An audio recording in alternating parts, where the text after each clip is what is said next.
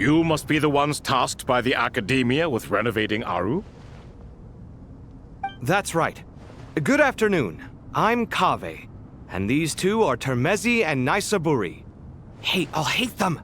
Come and introduce yourself! We've met before. This is Thoth, the Ibis King, and everyone knows these two. Afternoon, gentlemen. I've only ever seen these two in murals! Ah, the paintings in the temple. They show us chatting, playing cards, playing chess. Precisely the activities we most enjoy, funnily enough. No, only you enjoy playing chess. We were just humoring you. I wouldn't go that far. Back to the matter at hand. A preliminary assessment by the Academia indicates that this project requires expertise in various disciplines, including the deciphering of ancient texts, mechanical engineering, the restoration of ancient ruins, and elemental theory. The most capable minds in their respective fields are here before you. If there are no objections, we'd like to begin our work. The artisans who built Aru for Al-Ahmar gave their very lives to create this splendid work. Follow their example by giving your utmost devotion to this project. I didn't know that. We'll do our best, of course, but we certainly won't be sacrificing our lives. Such brazen words. Humans these days are a far cry from their ancestors. What little respect you show for King Deshret. No, that's not what he meant. Please, don't mind him. He shares your sentiments, just not your, penchant for hyperbole. Assuming that's what you were going for? I just think it's important to manage expectations. Forgive my lack of courtesy, but we simply can't sacrifice our lives to the gods on completion of the project like people in the legends of old. Here's a first draft of the project proposal for your perusal. Please let us know if you have any requests. Normally, I'd have made it look a lot more visually appealing, but we were really pressed for time on this occasion. I hope you'll forgive me if it's a little rough around the edges. Naturally. If my fellow ministers deem this meager display of respect sufficient, I suppose I can consider agreeing to their proposal. Why are you so preoccupied with the ostentatious displays of respect to Al-Ahmar? We should be trying to make things easy for them. You never know. We might have to rely on these young people to look after us in our old age. Exactly. This is Aru's mainframe. Be reminded to use it with great caution. We certainly will. Thank you for your assistance. You may attempt to lay out punishments should you so desire, though I'm afraid it would be futile. You and I both know that certain components of Aru can only be operated by humans. King Deshret always believed in humanity. Still, the reason that Aru's modules are designed that way is not so much because he trusted them, but more because he was wary of you. Is that true? No wonder human artisans helped to build Aru then. He actually required human assistance to create his greatest work. Naturally. Have you noticed that the Goat King keeps giving superficial responses? It's like he's just going through the motions and leaving the real debate to his colleagues. He understands the art of perfunctory speech. That's what earned him his position as the Minister of Ministers. It seems the rumors about King Deshret being a poor judge of character are baseless after all. Excuse me for being blunt, but it sounds suspiciously like you're putting yourself on a pedestal and mocking me. You're mistaken.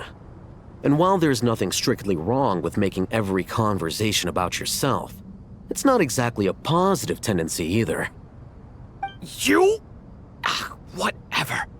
I knew it'd be like this working with you. All right, let me past. I need to look at this console.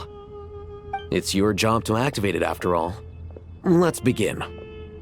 Everyone, please proceed with the external checks and preparations as per the procedures outlined in the engineering plan.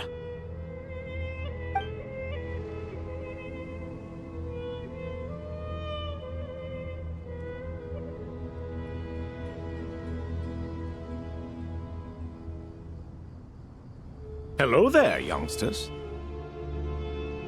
Whoa, the Ibis King came to life! What do you mean, came to life? I've been alive the whole time!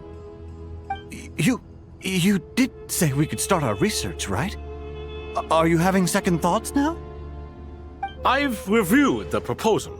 The work you're planning to carry out on this grand device is ambitious in its scope. You have ample confidence in your abilities, I take it?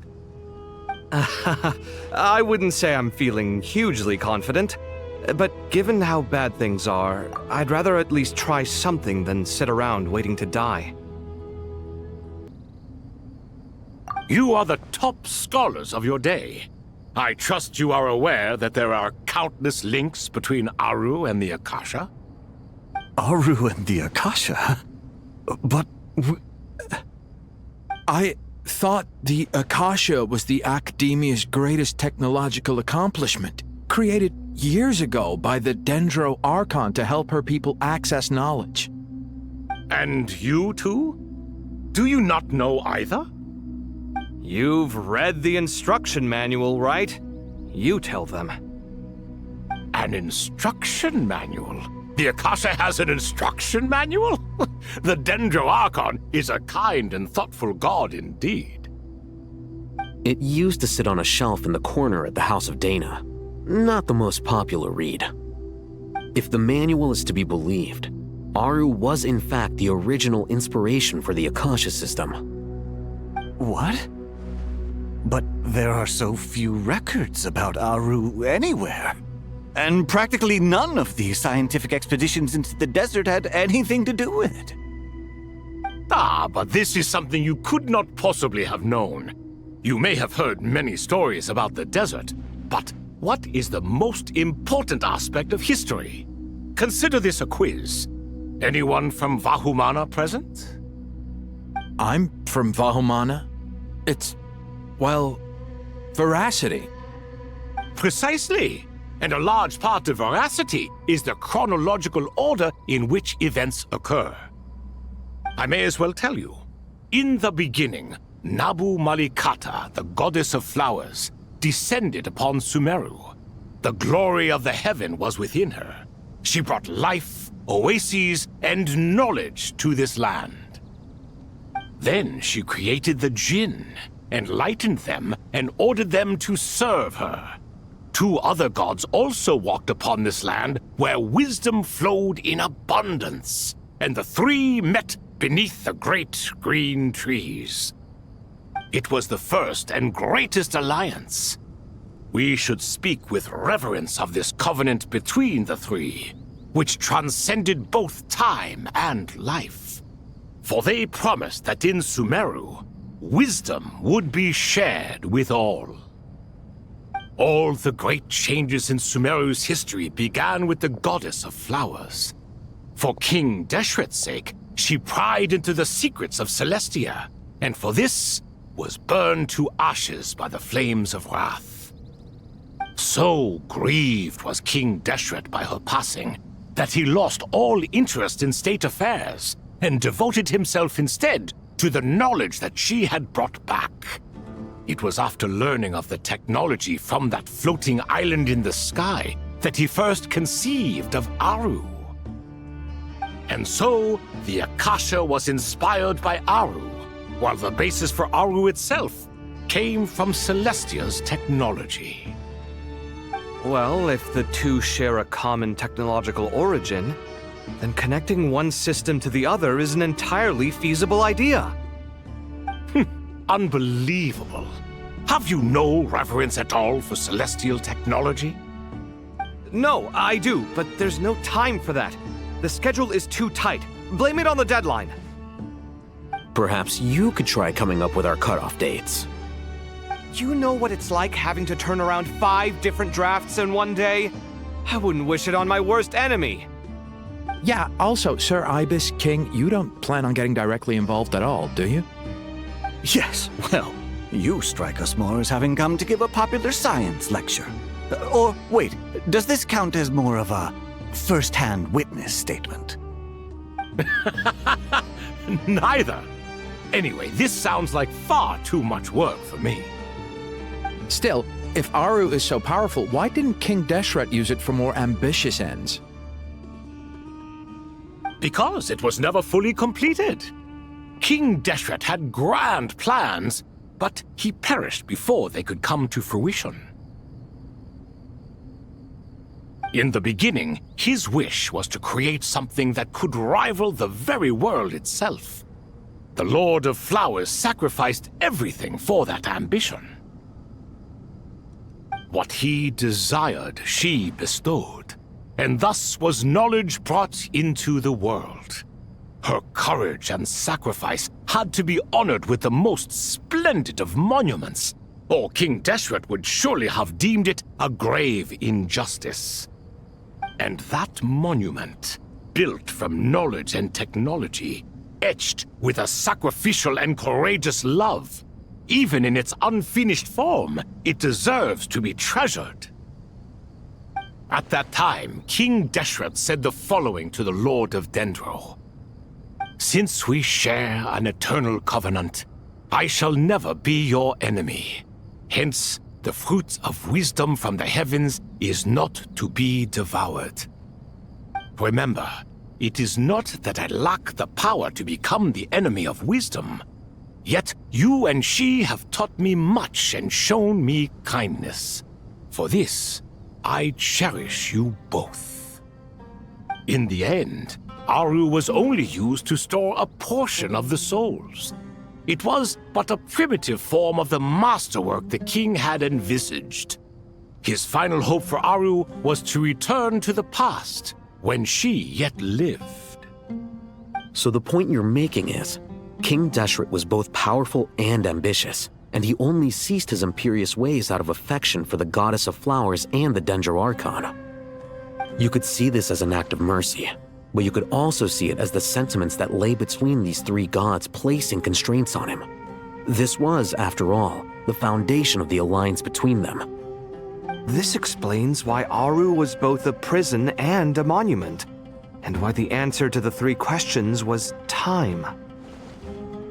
You have to be careful who you get involved with, or you invite all manner of misfortune. This is as true for gods as it is for humans. Love is the same. It is both a prison and a monument. All right, let us pause the story here for now. Seeing as you've been so diligent, I'll offer a little help. Who's in charge again? Is it you two? Ah, yes, me and him.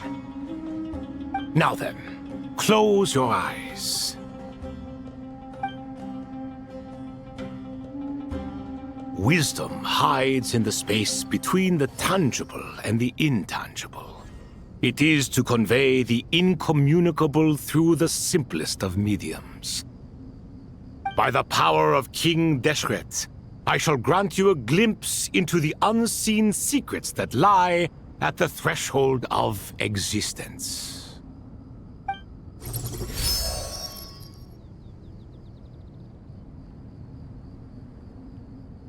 Where did this come from? Is it a new mechanism? It looks more like some form of externalized information. You've rendered it visible?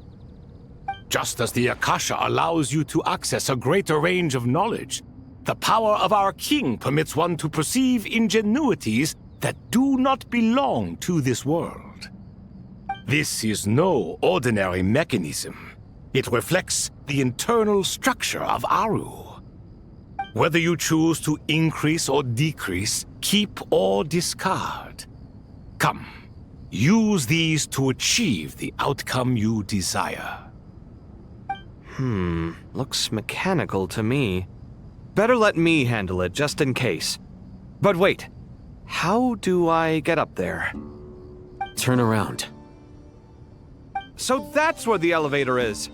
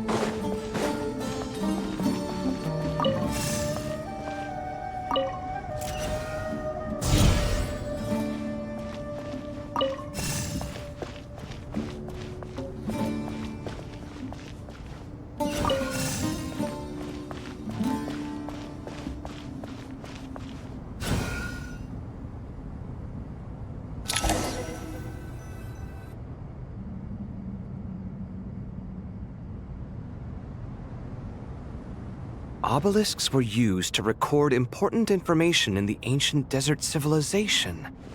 Hey, Al-Haytham, there's some writing here I'll need you to decipher. I've sent it to your screen. Do you see it? Got it. It's a little blurry, but I should manage. Take a look and tell me what it says. Oh, and I'll send any other similar text directly to you from now on. Let's start with this one. It's a variant of an older script. Herein lie verses written for the Yellow Sands. Looks like cultural information from the age of King Deshret. If so, I suggest you delete it. Words thrown together merely for fun. I had no idea Aru kept a record of this. Well, as long as you're certain that this is strictly private information, that's fine. It is unimportant. All right, well, I guess I'll start now.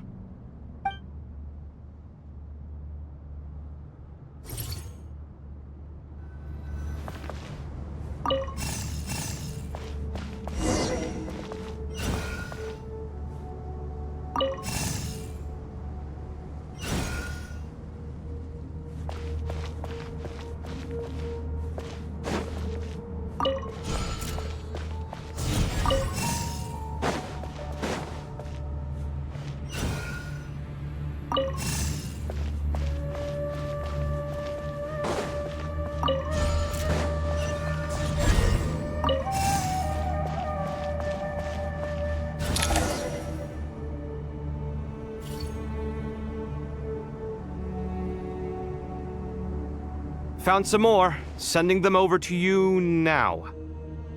These are all reports about the Gurubad conflict. Can we delete them? I'd say so. Most of this information has already been archived anyway. What if there are details in there that Vahumana missed? What are we supposed to do if they come after us in the future? They'll just have to live with it. If we don't resolve these issues now, there won't even be an academia in the future, let alone a Vahumana Darshan. Yeah, you're right. Okay, done. There's some other similar monuments nearby. I'll check them out.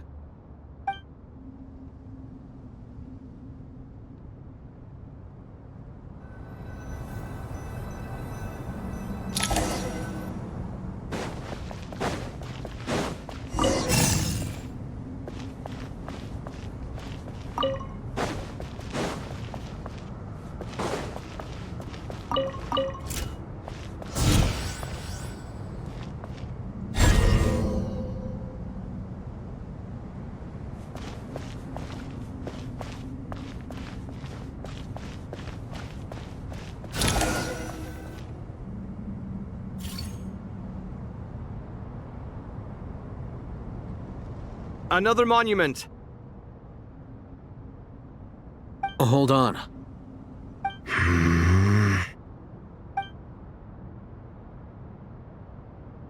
You're still reading it? How long is it? It records the development and governance of the Oasis civilization. Most of it concerns the Jinn, but it also contains records left by the artisans who built Aru. Is it important? Some of it. There was no way for me to read the whole thing in its entirety, so I had to rely on my intuition to pick the parts worth keeping. What about the artisans' records? What do they mention? They're speculations, mostly. For instance, they were wondering how to protect themselves if King Deshret decided to silence them after the construction of Aru was complete. Sounds like pure mythology to me. Surely that kind of thing didn't really happen. The records do emphasize that this was merely their conjecture based on various myths. Still, the artisans did leave details of their plans to survive, including blueprints for their escape route. Even that got recorded? Okay, well, I'll make a copy of this first before I delete it. Is that truly necessary? You won't be needing those. No, the blueprints are important. I want to keep them as a memento.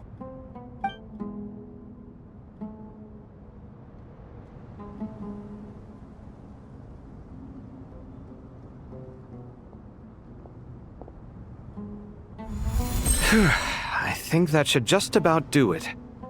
It meets the requirements of the contingency plans, so we should be good. I gotta say, it's the strangest feeling, this cross between reality and the intangible. It's like drifting between life and death, or in and out of a dream, using my own hands to manipulate illusions that are forever out of reach. Chasing dreams in the most literal sense. Definitely a novel experience. What happens if my spirit just floats away? That won't happen. Anyway, I wouldn't celebrate just yet if I were you. There's likely to be a phase 2 of this project. All right. I'd better keep my wits about me then.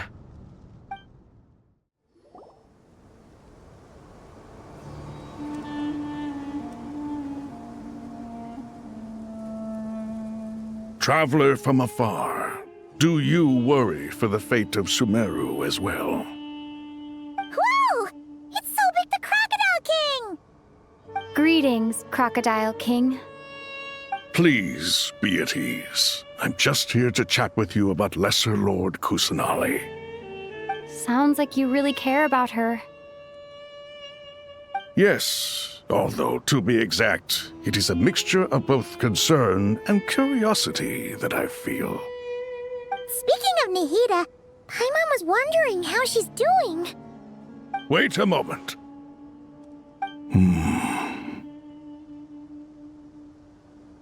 What is it? I tried calling out to a pep, but there was no response. This can only mean that she is focusing all her energy on taking care of Lesser Lord Kusanali. All the gods who served King Deshret seemed super surprised to hear that a pep agreed to help Nahida. Guessing she made a bad impression on you or something. Are you aware of the history between her and our king?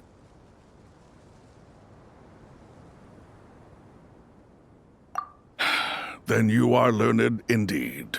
I'm glad to know that Sumeru has the support of someone like you. At the end of his life, King Deshret tricked the Dendro Dragon into swallowing him whole, leaving her to bear the torment of his sins. The Dendro Dragon despised King Deshret, yet he outwitted her. Rather than bringing disaster to the land, he chose to deceive her and thereby ensure his annihilation. An act that surely displays his love for humanity. The Dendro Dragon stands for the glory of a bygone era.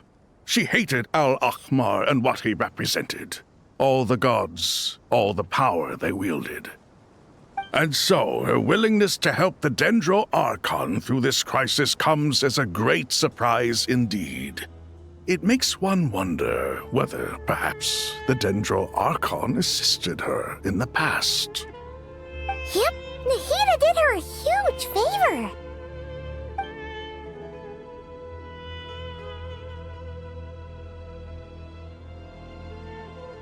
So Lesser Lord Kusanali put an end to the Dendro Dragon's many long years of torment. As much as she loathes the Seven, a pep knows kindness when she sees it. No wonder she was willing to make an exception. Yeah, that's the sense we got from dealing with her too. She is not incapable of coexisting with other living things. Rather, she actively chooses to avoid coexistence. And this despite the fact that she symbolizes life itself. How ironic. All of this being said, I wouldn't expect too much from her if I were you. Nothing will change her hatred towards humanity and gods. We'll keep that in mind. Anyway, how much longer do you think Nahida needs to stay with the pep? For all we know, the Fatui might still be in the desert. Just to be on the safe side, why don't we grab anyone who isn't busy right now and go look for her? I'm alright, Paimon. Huh? Was that Nahida's voice? It seems the treatment was effective. Since when do my deeds require your evaluation?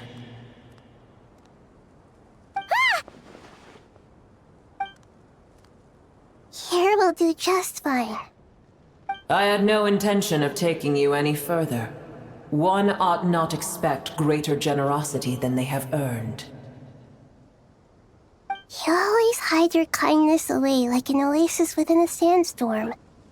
Only those who make it through the swirling winds can know just how beautiful that oasis is, and how much hope it brings. You dare appraise my being?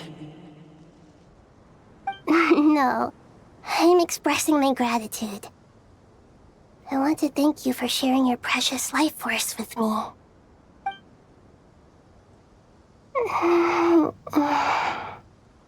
Awake already? You are more resilient than I thought. Pep. I feel much better. Thank you. Gods and their gratitude mean little to me. I would rather you give me your assurance that the situation with Irminsul and Sumeru's ley lines will be competently managed. If I suffer any ill effects from the ley lines, you, as the god of this land, will be held responsible. And you would not enjoy being held to account by me. I understand what you require, but I would assume this task even if you did not demand it. Sumeru is my responsibility. I must resume my duties as soon as possible. A farcical notion. God of Sumeru, I hope you realize how unextraordinary your strength is. And yet, maybe it is precisely what defines me. A god of wisdom is not meant to rule by force. Then hold steady. We go forth. Well, I'll be. Is that a pep? Do my eyes deceive me? Of all places, the Dendro Dragon has decided to visit the mausoleum of King Deshret? I see that after all this time, El Ahmar's menagerie of ministers remain as vile as ever. It's a pleasure, Dendro Dragon. Had you arrived but a little sooner, you might have attended a meeting of the Seven Pillars. What a nauseating thought. You are not the first insects I have had the displeasure of dealing with today. A swarm of them tugged on my tail on my way over. Goodness knows what hovels they crawled from. Why do all the creatures of this world remain so lowly after all this time? What did you do with them? I cast them away. What would you have me do? Keep them as trinkets? Boer, this is where we shall part ways. To be clear, I do not wish to see you or anyone else here ever again, unless absolutely necessary. Then I wish you peace as you return to your dwelling place. It matters not to me. Simply refrain from bothering me again.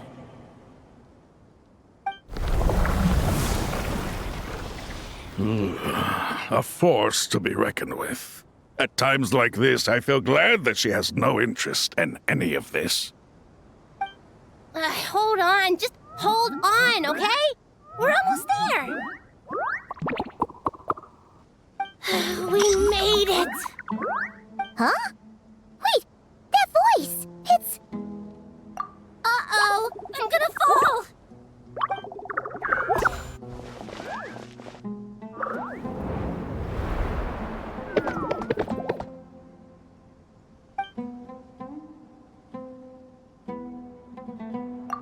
Well, that's a relief.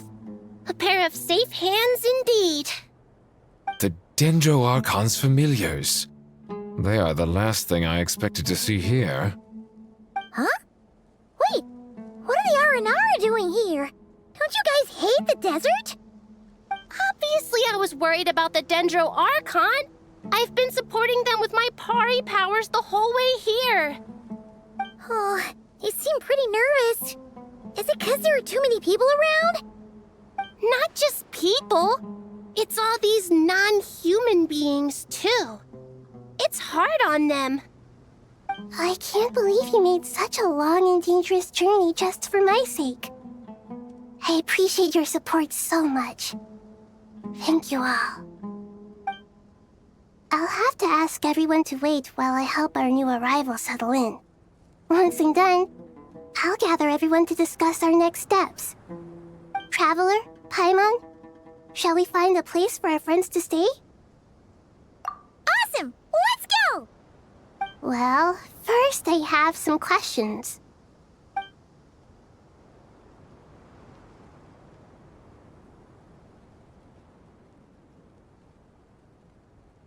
Okay, I think that covers everything.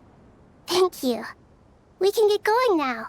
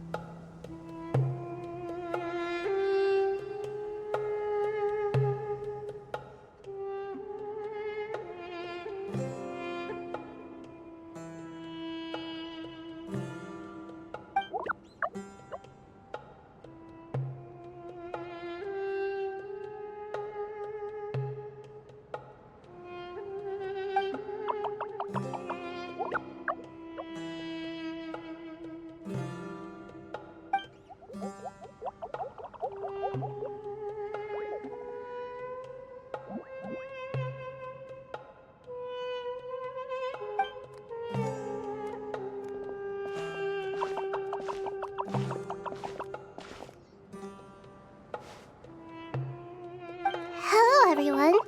It's only us.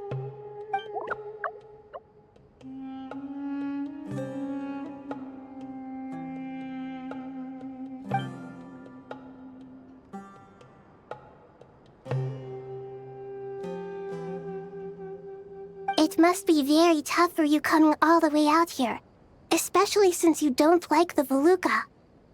Is everyone back in Vanarana doing well?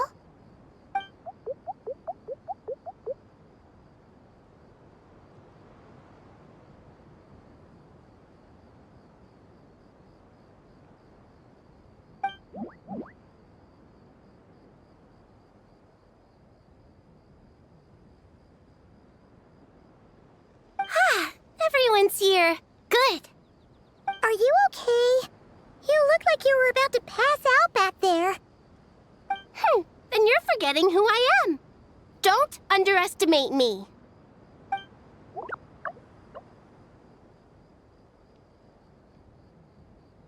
Red flag. Oh, excuse me. Are you comparing me to Paimon?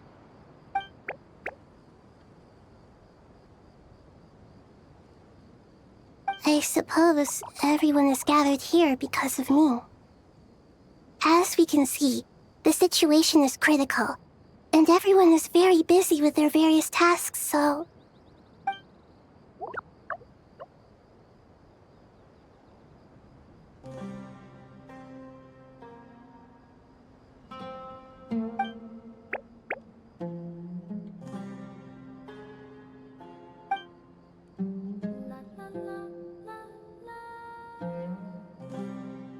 I can't thank you enough.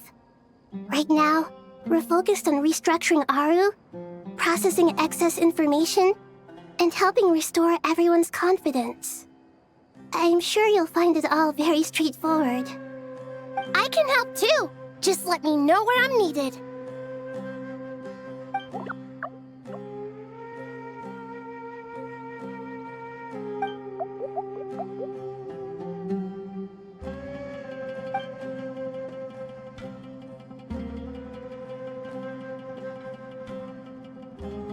Up to no good?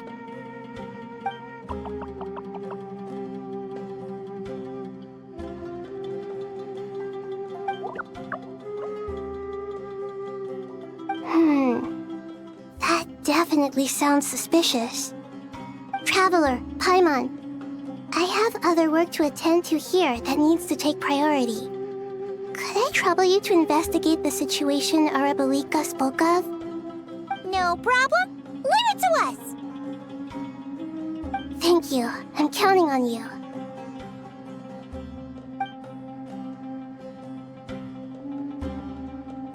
There's one other thing. If you are to work alongside the people of Sumeru, you will need to make yourselves visible to them. Is that acceptable to everyone?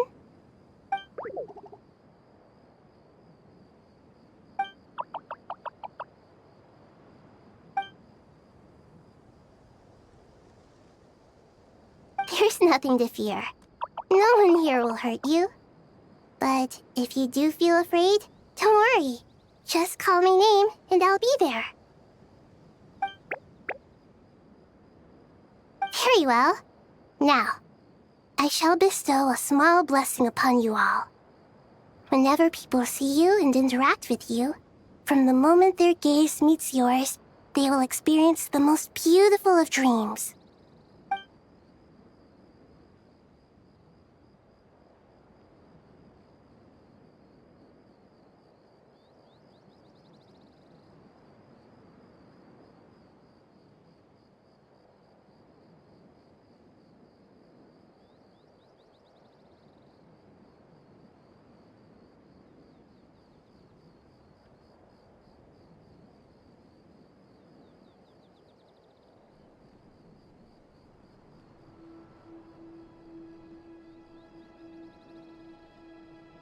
Do not fear. We will face it together. This too shall pass.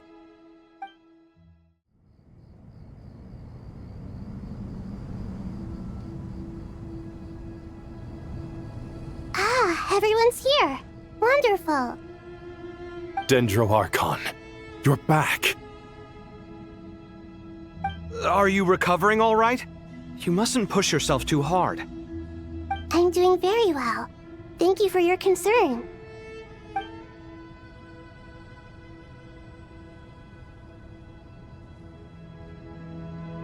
I see. Using the power of Aru to reboot the Akasha and gain access to Irminsul. It's a sound plan, although... I regret to be the bearer of bad news, but with the state that Irminsul is currently in, it's impossible to access via traditional means. Even the Akasha won't change that. Alas, we had feared this may be the case. What about non-traditional means? Non-traditional means? Are you saying... Desperate times call for new measures.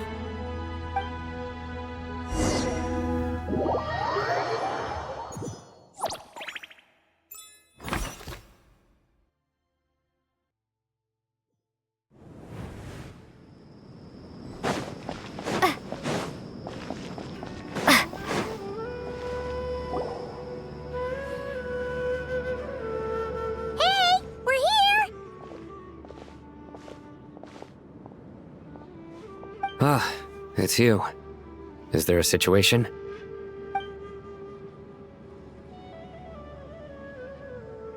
The Aranara have good intuition when it comes to people.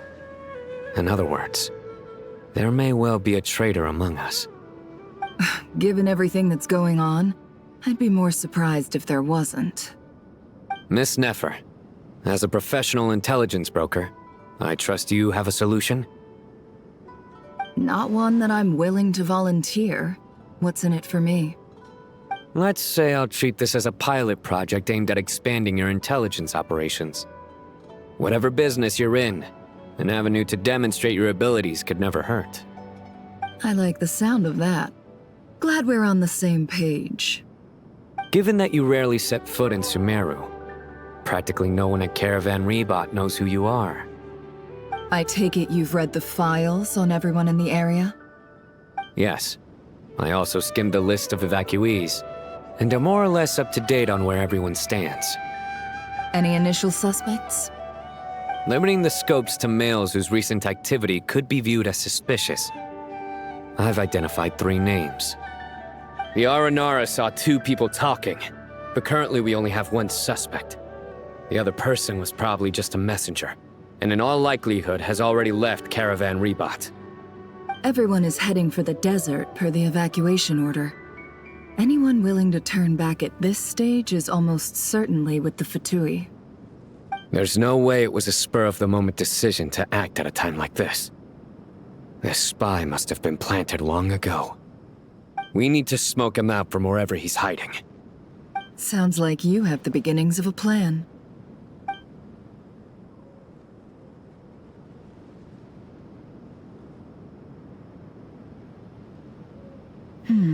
I see. Your suspicions are well-founded. I'd be watching him too if I were you. So far, we still lack solid evidence that he's been bribed. He hasn't made any recent purchases that would indicate he came into some cash. Then let's get closer to him to confirm before we make our move. I can handle it. I'm not based in Sumeru, so barely anyone at Caravan Rebat knows who I am. And you're certain you've never encountered this person in Nodcry? I'm certain. Besides, it's extremely rare for me to have had any direct contact with Sumeru mercenaries besides Jet. There's no way he could have seen my face before. Sino, stay out of sight and wait for my signal. If he raises any red flags, I'll bring him toward the main road. Understood. I'll take it from there. Excellent. Well, it's a pleasure working with you.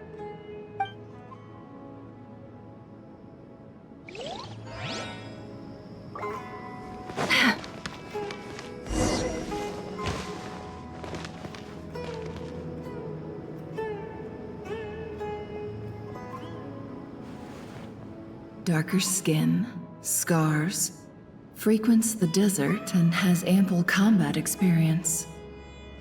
Nothing unusual about how he dresses or acts. What's that he's looking at? A coin. Interesting. Could that be how his contact paid him? Conveniently discreet for someone trying to hide any unexplained income. And yet it could be highly valuable. Sorry to bother you. Has everyone here already left? I don't suppose you happen to see a lady wearing a hat? Ma'am, what are you doing in Caravan Rebat all by yourself? The main group evacuated some time ago. Didn't you pass them on the road? My friend and I lost some of our cargo along the way. I didn't want to miss out on potential business, so I told her to go on ahead and meet the client while I retraced our steps. I didn't think it would be so late by the time I found it. And then there was a terrible sandstorm. I guess I must have taken a wrong turn, because I didn't see any large groups on my way here. Forgive me for asking, but just to be on the safe side, could you describe this friend of yours? Sure. She has blonde hair, and she was wearing a hat and a white dress. You'd definitely know if you'd seen her. Yes, I think that does ring a bell. My apologies. During this exceptional time, the Corps of 30 are under orders to be extra cautious when dealing with unknown people, whoever they might be. I understand. Well, sir, is there anything else you need to know? If not, I'd better try and catch up with them. Hey, wait! They left a good while ago now. You'll never catch up with them on your own. Why don't I give you a ride? I'm here to collect the last few people anyway. We have plenty of carts, so one more won't be a problem. That would be amazing. Traveling with a group will be much safer. I'll have to pay you for your trouble. Hey, let's not worry about the money for now. Wait here a moment. Once I'm done packing up, I'll take you to join the rest of the group. All right, thanks. Let me know if you need a hand carrying anything. No need for that. I'm strong enough for both of us. Okay. Well, I wish there was some way I could repay you. Guess it's my lucky day, running into someone who knows what they're doing here. You might have just saved my life, you know? You're not wrong there. I mean, what kind of cargo is so important that it's worth risking your life to get back? I hope for your sake that it's priceless. Actually, I suppose I can tell you, since you've been such a big help. But be sure to keep it to yourself, or we could both be in big trouble. Oh, really? Sounds mysterious. We're in the antiques business. You understand? Some of our goods aren't acquired through the most legitimate means. We have to be very discreet when we're selling them. That's why I had to go looking for the missing cargo alone. Ah, no wonder. Well, ma'am, in that case, it turns out that maybe there is something you could do for me. I'm all ears. But to be clear, our commission isn't cheap. Think carefully before you ask. We don't want to ruin our relationship before we even hit the road. I'm sure that won't be a problem. My issue is, I have something that's a little difficult to sell on as well. Take a look at this.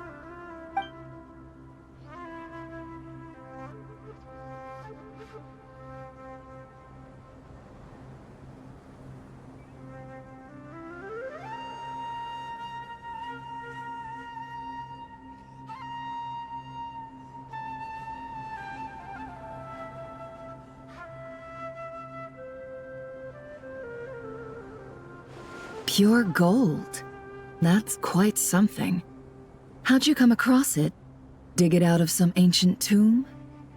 If you look hard enough, there are many treasures to be found in the mausoleum of King Deshret. It has no distinct Snezhnayan markings. That'll be why he's going with that story. And he clearly doesn't want to arouse suspicion, so he's on the lookout for an opportunity to make a quiet trade. Surely you have an existing business partner. Won't they take it off your hands? I hope I won't be attracting the wrath of my competitors by helping you sell this. The shop I used to work with is having cash flow issues at the moment after losing some money. I'm under enough pressure as it is without having to deal with them. On the off chance anything went wrong, I'd never get my money back. I understand. Gold is the last thing that traders with cash flow problems want to see. Well, in that case, I think we can work something out. As it happens, I'm just about done packing. Shall we make a move? Sure. Let's walk and talk. This evacuation was a huge operation. They needed a few people to stay behind and tie up loose ends. And I ended up being one of them. You're lucky you ran into us in time. I certainly am. I don't know how this happened. One thing led to another, and look how it ended up. I just hope our client doesn't get spooked and cancel their order. Fingers crossed. But either way, life goes on, and we all have to make a living somehow.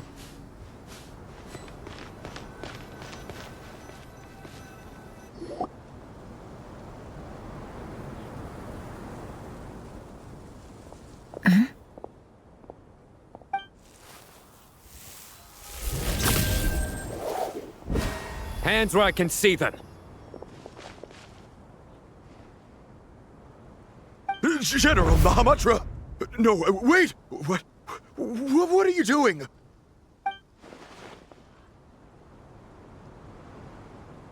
This is the coin? Good. Sadly, you won't have the chance to spend it. Nicely done. Looks like Sumeru's Matra are a well-oiled machine nowadays. Unmarked gold coins are quite difficult to trace.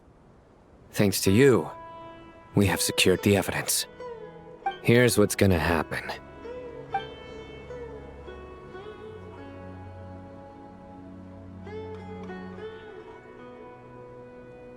Southeast from here, leeward side of the hill. That's where he's meeting his contact. Great work. Candace tells me your interrogation skills are highly effective. Hers are quickly catching up. She's improved a lot in recent years. Looks like it's over to you for the next step. Because I'm quickest on my feet? Because you know how to trail a target. Plus, it'll be easier to monitor their activity from the air.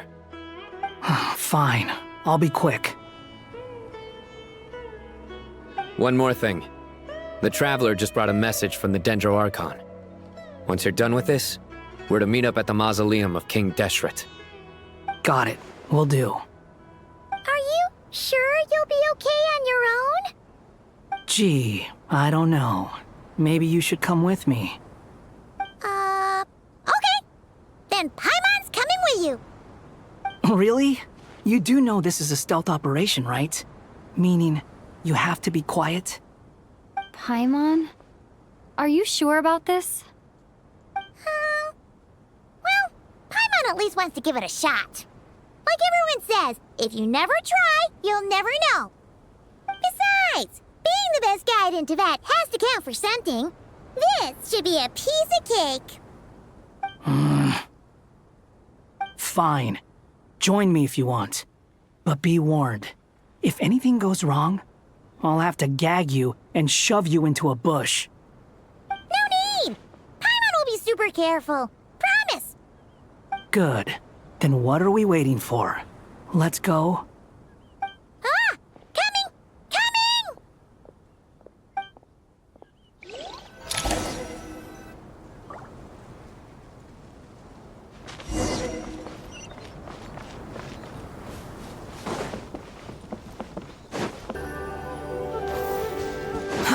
Too slow. Hey, guy! Wait up! Hey, slow down, will ya? We're here. Now we wait. Okay, yeah, cool. Cool.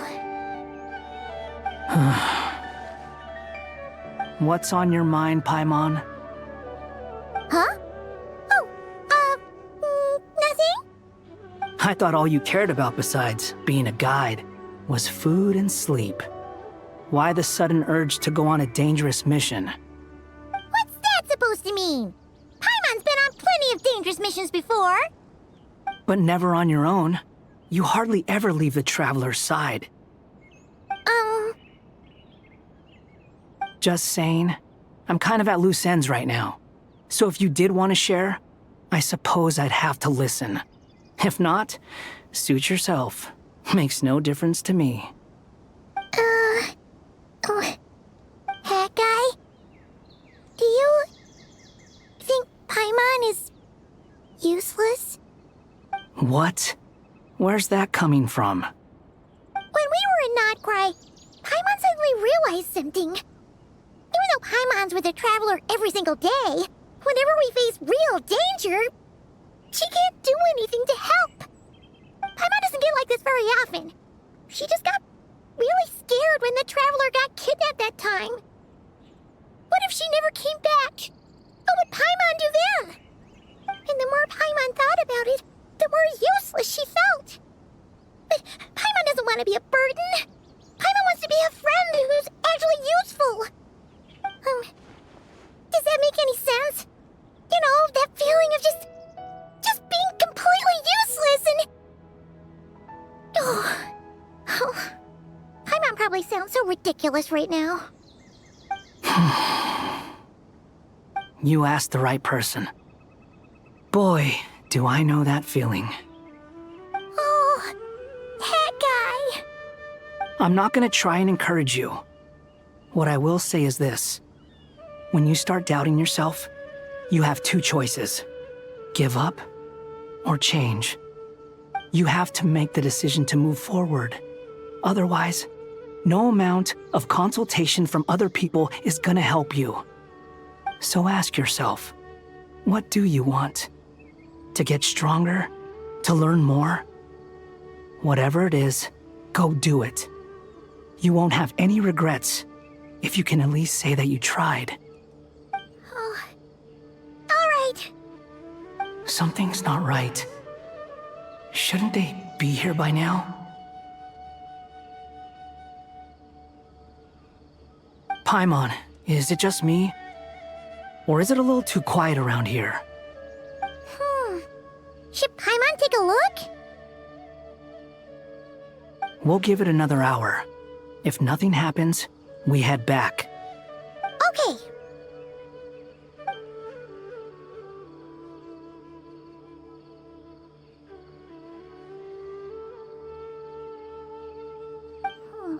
How strange. We've been here for ages. Where the heck are they? Have we been stood up? What is it? Did you think of something? Something feels off about this whole situation, but I can't quite explain why. We know for sure that the guy Sinocot had something set up, yet somehow his contact is a no-show. So, either the handler got caught, or, more likely, they decided to cut our guy loose. But how would they know to do that? Wouldn't they at least send someone here to check things out? That's the problem. They couldn't possibly know what's happening here. Unless... This feels all too familiar. Come on, let's head back.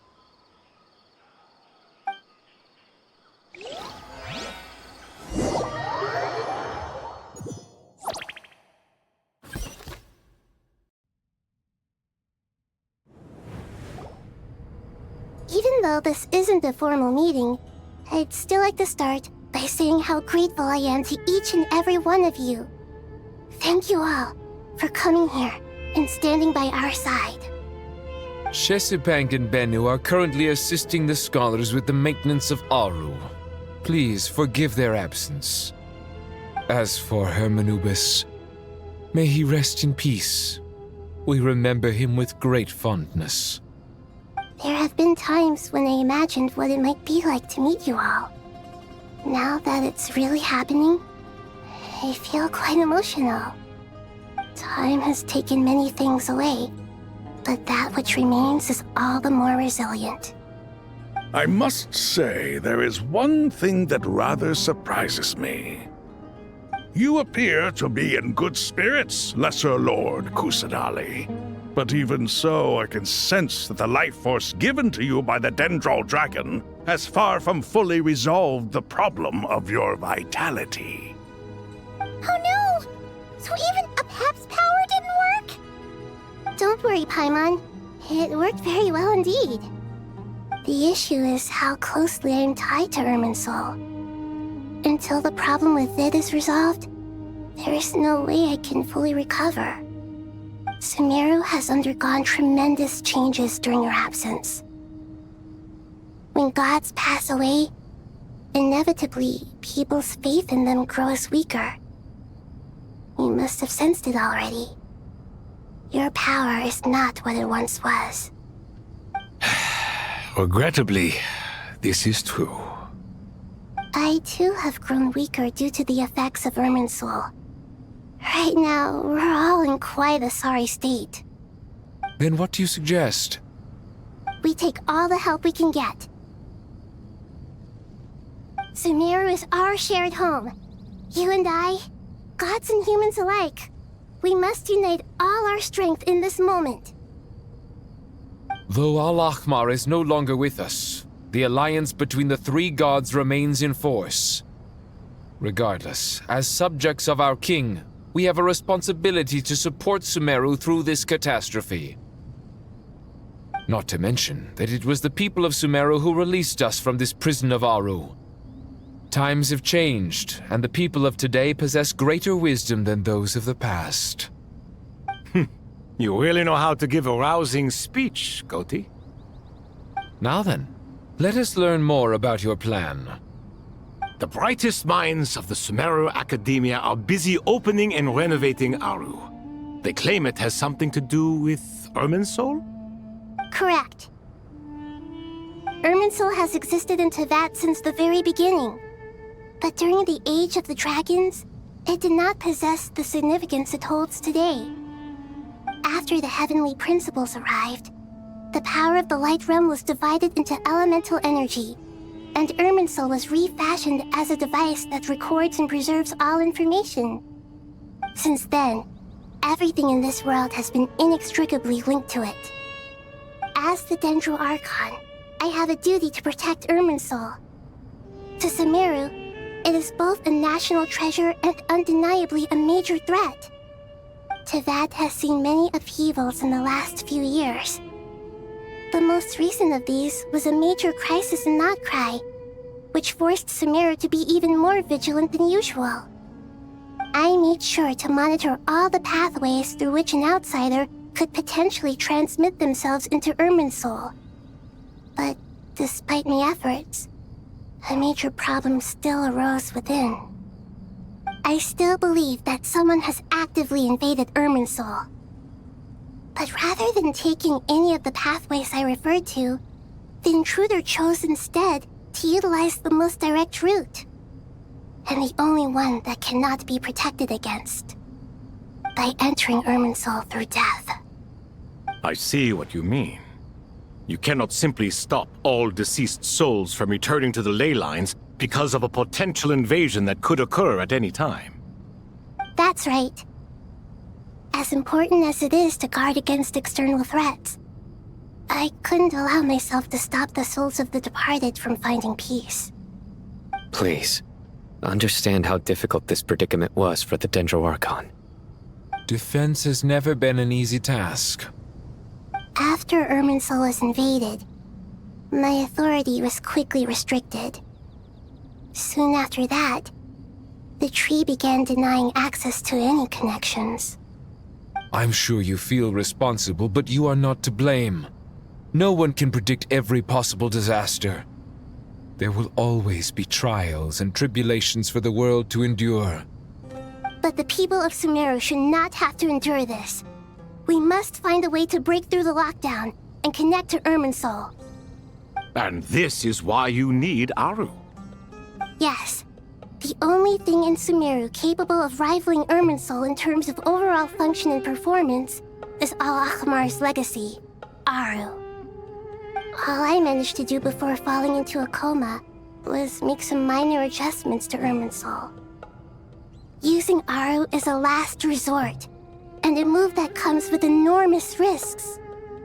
The scholar's initial plan was to borrow Aru's power to reboot the Akasha, then use the Akasha to connect to Irminsul and investigate. Unfortunately, Irminsul has suffered far greater damage than they first thought, rendering that plan futile. To rise to the challenge, we had to resort to more extreme and far costlier means. This has led to a number of new contingency plans. To reclaim Irminsul, her brightest scholars have made further modifications to Aru with multiple goals in mind. I thank you all for giving them your blessing in this endeavor. Human wisdom has clearly improved over the millennia. You have not only our support, but that of the Jinn, the Aranara, and the Pari. Together, we will do everything in our power to save Irminsul. By the way, when you spoke earlier of an intruder, it almost sounded as if you knew who you were dealing with and what they were capable of. Well, since you ask.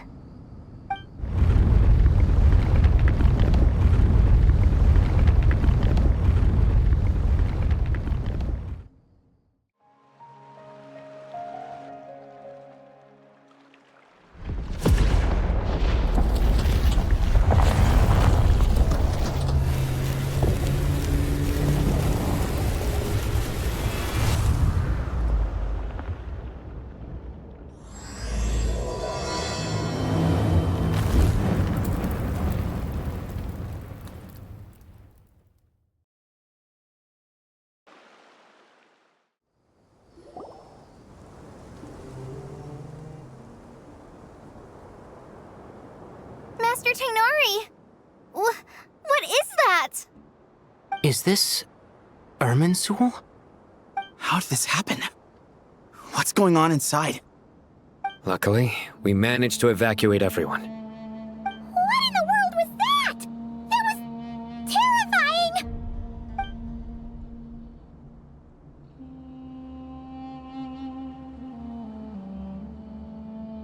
Oh my. I understand now, Dendro Archon. You make yourself quite clear indeed. Not once over the millennia has Irminsul been so terribly afflicted as this.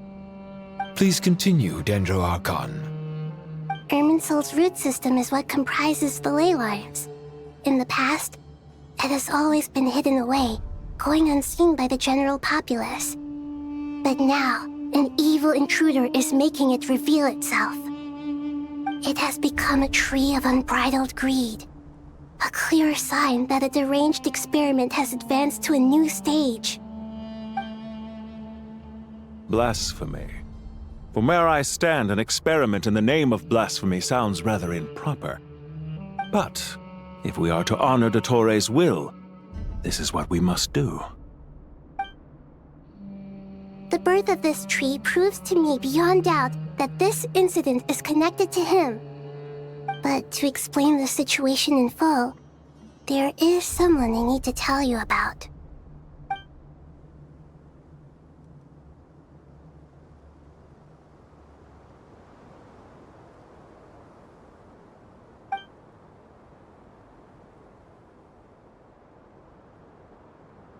Zandik. So it was him. I saw him in the desert once. A man of supreme arrogance. So this is where it has taken him. But didn't Dottore die and not cry? How is he still able to do all this? He must still have loyal followers amongst the Fatui. Even so, I'm still unclear as to how he has been able to wield such a profound influence over Irminsul.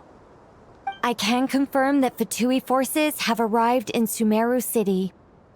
Furthermore, Irminsul seems to be undergoing some kind of mutation. Evil branches are beginning to grow. Things that do not belong to this world are slowly but surely materializing. Sorry, I couldn't think of any other word to describe it. They don't seem to be fully formed physical entities yet, after all, but they are gradually becoming real. A baleful tree climbing up into the heavens. Speaking of Dottore, I have some information on that front as well.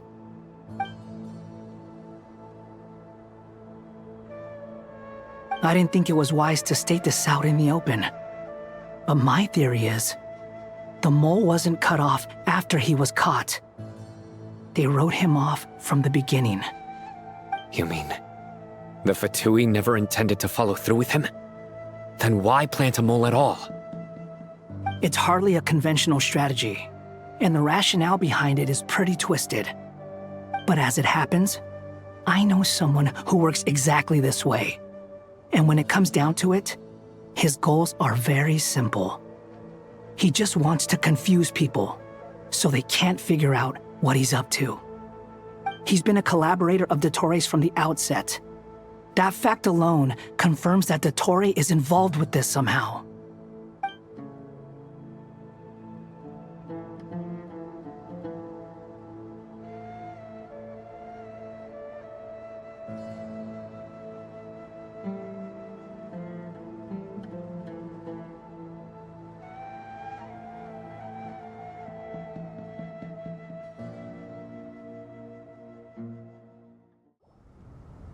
There is still much to be done. Everyone, please remember our core strategy. As per the discussions, the following groups must act immediately. Mr. Alhaitham and Mr. Kave, the next phase of the Aru renovation project must begin right away. Godspeed to you both. We'll give it everything we've got. The plan looks feasible, but the implementation will require certain resources. General Mahamatra Sino and his team will help to procure the materials required for modifying the terminal. No problem. I've already spoken with Sethos and Hat Guy. and they've agreed to assist me. This kind of thing is best left to the fleet-footed, right? Hat guy? If it's efficiency you're after, we're the right people for the job. Following up on the elemental energy amplifier we discussed, Ms. Dory, I assume you're the one most familiar with the status of this project. Aside from the Dendro Archon, of course.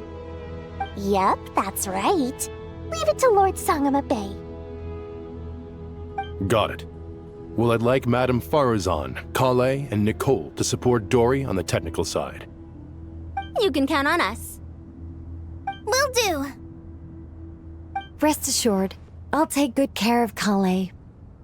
Dia, Candace, and Nefer, you'll be in charge of negotiating between the various parties. I trust you remember our goal. You bet. We can handle it. Good. I believe that covers everything. Tainari will provide ad hoc support as needed, if that's okay. Poor Tainari. Must be tough being Nephis' student. Getting bossed around all day, every day. Hey, don't try and drive a wedge between us, you old rascal. All it says to me is that Master Nephis has faith in everyone's abilities. While I'm nominally here as backup, I doubt there will be many situations where my help is needed. Exactly. Finally, Traveler, you and I will head to the border between Sumeru and Natlan. Once that task is complete, I'll be asking some of you to accompany me to the Eternal Oasis. The Eternal Oasis? I thought that was just a legend. So it does exist after all. Regarding your trip to Natlan, under normal circumstances, a meeting between our two nations would be a far more formal affair. Unfortunately, Sumeru is all but completely cut off from the outside world at present. So regretfully, we won't be able to give the Pyro Archon Mawika the grand reception that she deserves. My apologies for the inconvenience. No point putting too much pressure on yourselves. That goes for everyone. Right. Especially you, Dendro Archon. I'm sure you're still feeling quite weak. Don't worry about me. The Dendro Dragon's life force will sustain me. Plus, we'll be there every step of the way. Nahida will be just fine. Yes, I believe in myself. And I believe in every one of you. Well, time to get going.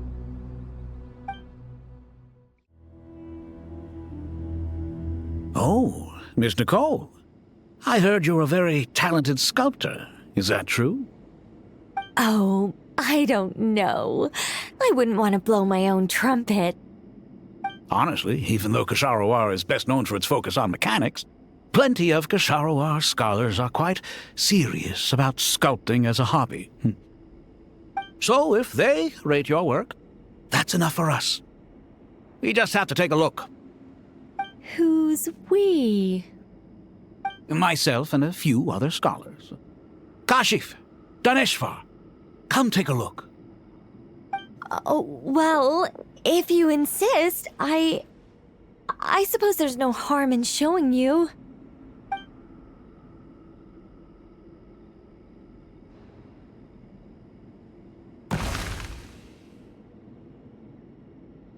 Whoa! Where did that come from? Look at the level of detail. It's so lifelike. The squirrel descends from the heavens like a champion, and the earth trembles beneath its feet. What do you think? Striking, isn't it? Kave? Kave, come here for a sec. Oh, and Madame Farazan, didn't you used to study in our darshan? Come take a look. All right, but hang on a moment. I have to finish reviewing this proposal first. You called? What is it, youngster? This squirrel statue. Isn't it cute? Oh, a squirrel. I wouldn't say cute per se. The realism is what stands out to me. Were you trying to carve a statue of a hero, young lady? Oh, a hero? I suppose so. Actually, I didn't really have a specific theme in mind. I just started working on it, and this is how it turned out. I see. Well, do you tend to read novels about heroes in your spare time? As a matter of fact, I do quite enjoy those. Everyone loves a good tale of daring do, right? Then perhaps this statue represents the heroic tale you long to see deep down inside. Also on the subject of heroism, I feel that if the subject posed with a finger raised towards the heavens, it would lend a greater gravitas to the overall image. I'm sure some would call it cliché or old-fashioned, but not me. I think it would be a perfect fit. It has a certain classical beauty about it. Kaveh! Sorry, Madame Faruzan, I'm a little busy right now. Don't wait up for me. What a pity. That young man has excellent aesthetic tastes. I was hoping to ask him for his opinion. What a genius idea! Why didn't I think of that? Classical beauty is a great direction to explore. That's it. Once I get back, I'm going to sculpt a heroic squirrel pointing its finger towards the sky. Precisely. A declaration of victory. You understand my vision. Then place the two statues face to face. Yes!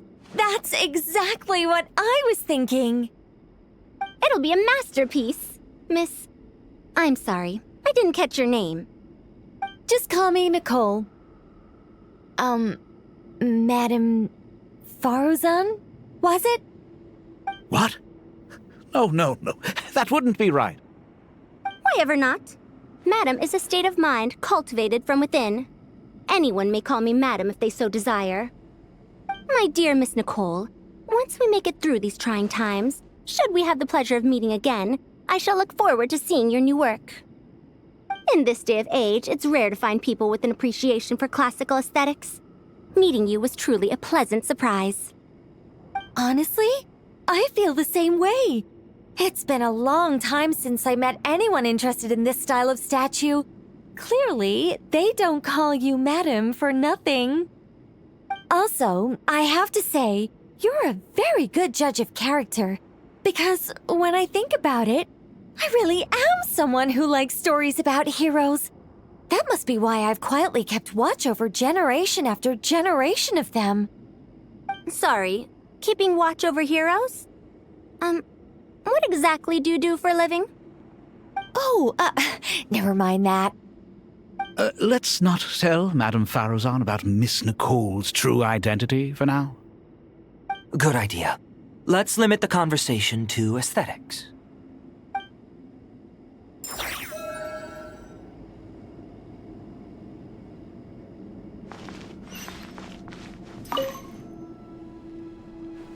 What's wrong? You look a little depressed. Kale got a fragment of the Goddess of Flowers, and all I got was one of the 7 pillars who served under King Deshret. I lost out, didn't I? That's what you're upset about? You're such a child.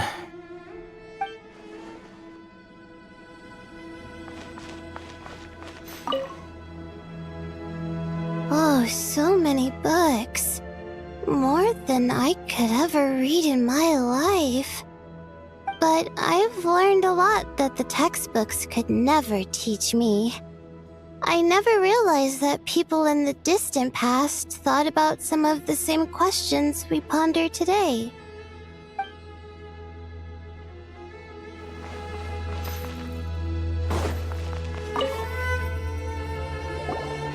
Paimon!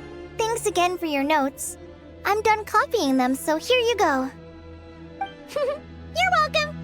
Just let Paimon know if you ever need help again.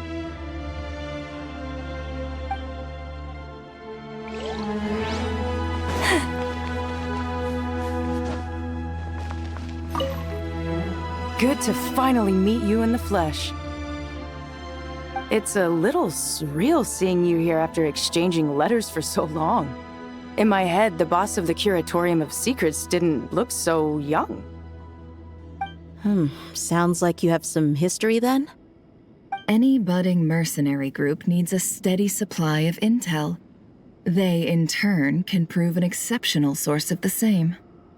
The Curatorium of Secrets is happy to cooperate with friends from all over the world. If you're interested, you'd be very welcome to join our network too, Miss Dia. Can't say no to a solid partnership, especially out here in the desert. Having intel can mean the difference between life and death. But cooperation's built on mutual trust, and there isn't much contact between the desert and Nodcry. So I'm guessing you reached out to Jet first, Miss Nefer? What's behind your interest in the desert? Nostalgia? Or is there someone you're looking to take care of? Let's put all our cards on the table first. Things will go more smoothly that way. I like your style, Flame Mane. Actually, I had this same discussion with Jet before we started working together. To be clear, I have no intention of using you for any ulterior motives, and I have no enemies in the desert as things stand now. Were that to change, I wouldn't drag outsiders into a conflict that doesn't concern them. There's no point in doing certain things if you don't do them yourself. Wouldn't you agree? Well said. Taking responsibility for one's own affairs is the way of the desert folk. Huh. It's like you're one of us. You sure that's a compliment? Absolutely. I'll take it. Perhaps we can discuss our cooperation in more detail now? Sure. I love working with no-nonsense people. And you certainly fit that description. I look forward to a fruitful partnership. As do I, my friends.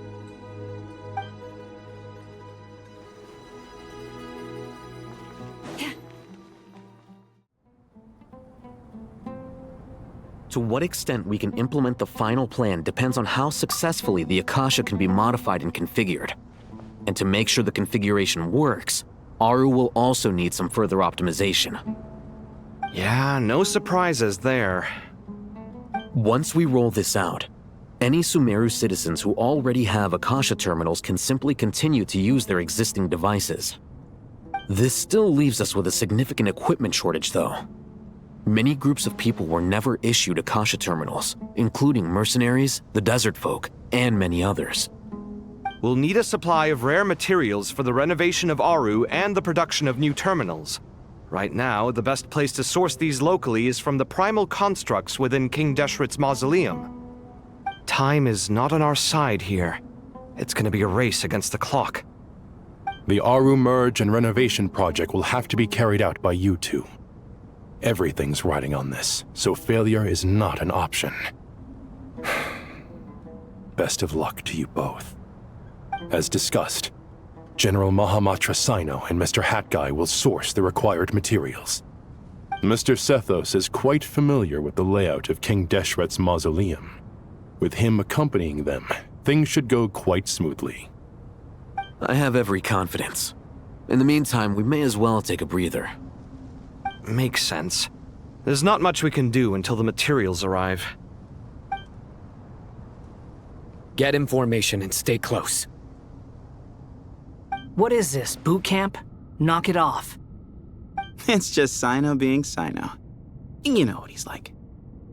Everyone clear on our mission objective. Look at the excess primal constructs, dismantle them, and extract the required materials. And King Deshret's 7 pillars agreed to this? If they're just sitting there doing nothing, we might as well put them to use. Thoth's words, not mine.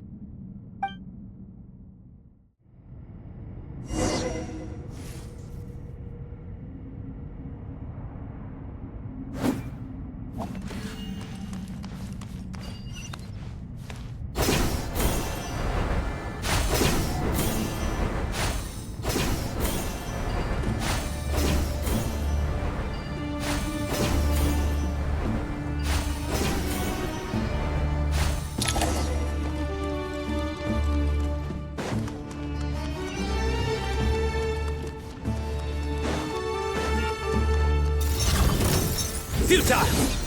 Give me some space.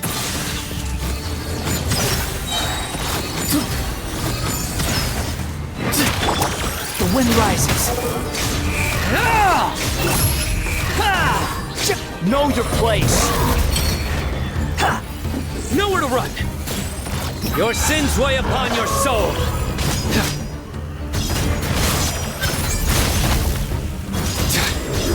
Your penance is due. Guilty.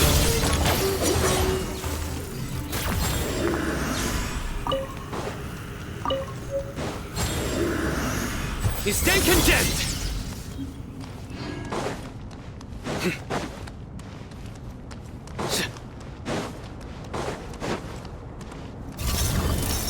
Surrender. Excuse me?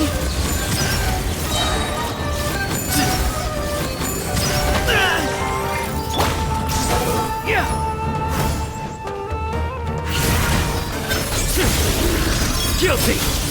These devices should still be usable even though they're broken down. Let's take them back for the others to review.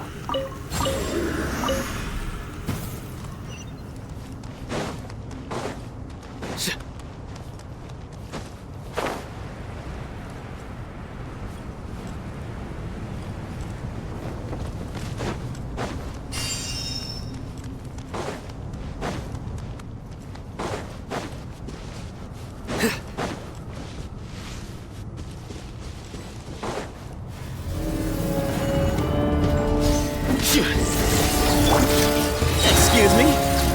By the sage's wisdom!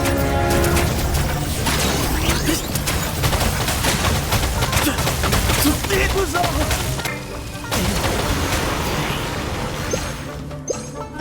The wind rises.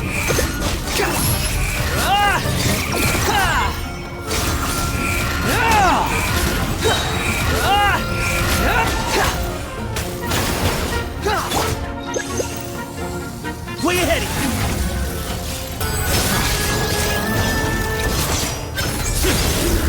Your penance is due!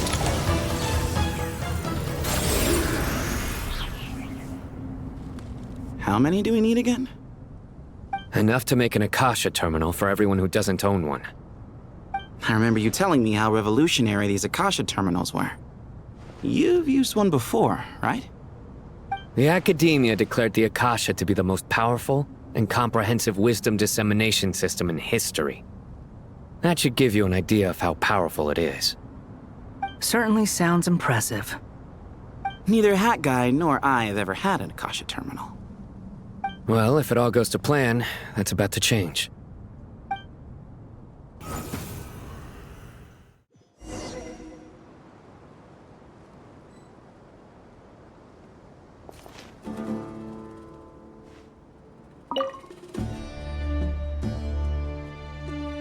Oh, goody! Thank you so much for handling the delivery. What a long way it was. You've really outdone yourselves. I'm well aware what a bumpy, dangerous journey it must have been. Now, I would have loved to oversee the process myself, but of course, those of us who know the plan can't leave the mausoleum. Oh, trust me, I'm patting myself on the back for my assembly work here. Simply flawless work. But will you really be needing all of this? According to our plan, yes, this is the quantity required. I have no complaints about the quality either. Only the price. So expensive. I heard you covered a lot of the funding out of your own pocket. Oh, that's an exaggeration. The academia provided most of the funds. I just offered a small token of my goodwill. Of course, the real tragedy is how little profit I'm making on this. You know, it's a serious crisis when you can't even make money out of it. It's really quite a beautiful design. And I'm intrigued by how such a diminutive device is able to output the power of the Light Realm. Did you attend the lecture on Light Realm energy, Madame Farzan? I don't believe I saw you there. Of course I attended. I was just a little late, so I had to listen to the whole thing from outside the back door. Anyway, I have a perfectly good understanding of Light Realm, elemental and abyssal energy, as well as the relationship between the three. Good to know. Master told me in private that the conversion process between Light Realm energy and elemental energy involves highly classified knowledge that shouldn't be disseminated too widely. But even so, the scholars still shared said information. Well, you can't enforce a rule that everyone breaks. Is that the idea? At first, the Dendro Archon was reluctant to explain it in great depth for safety reasons. Later, she came to terms with it, and simply informed my master that we would all have to face the question of survival together. To protect someone from such dangers means keeping them in the dark, but for someone to know and embody the wisdom within, they must understand its very essence. It's an information hazard. We're exposed to danger just by knowing the facts, and just like bait, it lures us in by offering us the solution to our problems. But if you're not careful, you'll end up pursuing it down a dark path. A tricky problem. But today, this big problem has been broken down into many smaller, more trivial ones. What do you mean? Ah, I get it. For instance, you and I share secret knowledge, while she and I take on the risks of life, death, and fate. Something like that?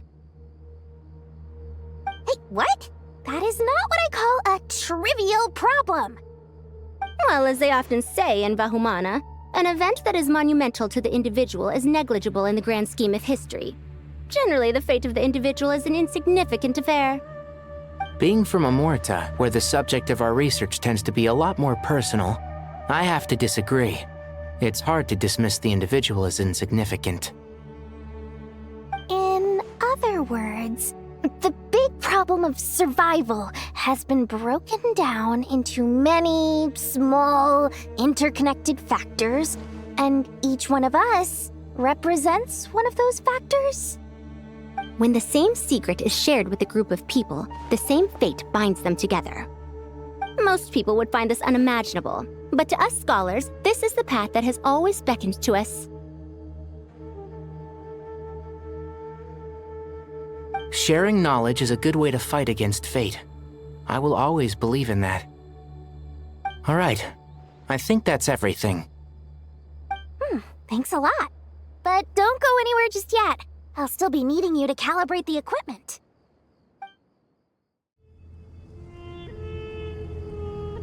Okay, the materials are ready. We can proceed with the next phase. Alhaitham, how are you getting along? Most of the information in Aru is written in ancient desert scripts. Some of this is written in a tribal language, while other parts seem to be a variant of an oasis script, based on the glyph forms. Oh. Not lost to history, I hope. Some are. All we can do is infer the meaning based on the rules of related languages. Although, this section actually fills in some of the missing historical record. I'm transcribing it so we can bring it back to the academia. After Aru started up, 2 more lines of text appeared here. Can you read them? Humans may not read what is written by the gods, except by not reading. Victory should not be easy to attain, for it symbolizes divine wisdom. Knowledge must not waver, for it has external borders. Is this a clue to solving a puzzle? Or is it being symbolic? You can't read it unless you don't read it. Victory is wisdom. Knowledge is confined by borders. Wait, I think I've got it. It's a metaphor, isn't it? It's talking about... a chessboard.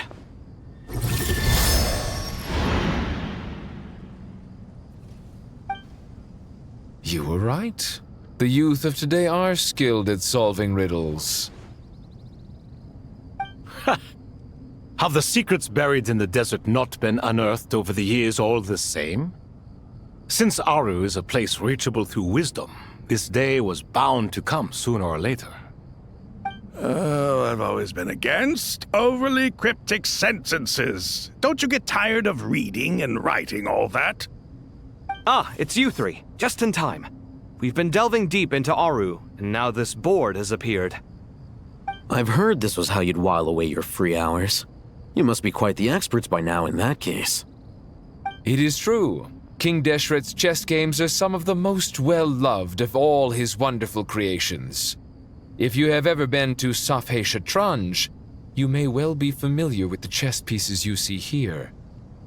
Is this chessboard supposed to be another visualization of the interior of Aru, then? Naturally. Visitors, everything is ready.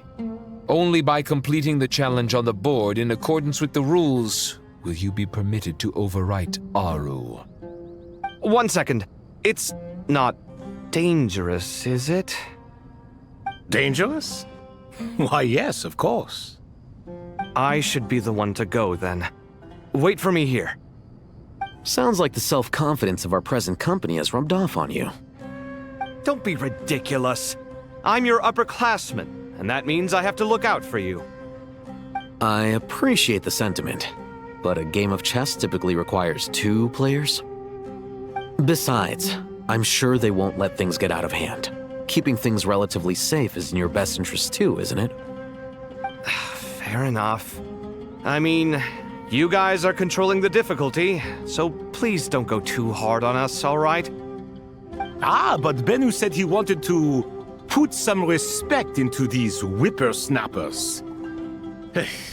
All right, all right. Thank you. Obviously, we'll still try to be careful. This doesn't seem like ordinary chess. Is the goal to defeat the opponent?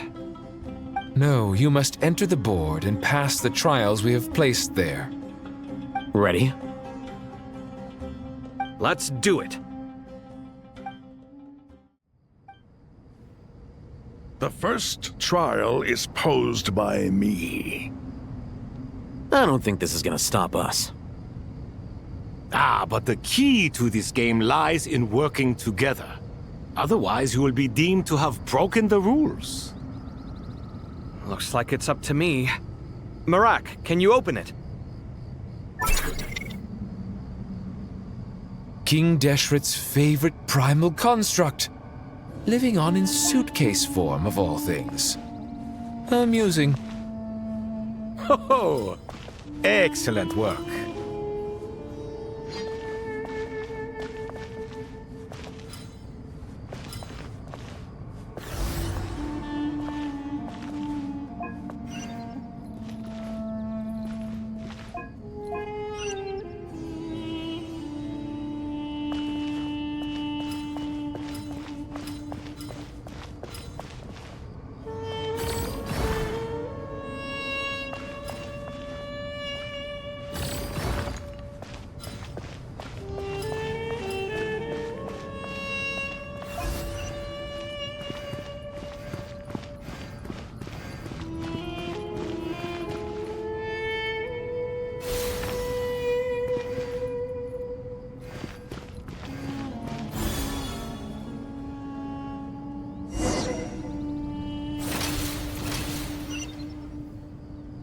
Now is the time for my trial. Now, don't be nervous. I'll make it nice and easy for you. Really? Thanks in advance. We appreciate it.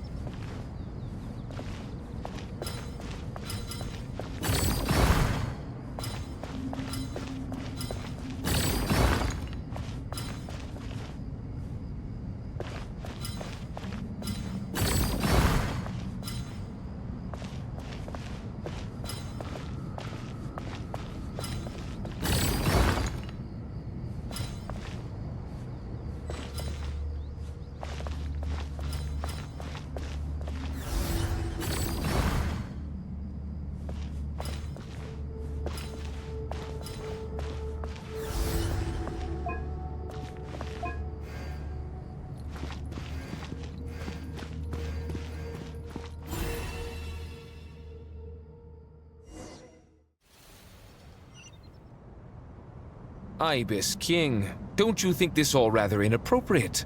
You may as well be handing them victory on a silver platter. Do not expect me to follow your lead. Ha! Suit yourself.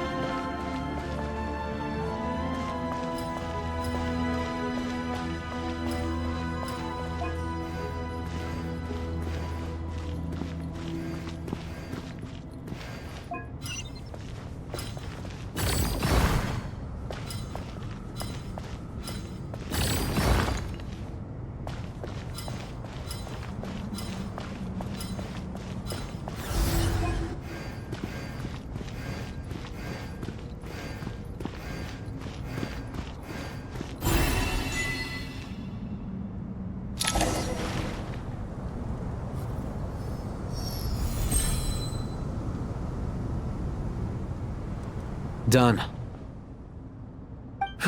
Finally. It's over. But seriously, that was incredible! Standing on the chessboard felt completely different from standing on solid ground. And also... Oh, sorry. I'll save my thoughts for later. Thanks to the three of you for helping us out with this. Is it just me, or were you giving us quite a lot of guidance along the way? We made but a humble contribution. You lived up to our expectations. Bravo! Our aid was not given for naught. In addition to the existing functions, I'd like to ask you for another favor. Since Aru's interference shield can cover the entirety of the mausoleum, it should be possible to extend its range even further. Perhaps you can find a way. So, building upon the existing functions to... I'm with you! Imagine for a moment. What would the ideal outcome look like if this function were compatible with the devices? I agree. This is the best solution possible. Please, everyone, we beg you to help us. Me, oh my! Well, since you ask so very nicely, I suppose... Goti? Croco? What do you say? Naturally. Time to go! Let's go find Nahida!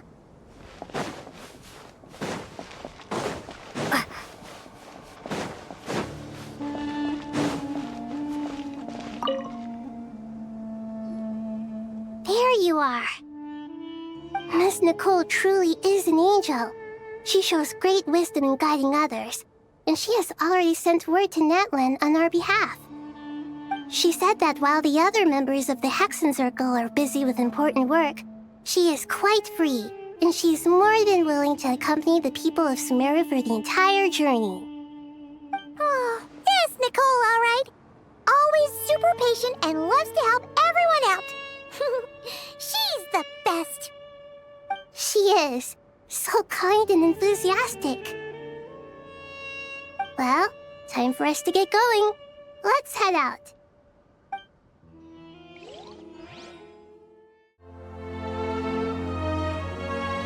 This should be one of the closest places to Natlan in all of Sumeru.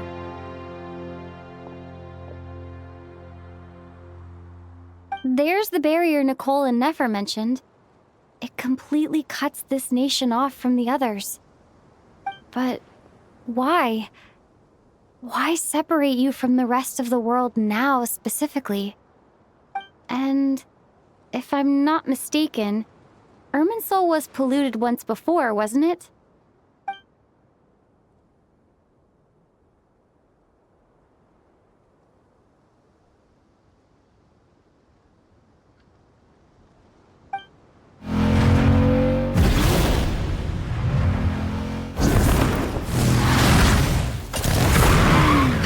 Good question. I'm wondering the same thing myself. That voice. Moika, you got here pretty quickly. Hello, traveler. It's been a while. Hello there. Hello, Dendro Archon. Moika, I apologize for asking you to meet at the border on such short notice. I also apologize for not being able to greet you in person. The form in which you see me now is one carried by the Traveler. The real me is inside the mausoleum of King Deshret, and I am reaching out to you with my mind from here. Irminsul has been infiltrated by the Doctor. We must be on our guard, as he can spy on information in the world from within the tree. Fortunately, there is no record of the Traveler in Irminsul, and you are still within Natlan's borders. My records will be preserved in the Night Kingdom, rather than the ley lines. As long as the Night Kingdom remains disconnected from the ley line cycle, the Doctor has no way of knowing my movements. Exactly. So by meeting each other in this way, the meeting essentially never happened. No wonder Paimon didn't come. You were concerned that her activity would be recorded by Irminsul. The Natlanese have heard about the situation in Sumeru. With the borders sealed off, merchants have been forced to stop their shipments. It's pretty serious, and you're the ones bearing the brunt of it. I'd like to address the question you raised at the beginning.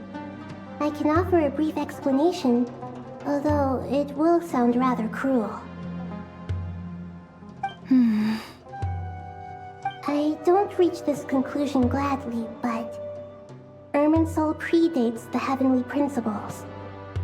It existed long ago, when the dragons of Natlan were at the height of their power. So even when the people of Sumeru became ill because of pollution, it was not a critical issue from the perspective of Irminsul itself. As long as it continues to function normally, the barrier will not be activated. But this time, the Doctor's invasion has directly affected the tree. That is what caused the barrier to deploy.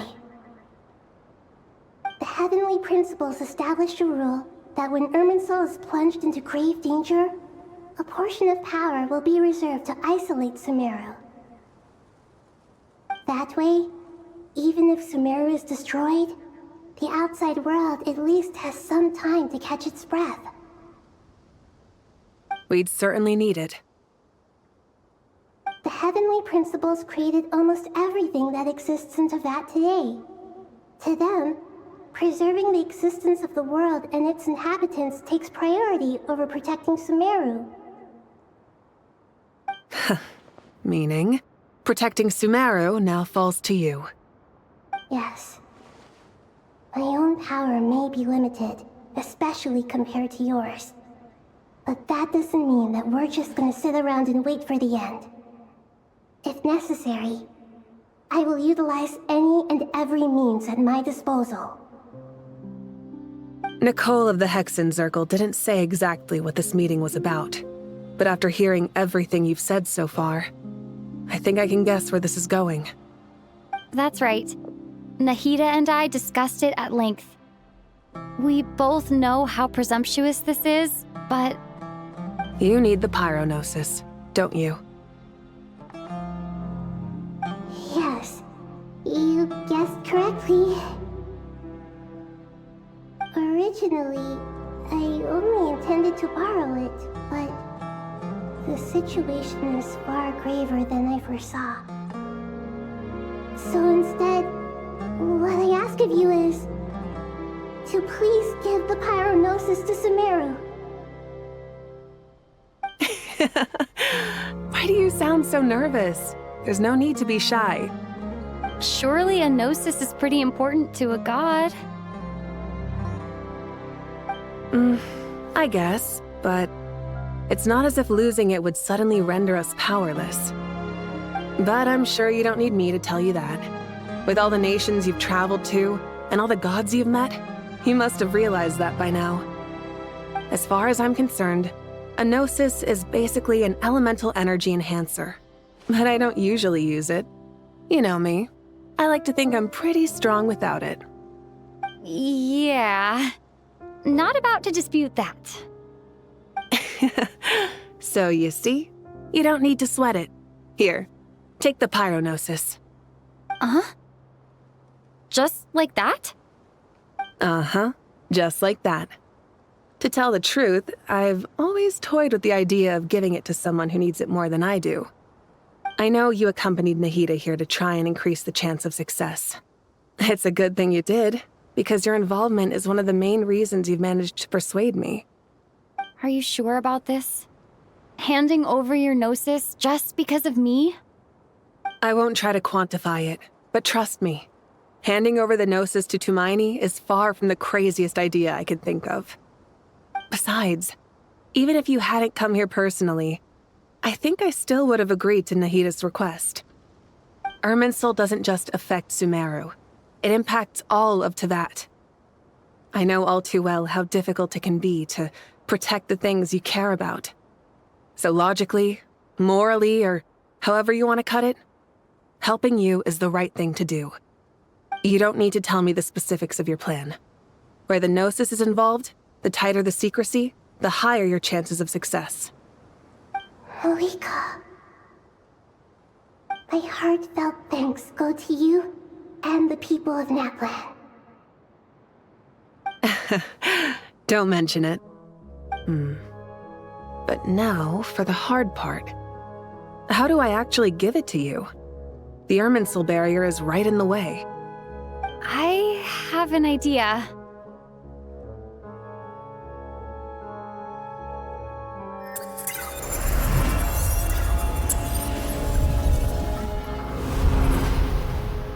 Just as I thought. Incredible. What did you do? Just made a lucky guess. This seems to happen quite a lot. Things that apply to everyone else don't seem to apply to me. I figured the same might be true here. Irminsul usually produces effects based on the records it holds. Since the Traveler is a descender, Irminsul contains no records of her, and thus has no way to impede her.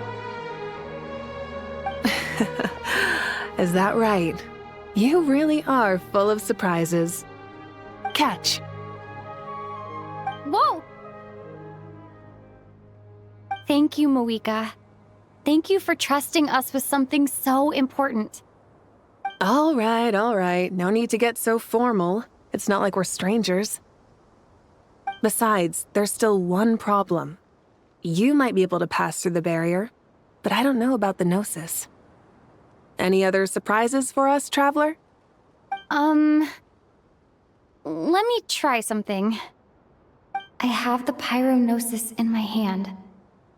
It feels strangely ordinary, not particularly heavy.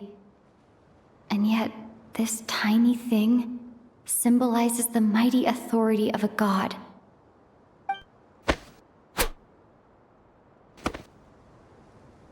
I need to think hard about my memories of Pyro. My memories of journeying through Natlan. All those important experiences I've had. gnosis disappeared. Traveler, are you alright? I'm fine. The pyronosis disappeared into my body, just like phlogiston. Maybe it resonates with you because you've mastered the power of phlogiston. You might not be recorded in the ley lines, but you're still our Tumini.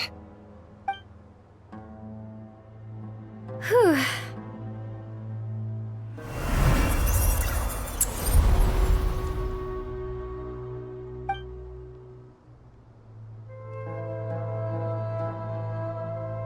Please allow me to express my gratitude once again, Malika.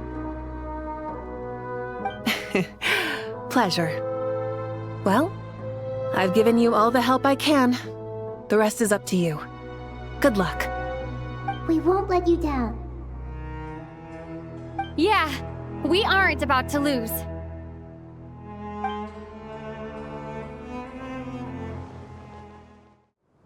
Traveler, Paimon, how are you feeling? Paimon's a teensy bit nervous, but only a teeny tiny bit.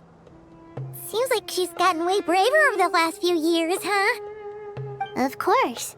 After all the adventures you've had with the Traveler, I'm sure you've gained a lot of experience and grown as a person. I'm doing all right. What about you, Nahida? How are you holding up? With the negative effects of Irminsul, I'm a bit like a piece of fruit that's been burrowed into by hungry insects and left to rot. I'd be lying if I said it was nothing. But please don't worry. We all know what we're getting into, and we've prepared as well as we can. I believe in everyone. I believe in you. And I believe in myself. Stoking the fire inside oneself is certainly one way to live, but knowing when to rely on one's companions is also a form of great wisdom. I've been quietly learning little things from everyone, like plucking tufts of fur from a sumpter beast. Me too. With the constant traveling, I'm always learning and growing. That's the journey of life. I think there's someone else here who would share that sentiment. Don't worry about what I think. I was just passing by and happened to overhear your conversation. What are you talking about, Hat Guy? This is the top floor. No one passes by the top floor. Says who? You can fly just like I can. I would have thought it makes sense to you of all people. I don't know why, but I feel a little more relaxed now. It shows that you feel comfortable laying down your burdens in our presence. It means that Sumeru is a place you can trust, where you know we have your back. And we feel exactly the same way around you. That's what it means to be friends.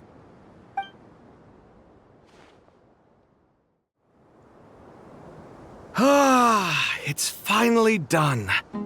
Ugh, but I have a nagging feeling that there's something I've forgotten. Oh, there you are. Everything wrapped up on your end?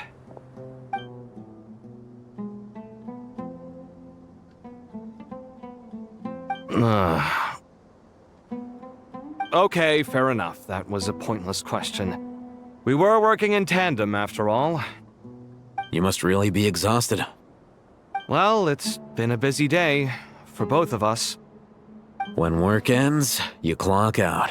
No looking back. Yeah, we're definitely due a break. Probably a little late to start drinking now, though. I'll stick with water. Here, this one's for you. Thanks.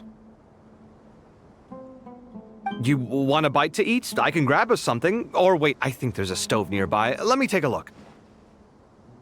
Are you nervous? A little, yeah. Unlike you, it seems. How are you not feeling at all nervous? Because everything that happens next is beyond my individual control. I don't worry about things I cannot influence. What do you mean, cannot influence? You're the one who came up with half of the strategies we ended up using. There's only so much I can do. I was only doing my duty. Was it like this last time, too? You mean with Azar and his accomplices? Yes and no. The situation back then was easier to control, but we weren't as prepared as we are this time. So the enemy is stronger, but so are we.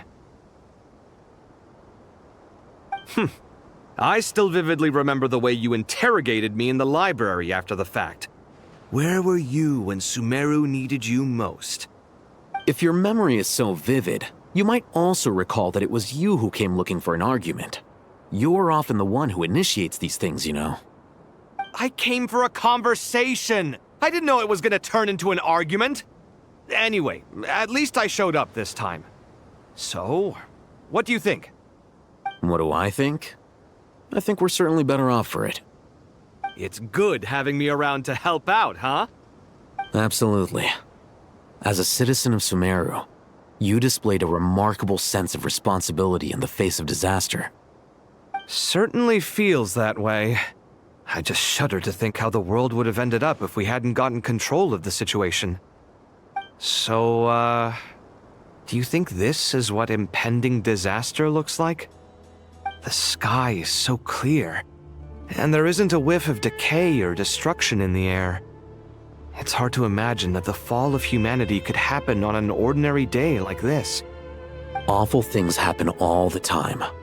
Sometimes people can stop them, and sometimes they can't. What you and I have done is increase our chances of stopping this one. Lofty ideals may provide no defense at all against nihilism, but perhaps little decisions can. Oh, nothing. It's nothing. I hope everything works out tomorrow. It will. As long as we stick to the plan, our chances of success are good. It's really strange. You're my junior, yet you always seem to act more like an upperclassman than I do. I think it's mostly a matter of temperament. Ugh. Walked right into that one, didn't I?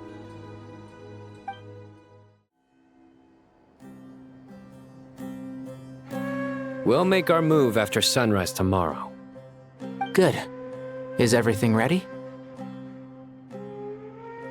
As much as possible. That'll be enough. Don't let the pressure get to you. We'll take things one step at a time. That's how we've always done it. Master Tainari! Mr. Sino! So this is where you were. I brought some juice and some water. Would you like some? I know how easily you get dehydrated in the desert, so you should definitely have some water. In which case, I'll have the juice.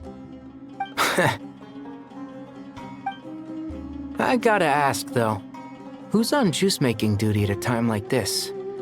Madame Farazan said she was feeling a little nervous, so I told her about the automatic juicer my friend invented.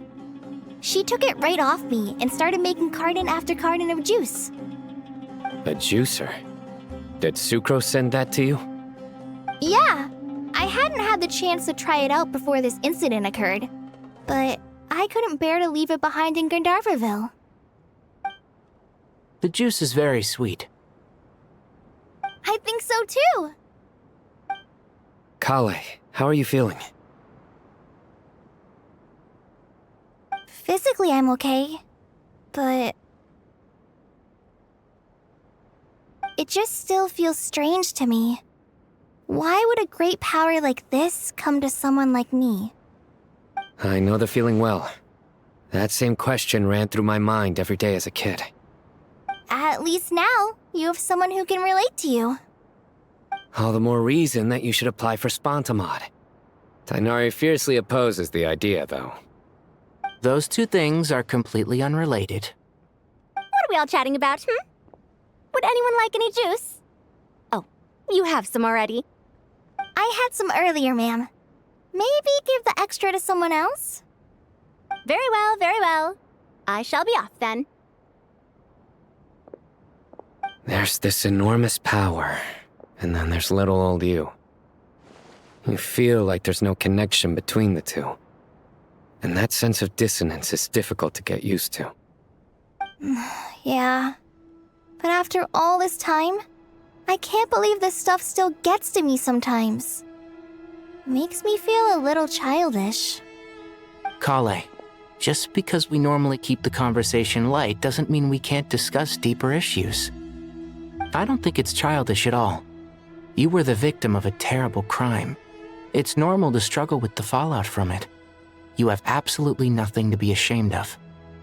My professor once told me that no incident can be considered truly resolved until the victim says it's over. Your rage and your pain are completely justified. Thanks. Miss Nicole said that the same God remains which were once used to inflict so much pain upon me have now become a weapon with which I can protect everyone. It's like my own personal kind of evolution. Every innocent person who's been hurt needs time to realize that it wasn't their fault. I was the same. But it's all about to be over. Tomorrow, it ends for good. I don't know if you've noticed, but you rarely stumble over your words anymore, and your outlook has become much more positive. It's a big change from how you used to be. And since this isn't over, you can settle the matter on your own terms. It's time you seized back control. I believe in you. Yeah, Sumeru is my home, and it's so important to me. I have to protect it. No, I will protect it. And once you're done, how about you come back and apply for Spontamod? Stop it with the sales pitch, would you? Hey, excuse me. There are still 3 unclaimed cups of juice here. Why don't you take one each? Ugh, my arms are getting sore from carrying them around everywhere. Madame Farazan, why are you... Here, let me take them off your hands. Thank you, Madame Farazan. Drink up and enjoy my handiwork.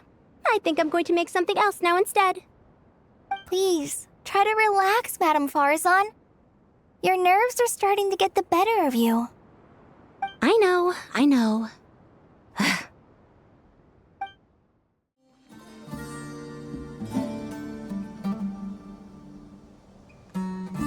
Something on your mind, Miss Nefer? Nothing in particular. It's just... right now, the future feels strange and unfamiliar. But the future has not yet arrived. How can you say how it feels? Some people know that there's an impending disaster. Others remain blissfully unaware. Each group is imagining an entirely different future while walking towards the same one. But when they get there, they'll still find they feel differently about it. People are shaped by their circumstances. Different circumstances create people with different perspectives. I've always found the perspective of the Vahumana Darshan to be a particularly incisive one. Even at the height of the crisis in Nodcry, people held diverging opinions. But things are different this time. Indeed.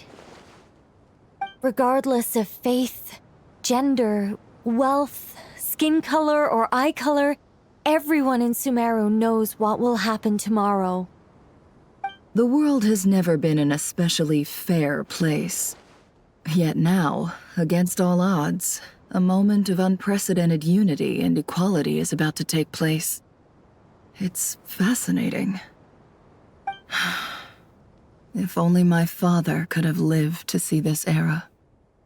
Era.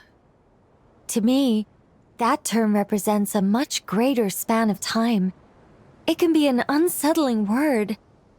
I would even say I'm afraid of it. Do angels even feel fear? Yes, at least I do. I fear the gap that grows wider with each passing day, and the never-ending flow of time. Time renders all memories insignificant and reduces all splendor to nothing. But those memories are the one thing I do not want to lose. You're very human in that regard. If angels draw too close to humanity, our wings burn away in the bright flame of awareness, and we fall to the earth. After spending so long among humans, I have lost much of my former glory. Maybe that's a good thing. You're more human than some humans are. I've been talking to Kale a lot in recent days. We seem to be in completely opposite situations. I suppose that makes us good case studies for comparison. Case studies for who? Myself, I suppose. After comparing the two of us, I suddenly discovered that I desired more than before. It was a gentle, pleasant sensation. Just as most people pursue glory and miracles, I too am pursuing miracles of my own. Guiding humans to make the miracles in their hearts a reality, that is my miracle. It doesn't sound so bad, does it? Look at the time. I should head back. I'm so sorry. I was in a hurry and didn't look where I was going. Are you all right? I'm fine. Wait, you're... Have we met? Not exactly. I think we may have crossed paths by the house of Dana before. Oh. You're Hat Guy! From Vahumana, right? You recognize me? The clue's in the name. Mr. Hat Guy. Fair point. It's getting pretty late. What's keeping you up? I could ask you the same question. If I'm not mistaken, all the workload for the Ratawa Darshan wrapped up a good while ago. Well, I have something of a background in Satyavada life, so I was helping the Dendro Archon make some preparations. But I must have lost track of time. Did you find the experience enlightening at all? Honestly, it was tedious and uneventful at first. But eventually, I think I did sense some profound truths. But they also brought a lot of suffering with them.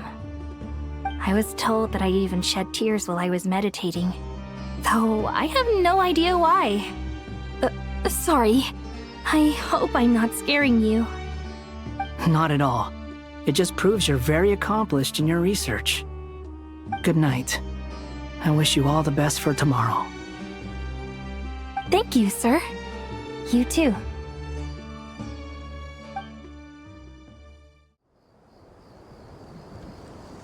Too bad we've got a fight tomorrow.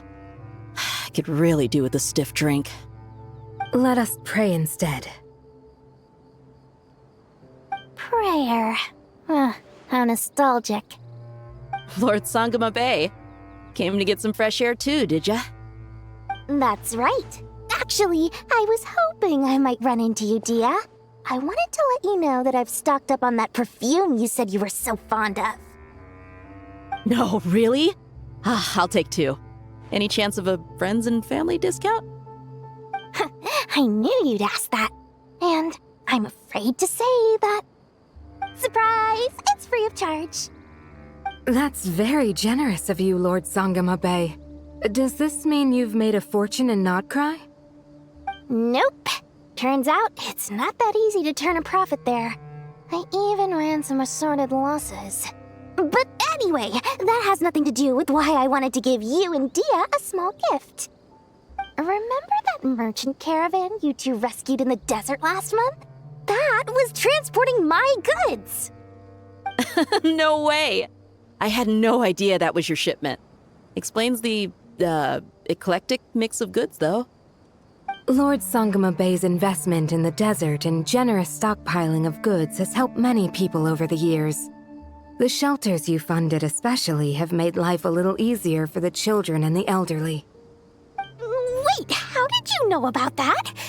Oh, I see. Nefer told you, didn't she?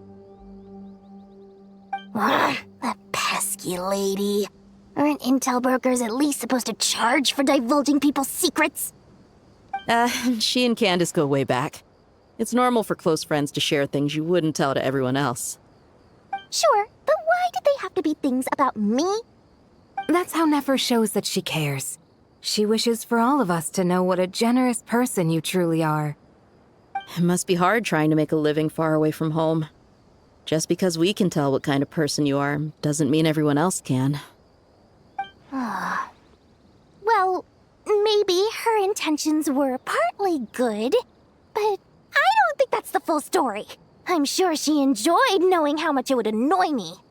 I'm telling you, Nefer's got a mean streak. Definitely with you on that. Does praying help you stay calm? Defending one's home is a just cause. My heart is filled with a mix of anger and hope. Anger. You know, being able to get angry is a good thing. It shows that you're in touch with the real world, and that you have the passion to pursue something you believe in.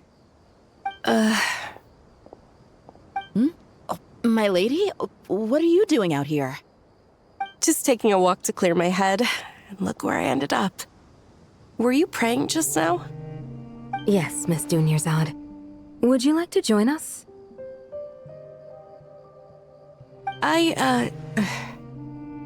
Come on, it's fine. She won't mind who you pray to. Oh, then sure. I remember you, Miss Dunyarzad. You visited my shop before. If I recall correctly, the god you worship is the Dendro Archon, correct? That's right. She is such a gentle and kind god. But to me, she's more than just a god I worship. I see her more as a friend. And so do many others. She's not some almighty god who reigns on high, but a genuine friend. Agreed. She's a wise teacher and a good friend. I spoke with several people during the evacuation. Everyone's aware that tomorrow's battle is one that ordinary people can join too. A battle to fight for our friends and our homeland. Oh, it makes me glad. I can finally do something for those who protected me. You've grown so much since we first met. Oh, a compliment? Ooh, more please. Thank you. My lady, you've always been a remarkably strong and ambitious person. It's indisputable. And that's not just a compliment. It's a statement of fact. What are you praying for? Our beliefs may not be entirely the same, but we both wish for the same thing. I pray that everyone will rise to the challenges ahead and return safe and sound. I pray for the safe return of all my companions. Time to go! Let's meet the others at the mausoleum of King Deshret.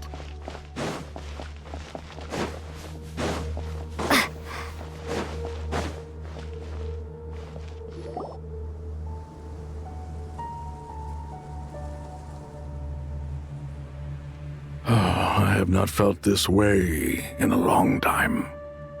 Standing up high, gazing out at the rolling dunes. One cannot know what freedom truly means without first losing it. The golden slumber truly lives up to its name as a dreamland. Though desert sands exist there too, no mirage, no matter how glorious, can compare to true beauty. Dendro Archon, what is on your mind? I was wondering whose counsel I should seek on the questions in my heart. What kind of questions? So many. More than can be put into words. As I once said to a friend, we look, we see, and we comprehend. But the question still troubles us.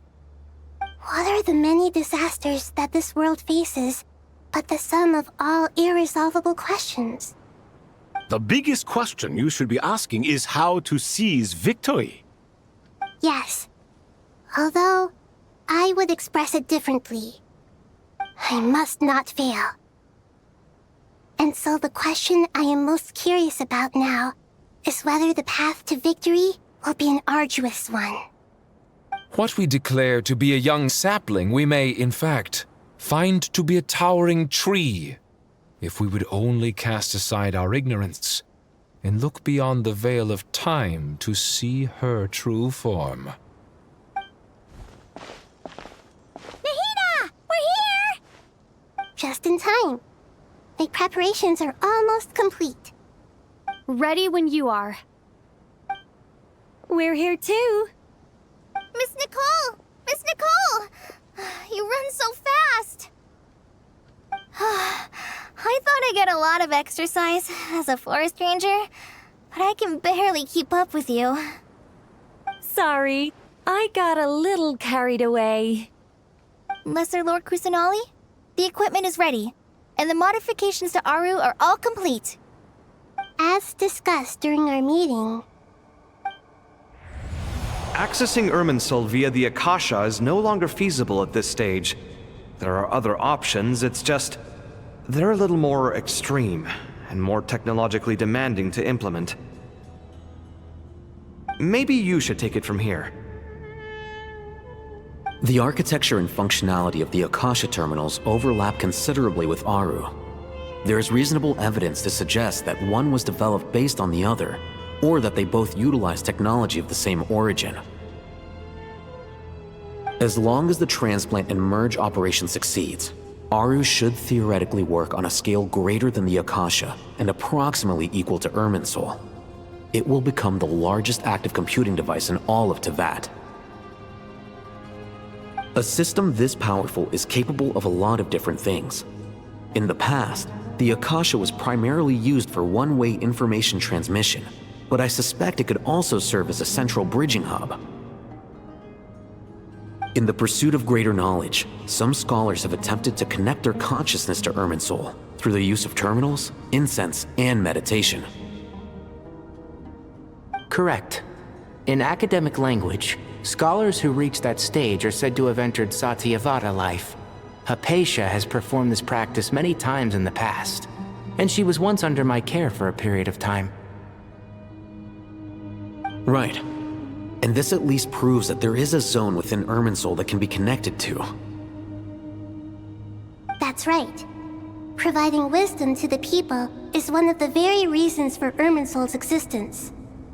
I think I understand where you're going. Please, continue.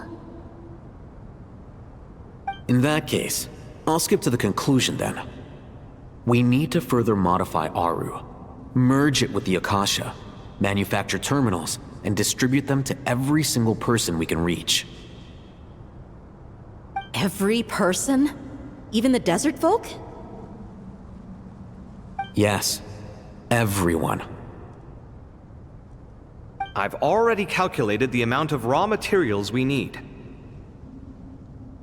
So you mean we're going to get new Akasha terminals? Yes, but this time the people of Sumeru won't be using them to acquire knowledge, just to connect to Irminsul. That's the key. When we evacuated the city, we brought all the important assets from the House of Dana, in case we ended up needing them. Fortunately, this included the Akasha system's main terminal. We've checked all the relevant records, and one thing is certain. Nothing like this has ever been done on this scale before, so... Everyone in Sumeru is part of the plan. Whoever controls the people controls the situation. Since this function of Irminsul was introduced, it has only ever been made available to scholars, who don't constitute a particularly large group of people. But by expanding the scale to include all the people of Sumeru, all the individual connections will stack up to create a significant load on the system. Under normal circumstances, Irminsul would be able to cope with the additional load. But with it already being under strain from other activities, its remaining capacity is limited. Thus, it might be possible to shut it down completely by overloading it.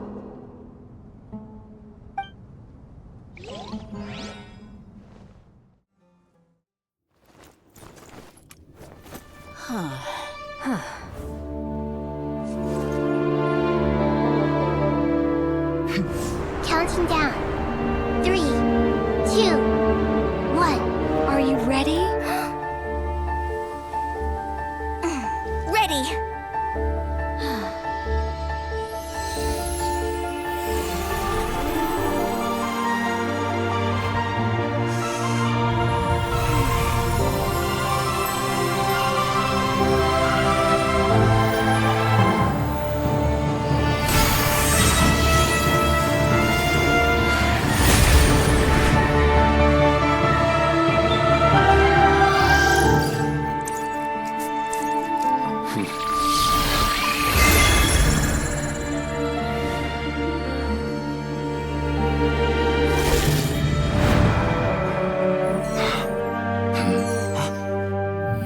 In the past, when people sought knowledge, they turned to the Tree of Wisdom.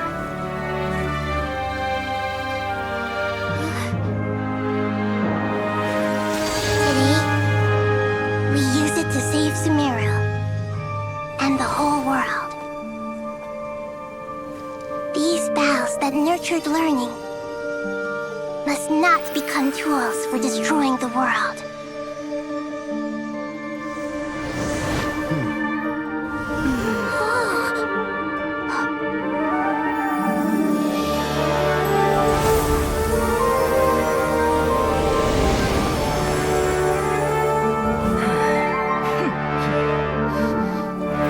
Stop. Please stop. End this transformation.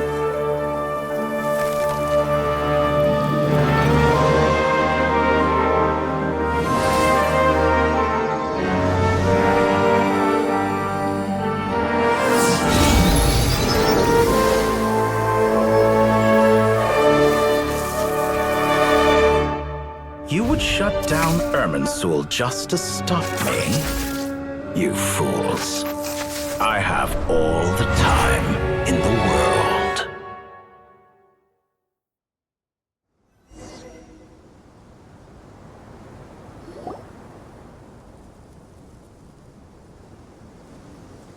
Success! The evil Irminsul tree has stopped growing! Great!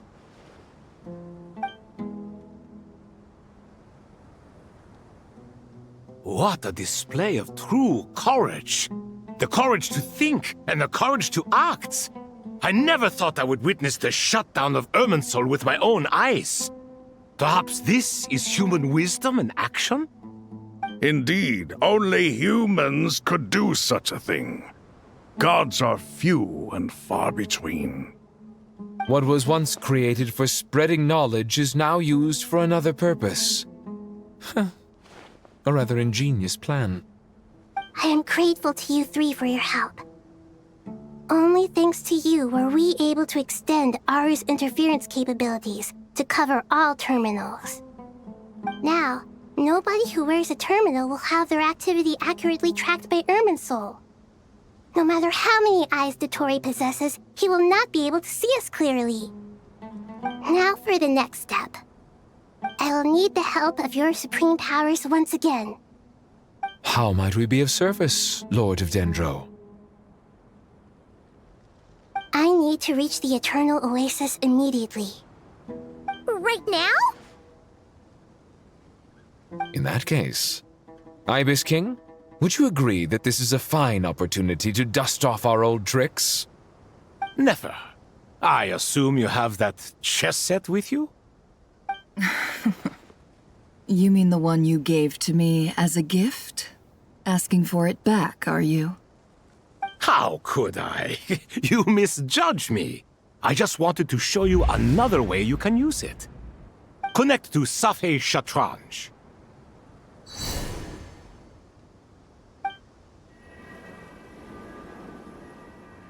Safei Shatranj? You mean that place in the desert? Thoth's chess set gains its power from the chessboard laid out in the desert by King Deshret and ourselves. All ceremonies conducted using the chess set must be activated via Safei Shatranj. In other words, the chess set is an extension of the chessboard. In the past, moving a chess piece was a sacred and momentous act. Transfer initiated. Entering live combat mode.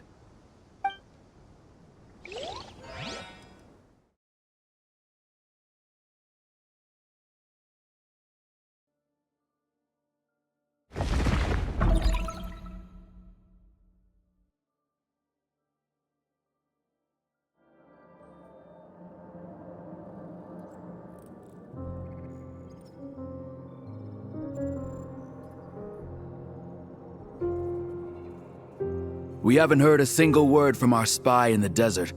I'm afraid he might have been captured. Never mind.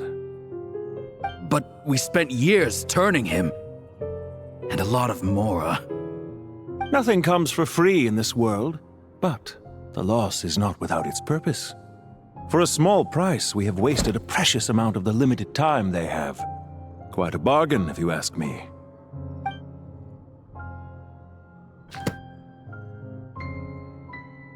Understood. Weighing profit against loss is a necessary part of life. But to tell the truth, I have been operating at a loss since this all began. Since many centuries ago, in fact. For instance, why would a banker act as the executor of a will? If you hadn't deposited your personal belongings at Northland Bank, I would have no reason to be here right now.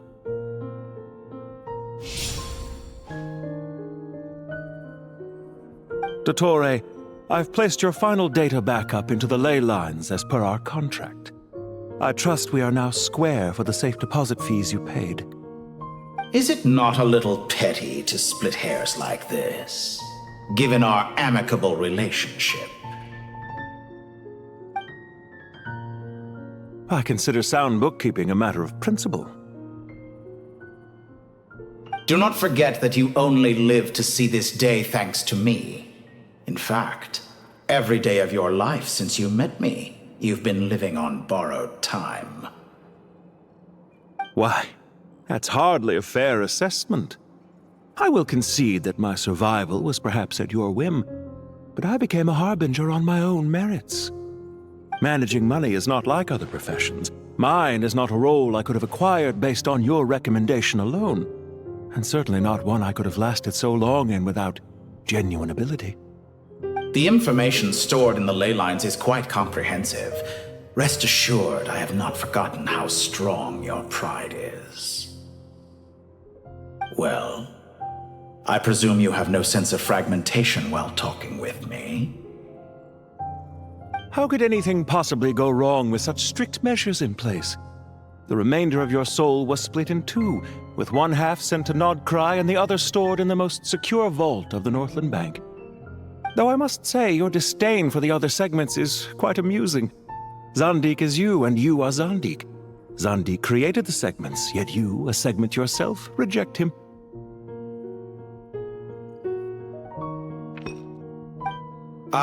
That is, Zandik, created segments of various ages in his later years. To achieve this, he had to freeze time and part with a portion of his soul.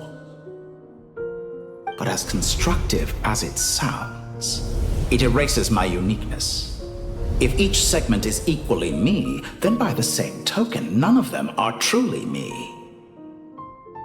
A soul living forever in the past inevitably holds different views than he did in his later years.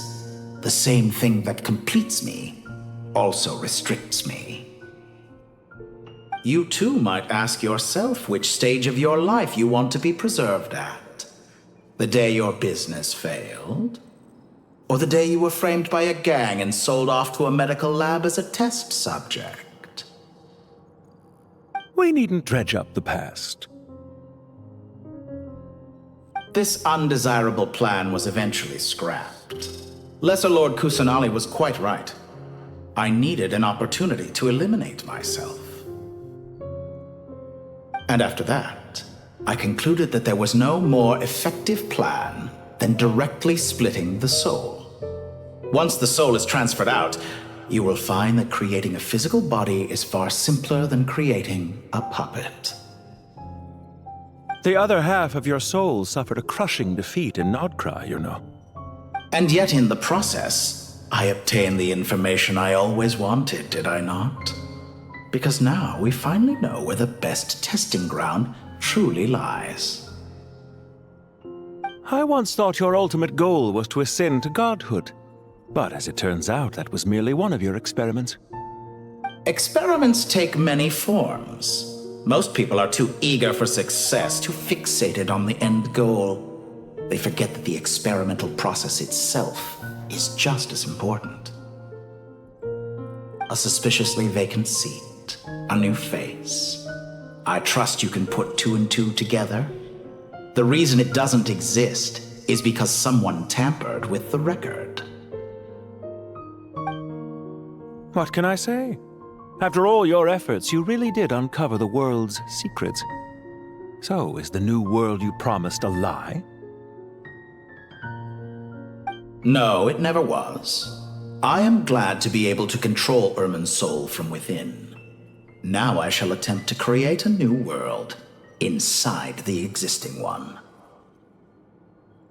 Almost everyone faces the prospect of death, but not a single person has ever been able to experiment unrestrained in the afterlife through sheer force of will. I am the only one to have overcome this enormous challenge. Would I not be letting the world down if I didn't make the most of the opportunity to experiment? Clearly, the dividing of your soul did not affect the magnitude of your ego. Out of all the versions of you that have ever existed, this you is the most insane and the most radical. Is that why you chose to work with me? Which was it then? My insanity? Or my radicalism? Could I call myself a venture capitalist without a suitably ambitious plan to invest in? Yours happened to fit the bill quite perfectly. Well then, I must say, while I am surprised enough that you showed up at all, what surprises me more is that you chose to present yourself as my former subordinate, and not as the banker Pantalone. Why make things harder than they need to be? Exposing my true identity in a situation like this would only serve to destroy diplomatic relations between Snezhnaya and Sumeru. I daren't imagine the consequences. Showing up in the name of the original antagonist gives you the recognition you rightly deserve, while also being sensitive to Snezhnaya's predicament. It was an easy win.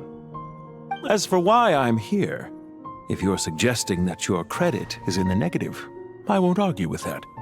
Many people say that about you. I'd argue that a significant factor in your willingness to cooperate is the fact that you have but a few years of life left after my death. Living and dying together has a way of binding two parties together rather closely.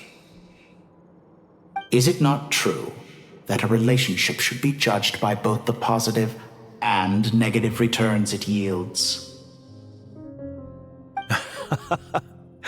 So some of what I said actually made it into your head after all. It's true that I hope you don't die too soon, but don't you find that a strange thing for me to say?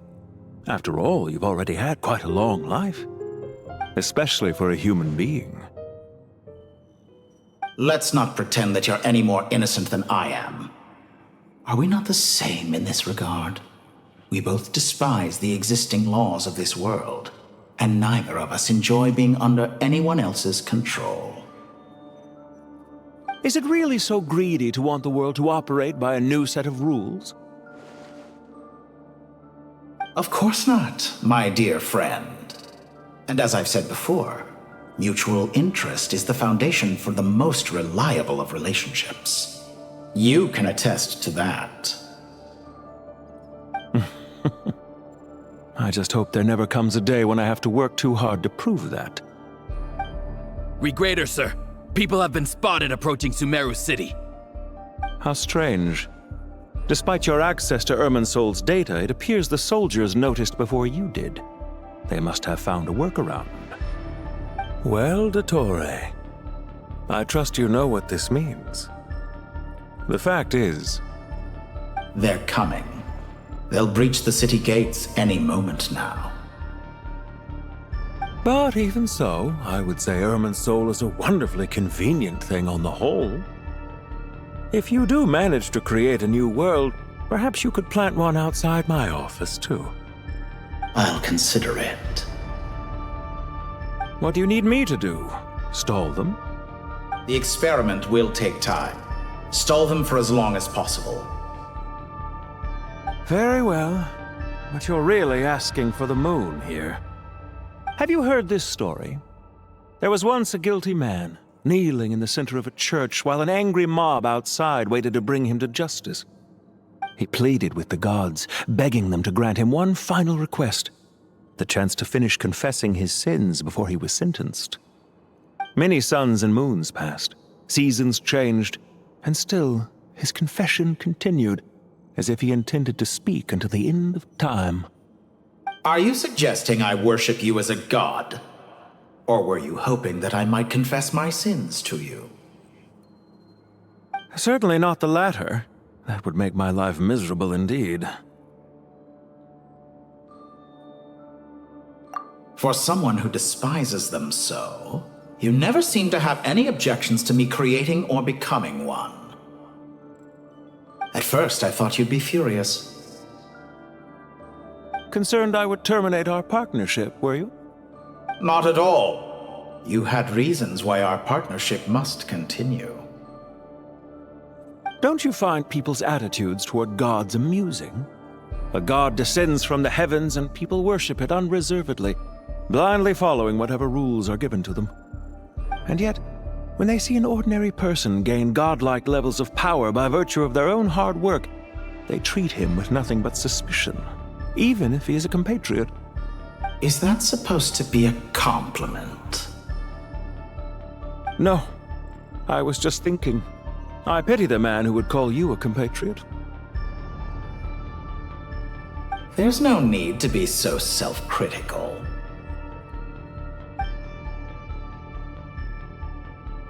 I know it's a little late in the day to be asking this, but how have you been keeping? I'm flattered that you would take the time out of your busy schedule to consider my well-being, Doctor. The part of your soul that went to Nodcry caused quite a stir, sending our organization back to the drawing board on numerous fronts. It was quite a headache for everyone involved. Dear me, I must have caused you no end of trouble. You certainly did. I had the rare honor of being summoned before the Tsaritsa with Pulcinella to answer for myself. A terrifying ordeal. Don't worry, I pulled through. At most, it's a public relations nightmare. I made sure of that. Now I'm curious. How did you explain yourself? Oh, it was quite simple. I just pinned the blame on someone who wasn't there to defend himself. I could hardly be expected to defy the demands of someone as insistent as the Second Harbinger, now could I? How you slander me. You know full well that I am perfectly amenable to reason. There's no question that you are partly to blame for the ruin of my reputation over the years.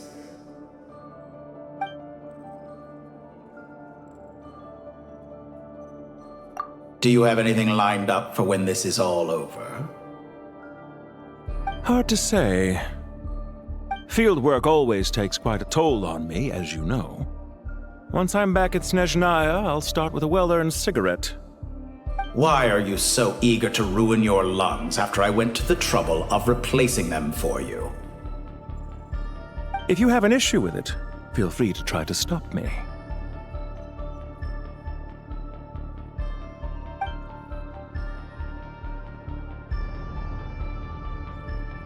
What's on your mind? The limits of humanity. It's a pity. Despite running countless calculations, I find there is simply no way to reduce any further the amount of one's soul required to sustain an individual. It's rare to hear you admit to being unable to achieve something. I beg to differ.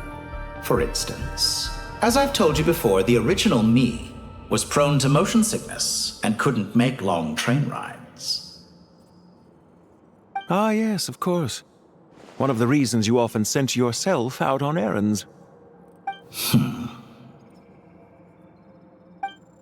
What are you thinking about now? A new experiment.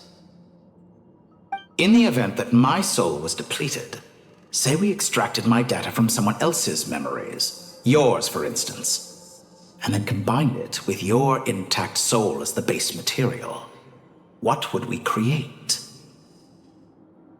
Such a scenario would be impossible. Oh?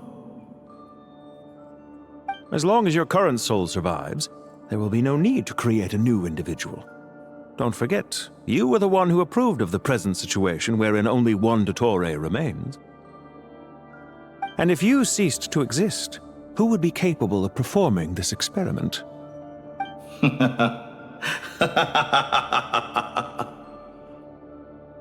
Since the day I met you, you've always excelled at talking your way out of a quandary.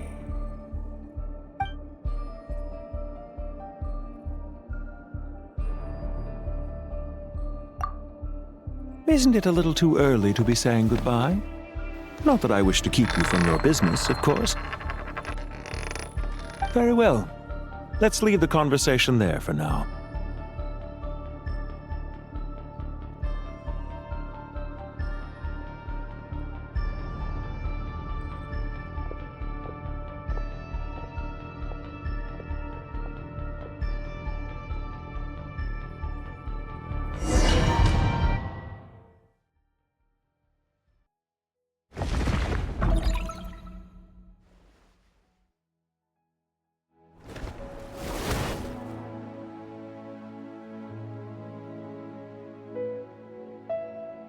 The power of King Deshret's 7 pillars is truly remarkable. With just a chessboard, you can move an entire unit across the material plane. Yeah, sets us up for a much easier fight. Really makes my day. The last time we stormed the city, it involved a lot more running around. I wonder how many people can say they stormed a city twice in their lifetime. I was just thinking that. I've definitely had more than my fair share of unusual experiences in my life. This is my first time here, actually. We never usually leave Gandharvaville. I hope this will be my last time. Does everyone have to chime in? Can't we just fight? What an amusing comment, my dear lady. Yet humans often alleviate tension via small talk, do they not? Whoa! Why is Candace's shield talking? Because the image on her shield is one of me. And I, of course, can appear wherever I wish to. Huh. Well, la-dee-da. Isn't that fancy? Could I get in on this? You wish for your gauntlet to speak? Why, certainly. Ahem. I think you'll find that it is I whose image is carved hereupon. Thanks. Definitely feel stronger now. You're welcome, my lady. I am glad to lend you my power. Sino, what's the situation? There are troops stationed at every entrance. As we expected. A frontal assault will suffice. Everyone, stick to the plan. We'll take the main entrance. You head for the House of Dana's side door. Move out.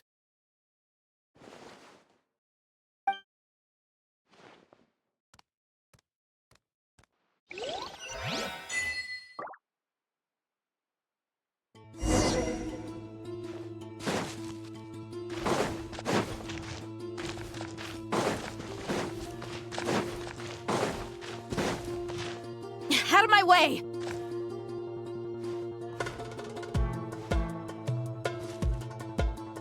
Take this!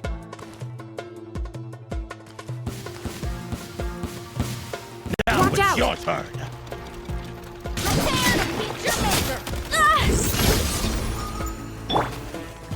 Get lost! Whew. Thank you, Jed. You gotta be more careful.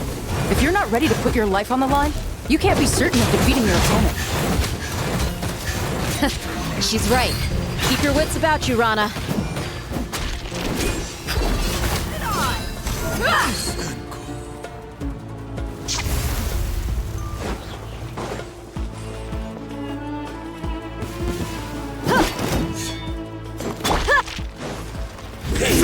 lose. Judgment is upon you.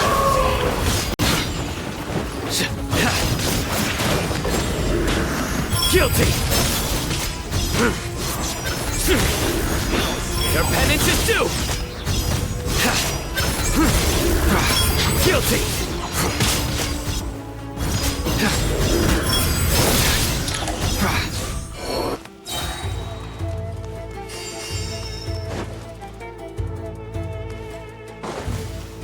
Take them out and secure the harbor. Reinforcements will arrive by water. Consider it done. Show no mercy. Through me, justice is served.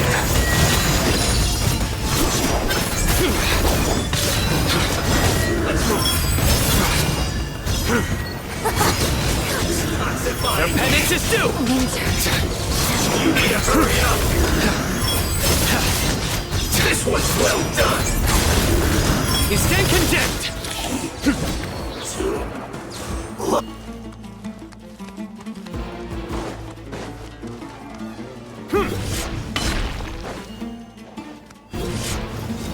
Looks like we're in for a tough fight. Yield!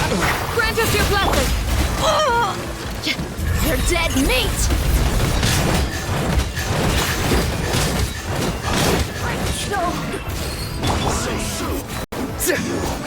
Can't run from death. Your sins weigh upon your soul! Their penance is due! This ought to do it. Guilty! Well played.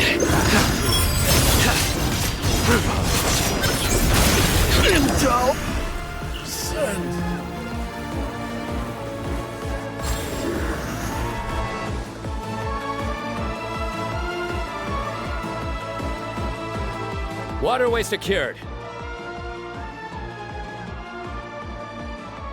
Brothers! Sisters! Perfect. Just in time. Welcome. Once we've linked up, we'll continue the advance. The team has arrived at the north entrance, as planned. Good. Press on.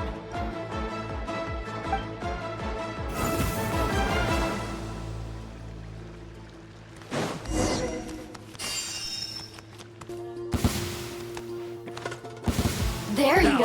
Straggler. Do your work. We shall prevail.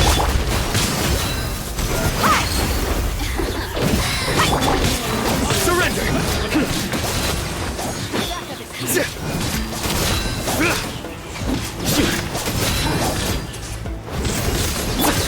Yield. Gloves off.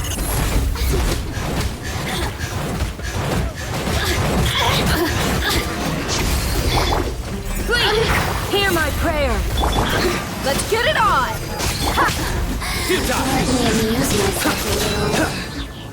Look at me. What are we? Judgment is upon you. Stand condemned. Time for the big. Your penance is due. You stand condemned. Did it take too long?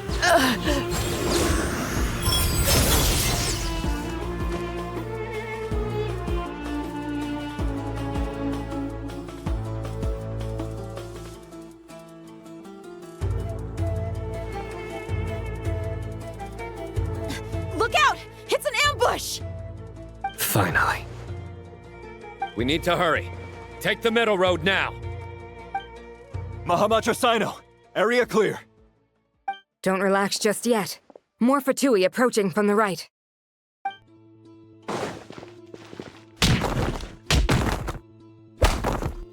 Irminsul cannot track our movements. If necessary, we could split up. Don't worry. We'll wipe them all out. As you can see, our people came raring to go. Good, good. How are things with the Traveler? Can Tainari keep her safe? Don't underestimate Tainari just because he's a forest watcher. He can handle it. All right. You know that's not what I meant.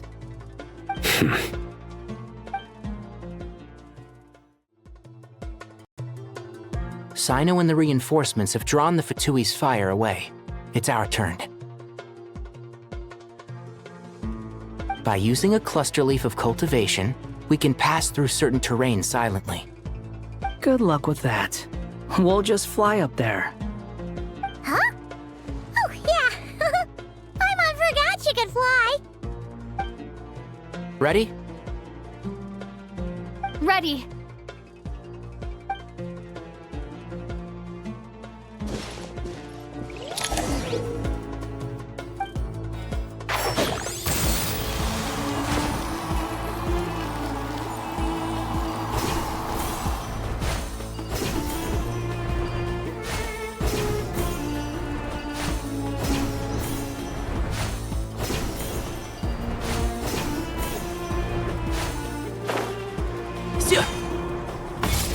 One with the forest.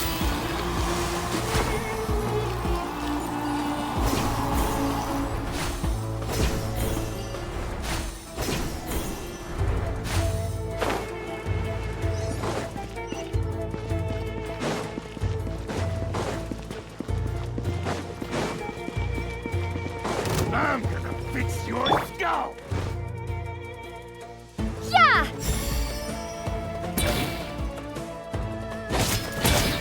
Everlasting! Do it! Behold!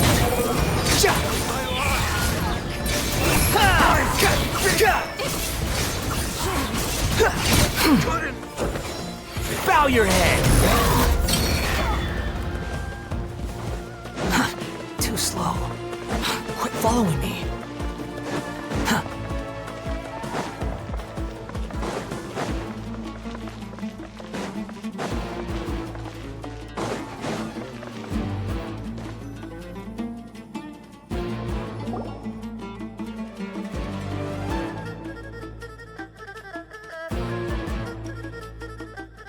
Fatui soldiers up ahead.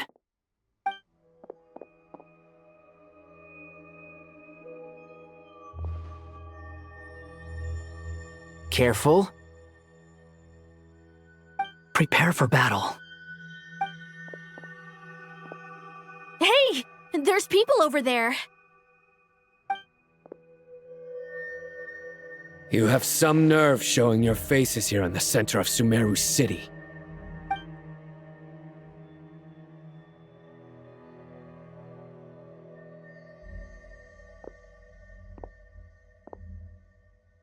You're right on schedule. Well, this guy sure as heck isn't your average Fatui sergeant. They've stationed quite a few people nearby. It definitely looks like they were waiting for us. But something feels off. Everything about this guy feels too deliberate. I highly doubt he's just a subordinate of Dottores. And he's no mere sergeant. Whatever his rank is, it's high. Much higher than we thought. So you've been waiting for us. But it looks like you're geared up for a conversation, rather than a battle. Very clever, General Mahamatra Sino. I know you're the one in charge of this siege, and I look forward to making a deal with you. A siege? Sumeru City belongs to us! Historically, yes. But things can always change. We have quite a sizable force with us, you know. For instance... There's a Fatui ambush at the north gate. Can you handle him? We can for now. Yes, I'm quite sure both sides can hold their ground for the time being. The battle has not yet reached its climax. But what happens next? Do you enjoy watching bloodshed?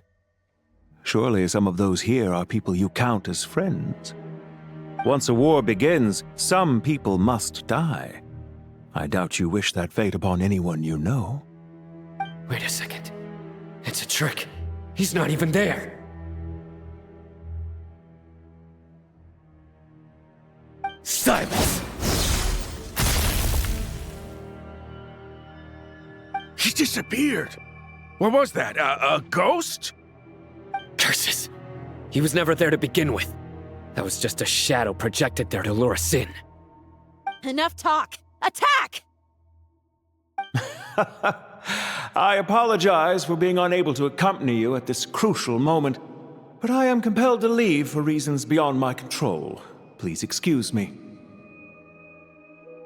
Sumeru's General Mahamatra is quite ruthless. It's a good thing I wasn't there in person. Your illusion held them up for a time just fine. But now that they have seen through it, they will realize you were just a decoy. Decoy or not, what matters now is that they will be heading your way imminently.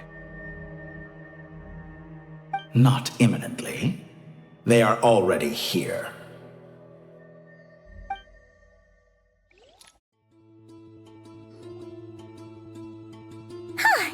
We made it! This is far enough. Tighnari, you go help Cyno. Don't worry about us. We'll manage from here. Are you sure you don't need me to stand guard? No need. Once the connection is established, we'll disappear from the sanctuary of Surasthana. Go help the others. All right. Goodbye for now, then. Please tread carefully.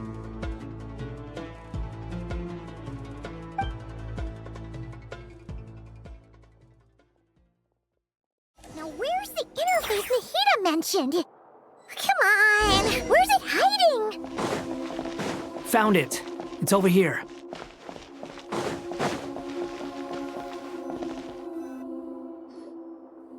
We can connect to the inside of Irminsul through the Sanctuary of Surasthana's built-in security system.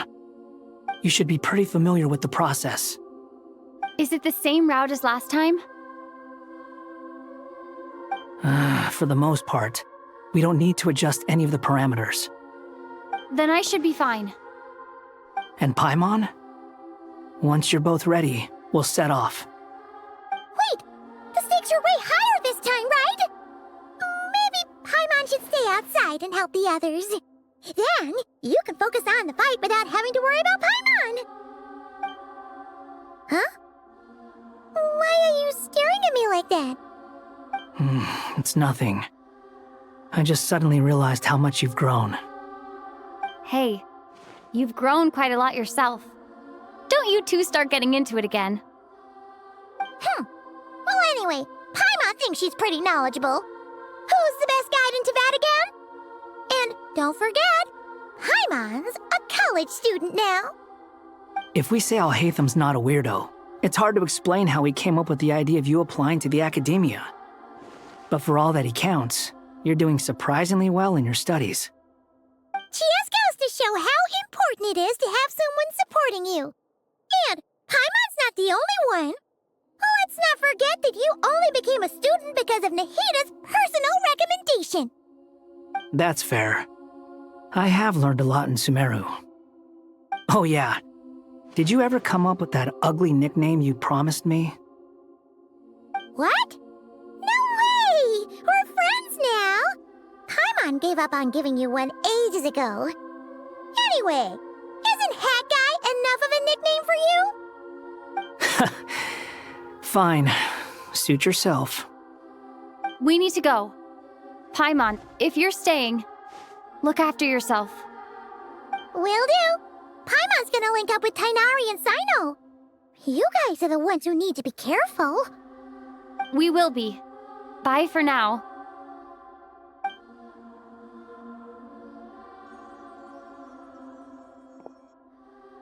Initiating connection.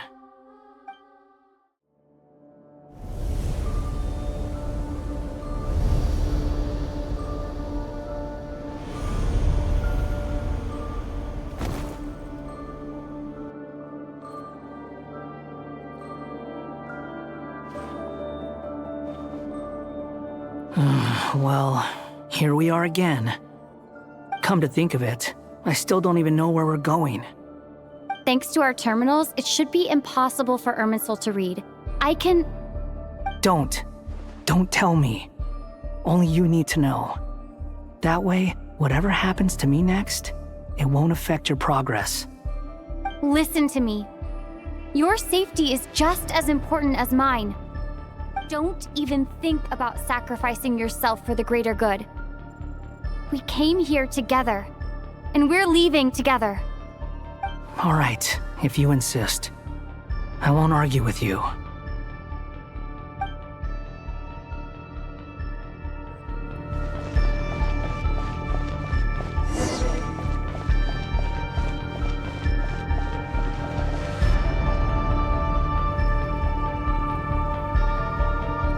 This place looks so different from how I remember. It's unrecognizable. It's a complete mess, like someone's turned the place upside down. Must be Dottore doing. Either he's searching for some information he needs, or... It's still changing. He has to know we've entered Irminsul. But luckily for us, he can't pinpoint our location. Be on your guard. Don't let him find us. The red parts have probably been corrupted by Dottore's power. Don't touch them, or you might alert him.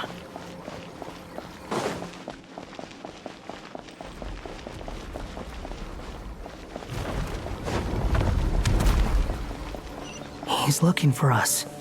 Tread carefully. That wall could be a problem. Fortunately, it looks breakable. Give it a shot.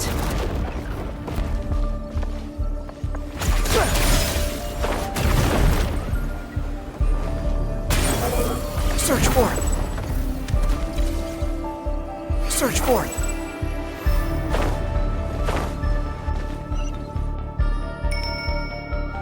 The wind rises.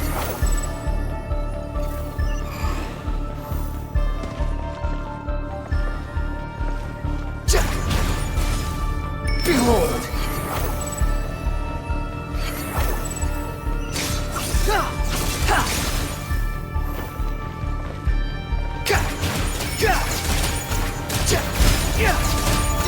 Squall Fury!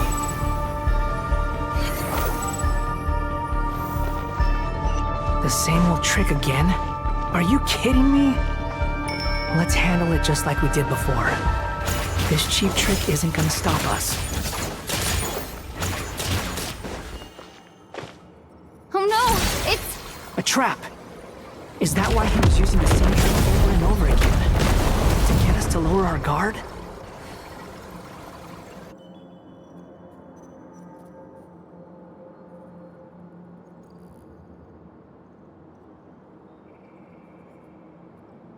I'm trapped!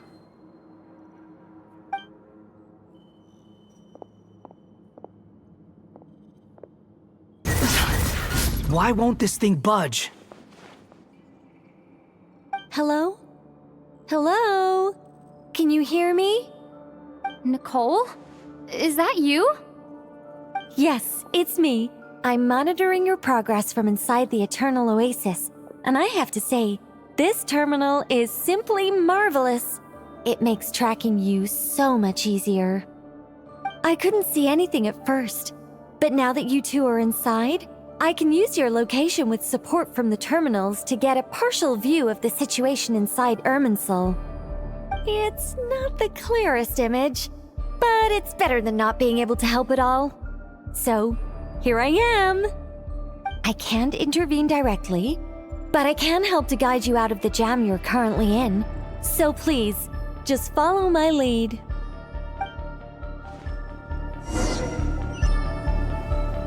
Dottore in his current form is a blight upon both Irminsul and the ley lines. Pay attention to your surroundings. There must be sources of his contamination nearby. The corrupted information is his means of manipulating the environment. You must destroy them. Is that one of them? Precise. Good work. But we're not done yet. Stay close, and let's see if we can find any others like it nearby.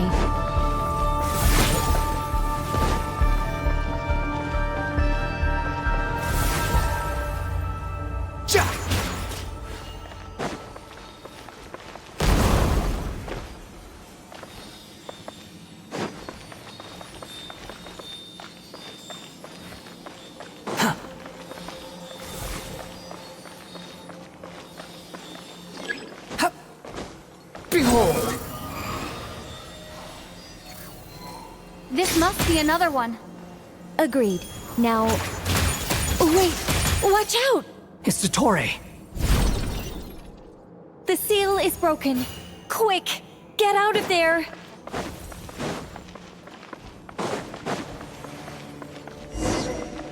And where exactly do you think you can run to? Wait, what is that? Pursuers! That's gotta be it! Run! Don't let that thing touch you. Dodge that attack!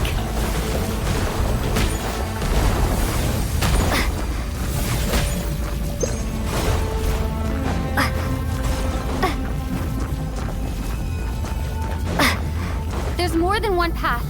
Which way do we go? To the left. Trust me. Fleeing like vermin. What a pathetic sight. Hey! Watch yourselves. Stay focused. There's a cliff ahead. Jump! More of those corruption sources. Destroy them as you did before, and open the exit as quickly as possible.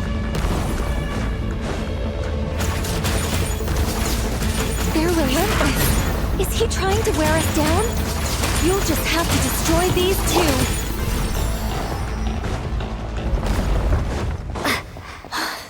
I think the pursuit is over. Hard to say. Stay alert.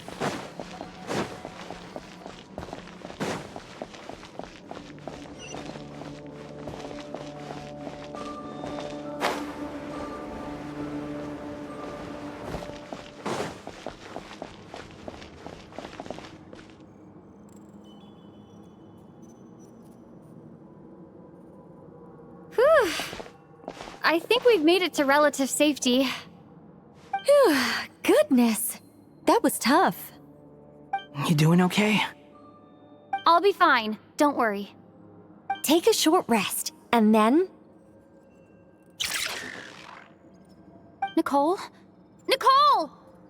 The connection's been cut. But that means... Look at you supporting one another. How very touching.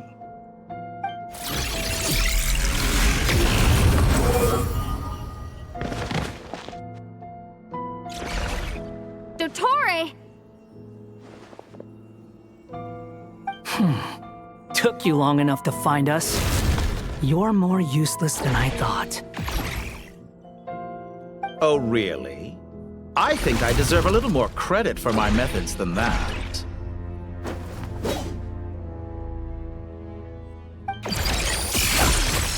Rather than hunting you down, I chose to let you roam free. I indulged your presumption that I was unable to track your movements, played along with your clever little plan. Fleeing is for animals, but I rather enjoy watching you flee. Some things lose the will to run altogether as soon as you put them in a cage. If that's true, then why did you come looking for us? Because I wanted to observe you up close, of course. Don't misunderstand me, I'm not here for a fight. Is it so unusual that I wish to greet my old acquaintances in person? After all, it's been a while. Scaramouche.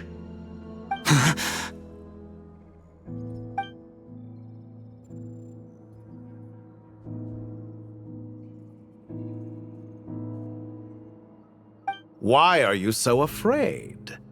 I have done nothing unprecedented in discovering the truth. Nor did I go to any great lengths to uncover your story. You made a bold series of moves in deciding to erase yourself. And with the power of this great chronicling device called Irmin's Soul, you were able to achieve something quite remarkable. Once most people form an opinion about someone, it tends to imprison their mind. Yet you managed to erase every trace of your existence. A novel take on death indeed. However, this meant that you stood out to me all the more when I saw you in Nodcry. I didn't even have to go looking for you. Just the sight of you was enough for me to intuit the truth. For someone in my position, connecting the dots was a trivial affair. It would have been more surprising if I hadn't managed to piece it together. You seem very pleased with yourself for figuring it out. I'm sure you'd even be more delighted to learn the full extent of your crimes. That would hardly be necessary. Besides, isn't there something that concerns you more right now? something that fills you with dread. Let me put your mind at ease. I have no intention whatsoever of restoring any of the records you deleted. For one thing, it would be exceptionally difficult. But more to the point, I doubt that the prospect of losing your current life is all that frightening to you. Because in your case, the cruelest twist of fate is that you'll never again have the chance to make up for any of your mistakes. Isn't it? Dottore?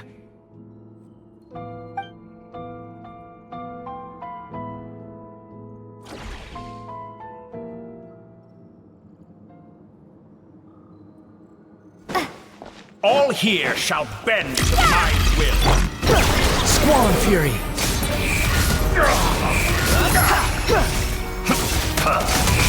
That's far enough.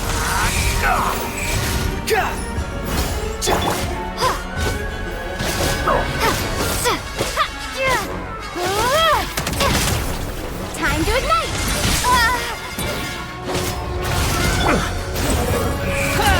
I'm afraid you'll need to do better than that to take me down.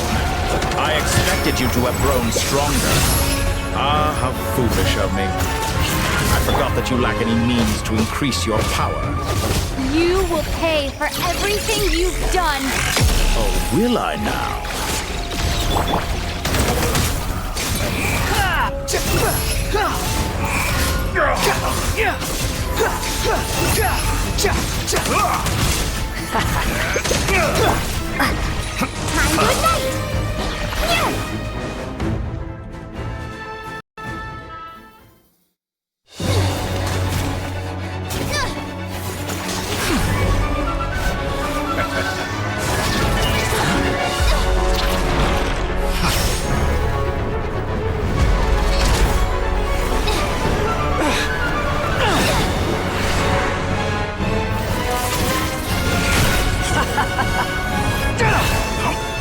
Does the prospect of death amuse you?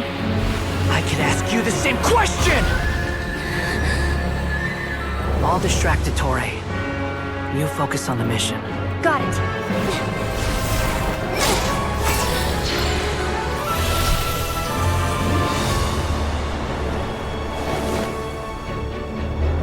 For the hopes and dreams of the masses.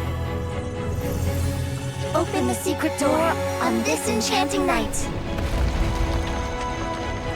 May wisdom's light eradicate ignorance and darkness, and hereby fulfill our ancient vow. Commence data extraction.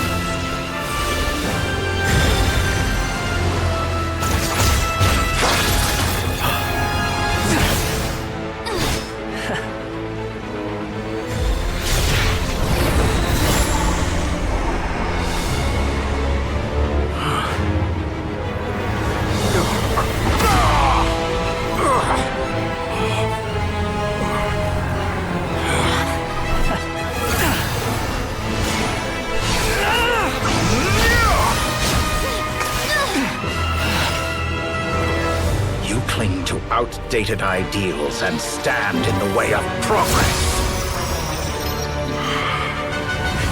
You will pay for interfering with the grandest experiment of all time.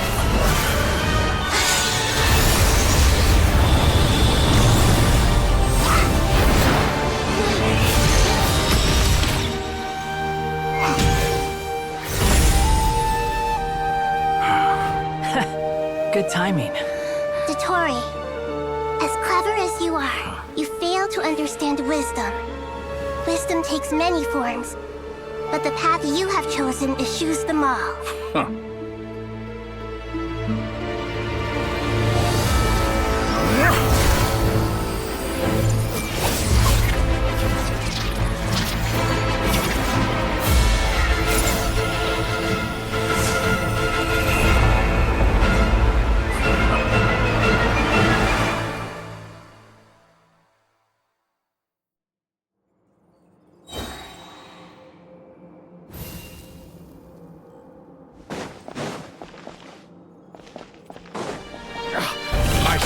This fading!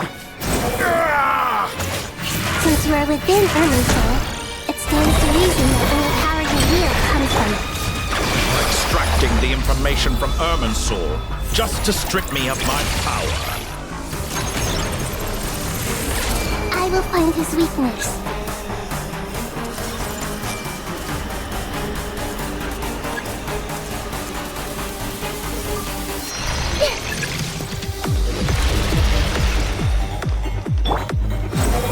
Upon the gale.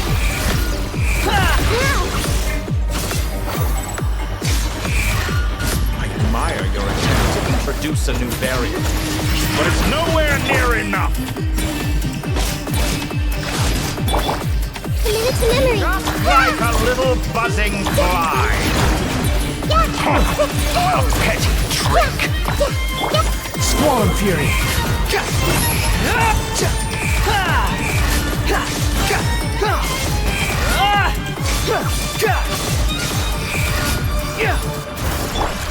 Scorch and burn!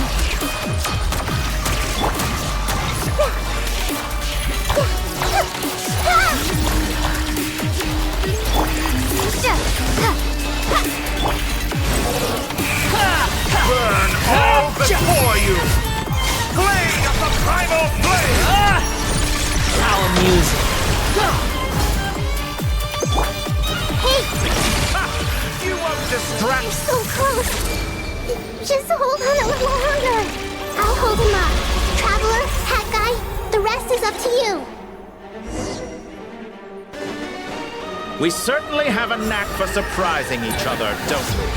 I'm just getting started.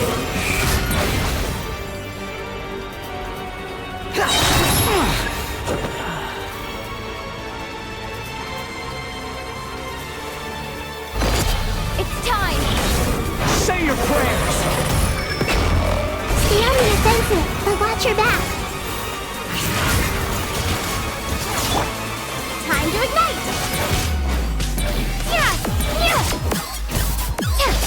The wind rises. It's time! Say your prayers!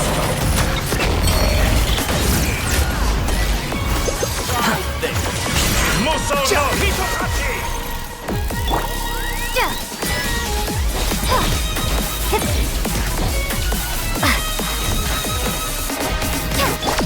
Behold!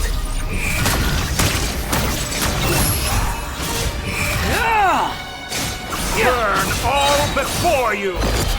It's time! Say your prayers! The wind rises.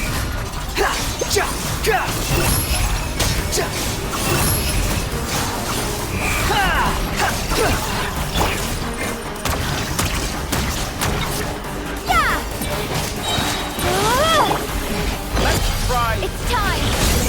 Say your prayers! Squall Fury!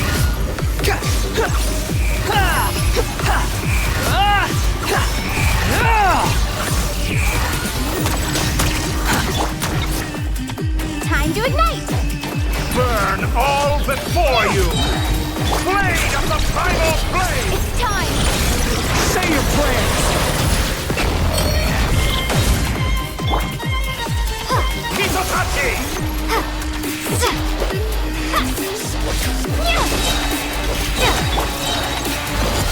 It's time! Say your prayers! Finally, time for you to die. Excited? Time for me to die?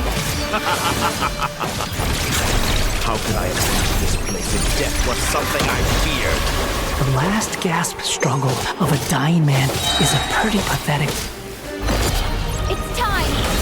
Say your prayers! Time to ignite! Behold! Let's try this. It's time! Say your prayers!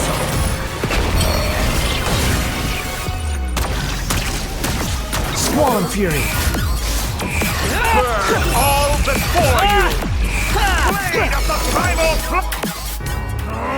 That's enough!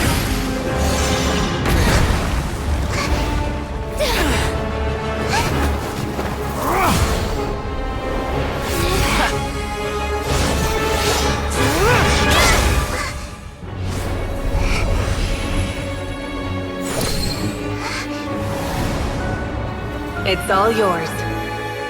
Do with it as you see fit.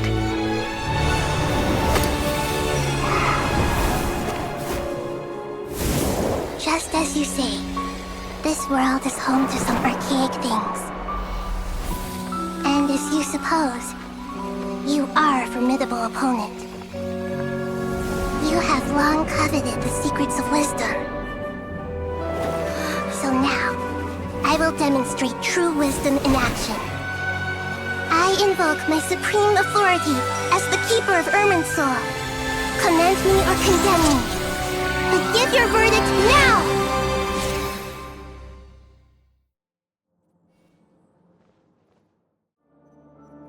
Blessed One of Wisdom, Mahakusaladhama, are you certain that you wish to exercise your authority to destroy Irminsul? It represents both your roots and your finest accomplishments. You truly intend to abandon the very thing you have always fought for? This is my decision. Irminsul has been corrupted beyond redemption. Irminsul is the original tree of Tevat. It is the means by which the heavenly principles maintains fate itself. The 7 Archons should honor and revere it, for their authority was bestowed upon them by the heavenly principles. It is precisely because I honor and revere it that I fight for the humanity it exists to protect. Wisdom is knowing how to weigh the options and make the right decision. If you truly care about the fortunes of this world, then it is me you should seek to preserve. Planting a seed begins the chain of cause and effect. Since you have become a great tree yourself, why should the loss of another tree be anything to fear? Till we meet again, Lord of Dendro.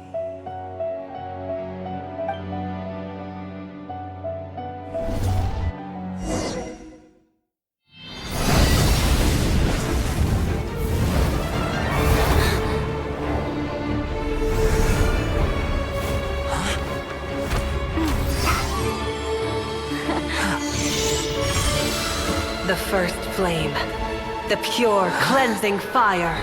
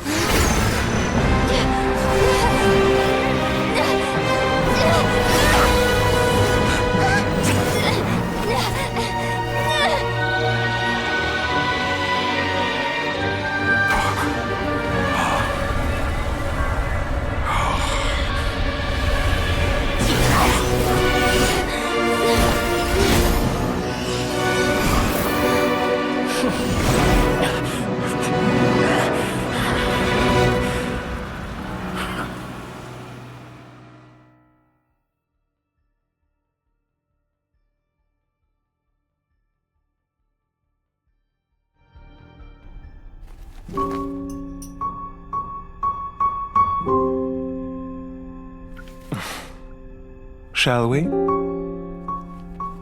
Where were we? I was suggesting that you needn't perform when signing a contract. You're only sitting here because your bank demanded an evaluation of the trustee. So you told a story about a young scholar from a merchant family in Sumeru? I told a compelling tale, didn't I? The post-expulsion story is far more captivating.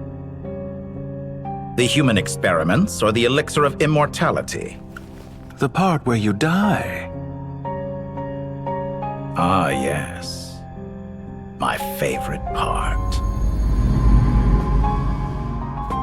The 35-year-old Segment thought of himself as Dottore, reserving the name Zondique for the original specimen.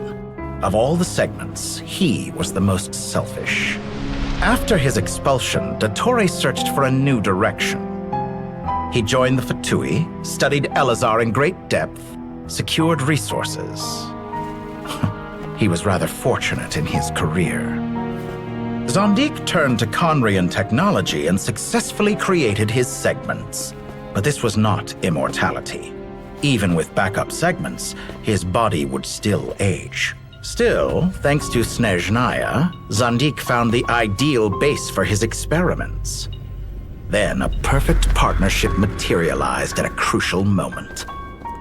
The year that both parties realized they needed more time. Fortunately, Zondik succeeded. In a miraculous turn of events, he gained the extra time he needed. I seem to recall it differently. All right, it's true. No matter how much elixir he took, Zondik remained human and continued to age. Then, on the morning he turned 85... Help me up! Call for help! Surely he would be rescued, Zondik thought. But to his surprise, no one helped him. Zondik was too selfish for that. Don't forget, you're one of us. Yes, and we're all waiting. Waiting for me to die. Pantalone arrived for a meeting and happened to witness what followed. He found it unsettling. I never said that. But the Zondiks were unfazed. It was a rare opportunity for self-dissection.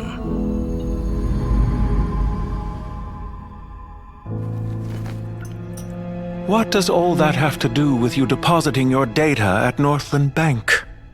It has made me cherish my time in this world all the more.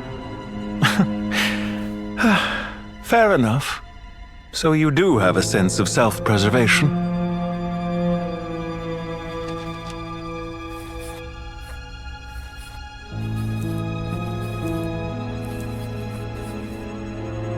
What do you mean? You're hardly normal, and you don't cherish life. You just don't want to admit defeat in the limited time you have. Even so, don't I deserve an interesting ending? I'm counting on it.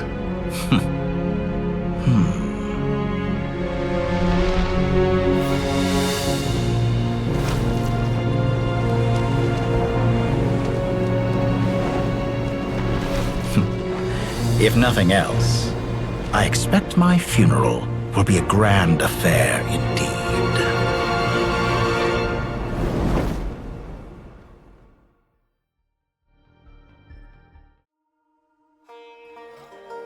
What a magnificent fire.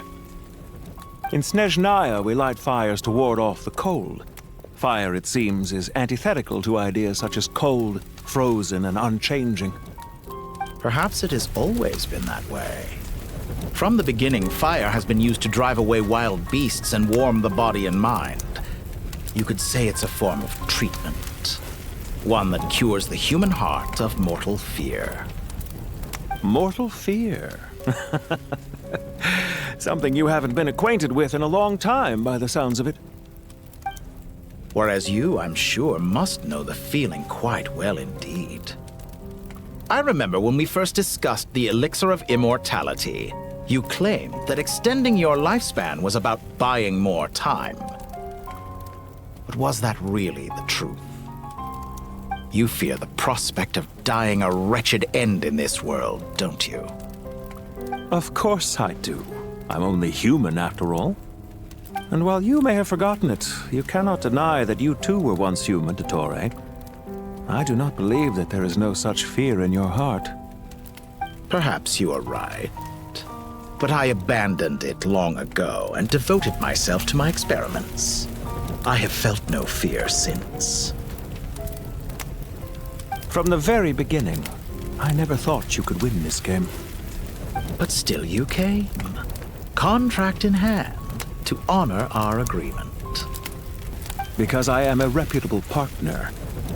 And as we have discussed, experiments are about more than results alone. The process is equally important. I have come here and completed my creation, and I do not regret my decision. I'm afraid your journey ends here. After I die, there will be no one to make the elixir of immortality, and your remaining stock will only last a few more years. How then will you prove that you didn't perish in this incident alongside everyone else? When I feel optimistic about market environments, I never forcibly adjust them.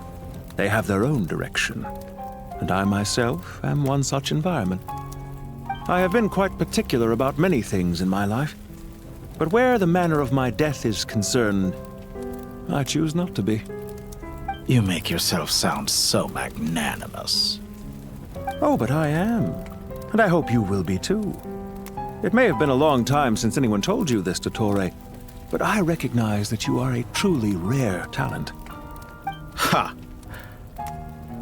I can see it. The experiment in blasphemy that I've been performing all this time. It has been a long process, and I do not care about the results as much as people might imagine. If the very goal of your experiment was to explore infinite possibilities, then there was never any reason for it to end. Indeed. Yet now, the experiment has officially drawn to a close. What should I call you? Zandik? Or do you prefer Dottore? Suit yourself. Goodbye, Feofan. This time, that's what it truly is. And don't I know it? Goodbye, Zandik.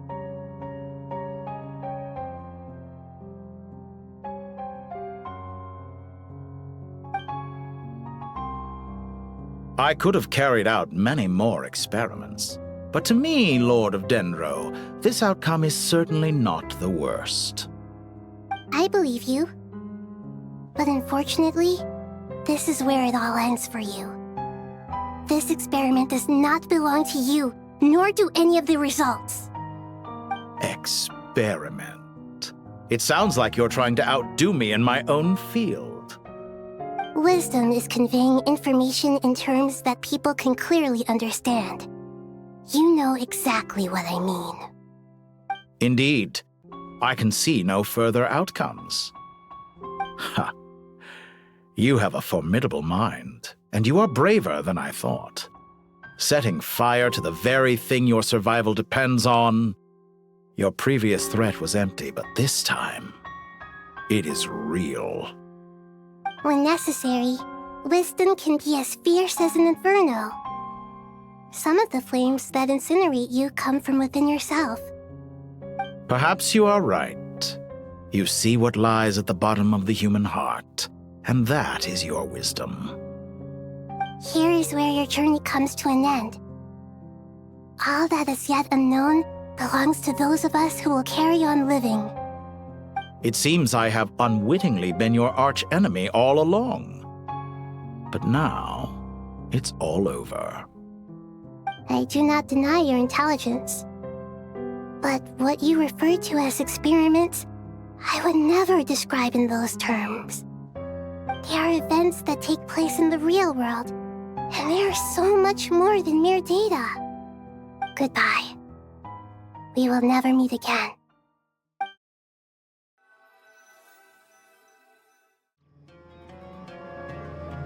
Well, that's the last of them.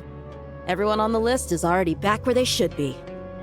It was a long, hard road, but we finally finished escorting everyone back. I just pray that we'll never need to leave again. I hope we can stay here forever in this peaceful paradise of our own choosing. Paradise. In the annals of the Temple of Silence, that word carries great significance. It represents the hopes and desires of the gods. Their longing for a place to rest. I wouldn't think gods need such a place. People always think they're the only ones who can lose their homes. They forget that gods too need a place to reside. As the Goat King once said, a god without his people shall cease to exist. Gods need their believers every bit as much as their believers need them. Only we can truly understand how much the desert faith has faded over the centuries. But we still talk about the gods as though they're part of our lives. Given the myriad ways in which gods and humans interact, I'd say they really are. How else could Dunyarzad consider the Dendro Archon a friend? Well, that sounds about right to me. Describing them as friends sure makes us feel a whole lot closer. If you told me a few years back that I'd have this many friends, I'd have called you a liar. Belief is a choice, just like friendship. We've made our choices through battle. The right ones, wouldn't you say? I'll be heading back to the Temple of Silence. I heard the Goat King and the Ibis King decided to pay us a visit. How about you? It's back to Aru Village for us. Still plenty of supplies to distribute and people to help. Until next time, old friend. As long as you can find the time, you're always welcome to visit us in Aru Village. Right back at you. Make sure to drop by the Temple of Silence the next time you're free.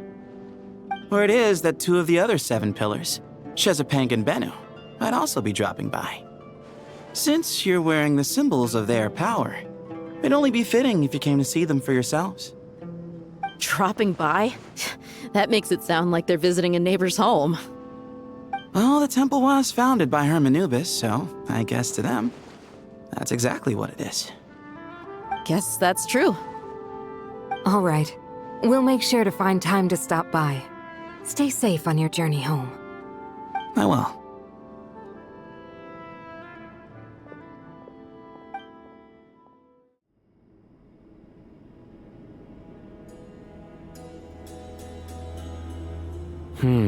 You do have a point. See? Retirement has always been a problem, especially for old-timers like us who've been locked away all these years. You finally step out into the light, and bam! You're face to face with a whole different world. Naturally. What do you think, Layla? Huh? Why would you think to ask me? How could I possibly be qualified to decide where the servants of King Deshret should live? Sorry if my question was unclear. Do you think their statues will stand out too much if we place them here? Hey, I never agreed to this. How could we possibly allow our statues to be left in Hermanubis' home? That would be like breaking into someone's house, then pretending it belonged to you in the first place. Different beliefs can coexist. We still need to respect one another. By which you mean, you two plan to stay at the Temple of Silence, for a while at least, but you have no intention of relocating your statues here. So, you see this as sort of a family visit? Is that correct? Family. You could say that. In a sense, Hermanubis would view this as his home. Just look at this place. Magnificent, is it not? The sad truth is, in the past, all 3 of us invested so much into misguided ventures. We failed to build what we should have, and wasted so much time instead. And what do you mean by that? I mean that for the most part, time spent associating with the likes of Sobek, and, let's say, Thoth, might reasonably be considered wasted. Why does that not surprise me? Go on. Anyway, given how much time we'll all be spending together, I'd say that the bonds we built will end up proving to have been a sound investment. Once Sethos, the current leader of the Temple of Silence, returns, you can discuss the matter of staying here with him. But judging by the expressions of everyone here, I imagine you'll receive a very warm welcome. This sacred ground houses untold knowledge, after all. What better place for the servants of King Deshret to appear in the mortal world? How about we share a meal together first? I imagine it's been many years since you last tasted fresh food. Oh, that sounds wonderful! After so many hundreds of years, I can only surmise that desert cuisine has become a lot more varied. Are we having a get-together? If you'd like, I can help prepare some food. After all, Lord Thoth, you helped me so much in the desert, and I still haven't properly thanked you. Oh, my, that would be wonderful. I'm touched that you still remember. How the times have changed. To the people of today, it seems the Ibis King has become a kind and passionate god. And you, Mr. Herreshoff? What kind of god do you wish to be? To be honest, I haven't given it much thought. How about you, Dendro Archon? Do you have any hopes for your future? Me? I'm very happy with my current life. Forgive my bluntness, but you do not seem to derive your authority from majesty and might, like Lord Al-Ahmar. Clearly your approach has its advantages, but also its dangers, don't you think? I do, but projecting a majestic front doesn't really suit me. Besides, my relationship with others isn't simply one of a god and her people. Not putting on airs might earn you more adoration. Exactly. Besides, I really like parties where everyone brings their own food and we all come together to share. You should join us. I'm sure you'll find it fun. Last time when we got together for a picnic near the Avidia Forest, it was quite the occasion. Seeing as you're already here, how about we hold the next one in the desert? Can we do that? Wouldn't Tainari have to transport a ton of drinking water? Don't worry, I can help out. Layla, would you like to join us next time? Me? Sure. The more the merrier. That way we... Don't take this the wrong way. I just think you should know. When it comes to passing the time, chess is more our thing. In that case, Dendro Archon, what do you say? If I were to compete against you, I can't say with certainty I'd win, but I certainly wouldn't mind giving it a shot. Where's Sobek? I'm sure he'd be good for a few rounds. Cards, cards, cards! I'll always prefer chess. I wonder what variant of chess we're talking here. Mr. Thoth, is there some sort of astrological significance to this game? Oh, I'm glad you brought that up. As long as the leader of the Temple of Silence agrees, we can search Hermanubis' place for books to teach you how to play.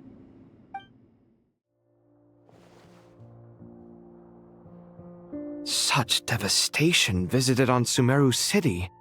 So many houses destroyed or damaged in the fighting. Who could have foreseen this? Look at all of this. It's going to take me forever to tidy up. I suppose living below the academia doesn't always work out to your advantage. I would have thought a little appreciation of my sincerity and effort in helping to clean up this mess might be in order. Helping? Effort? This is your house! Of course you should be putting in the effort! If anything, I'm the one who's helping! So you see yourself as just a helper in this situation. I must admit, I'm rather shocked. If you're trying to say that since I live here too, I have an obligation to tidy up, fine, I suppose I do. Wait a second, stop changing the subject! Nevertheless... In the wake of a great storm, a missing roof is a predictable inconvenience. Can you stop making it seem like I care more about this house than you do? Doesn't it upset you at all to see your home in this state? I won't pretend it's ideal, but that's no reason to be upset. This is the roof over your head, your shelter from the cold. The furniture is scattered, the paintings have fallen off the walls, the windows are shattered. Don't you feel even a little disheartened? The way I see it, these problems are easily solved. Ugh, this is precisely why I hate talking to you about sentimental things. It's like banging my head against a wall. You simply don't understand just how much work goes into making a proper home. It sounds like this is causing you a lot of anguish. You mean the house or the paintings? I mean your sentimentality. Oh, well, yes. But I'd rather not dwell on such things right now.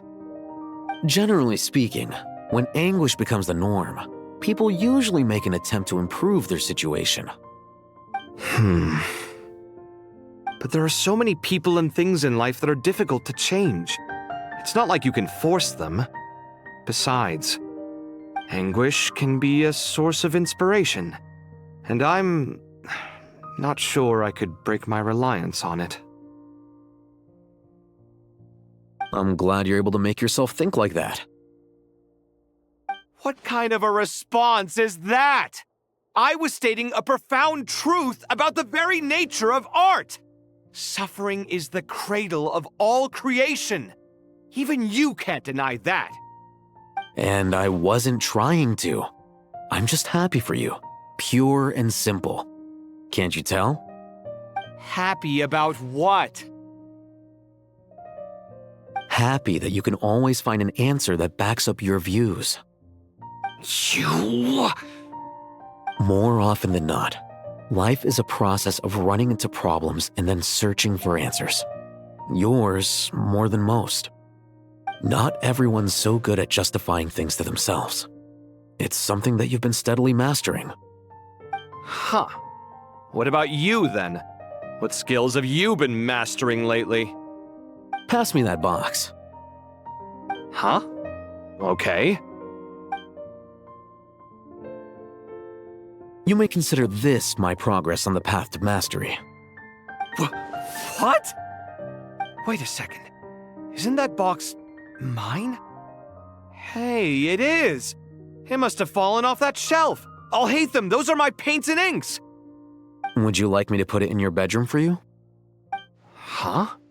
I mean, sure, if you don't mind. What kind of progress is this? Does he think he can bribe me? Not that giving me back my own things is much of a bribe. These books on the floor, they're a complete mess. And this one, didn't he say it was an out-of-print collectible? It's completely covered in dust, and some of its pages have even fallen out. Ugh, guess I should help him repair it. This one too.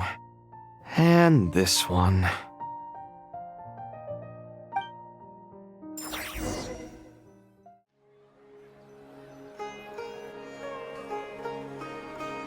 Local subterbeasts, imported goods, such a bright future ahead. I can picture the Mora just rolling in.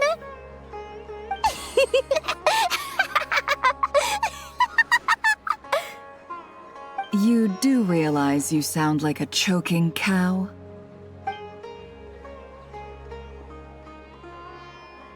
It's called being imposing.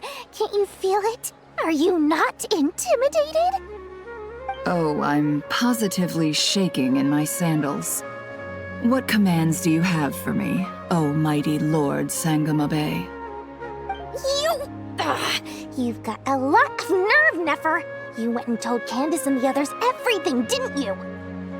Seriously, do you have any idea how differently they see me now?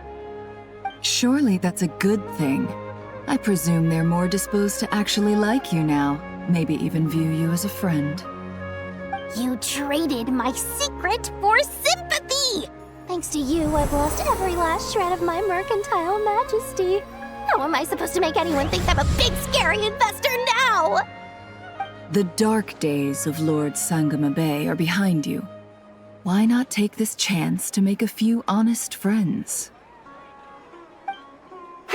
Speaking of friends, since when did the notorious Lady Nefer gain such an admiration for holier-than-thou types? A moon chanter here, an angel there?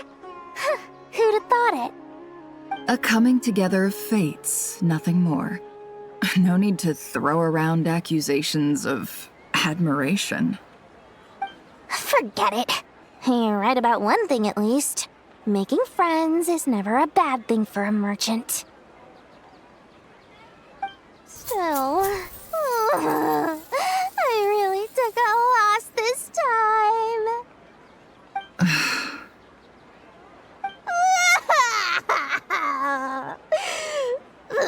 What are you looking at?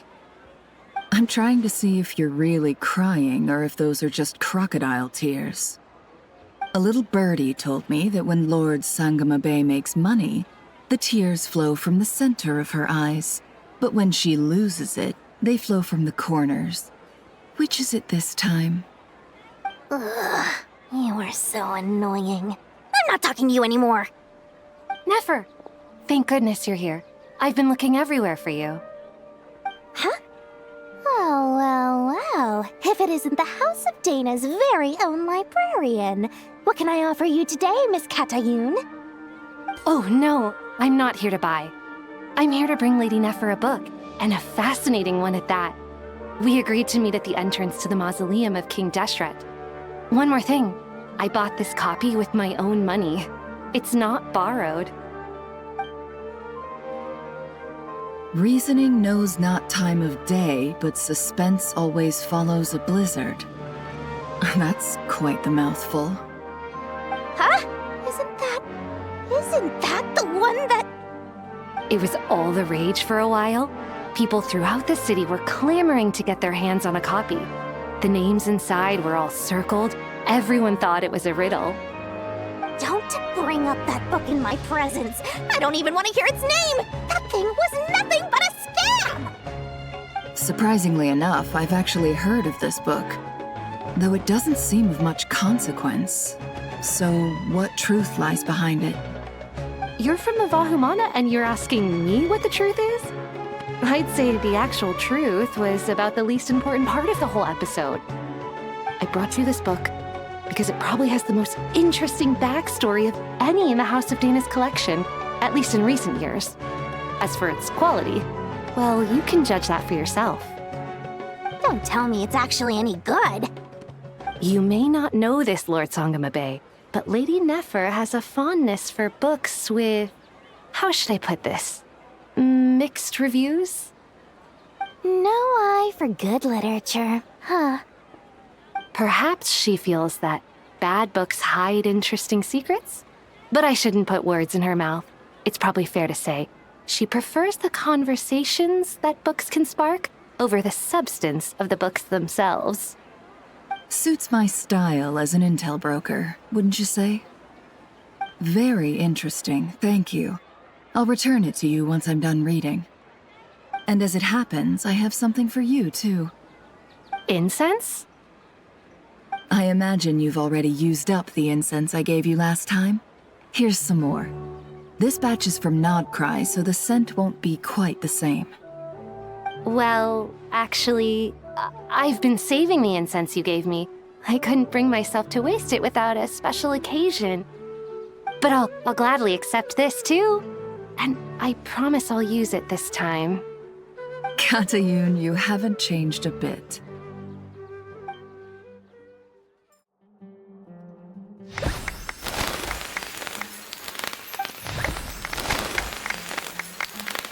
Congratulations, Kale.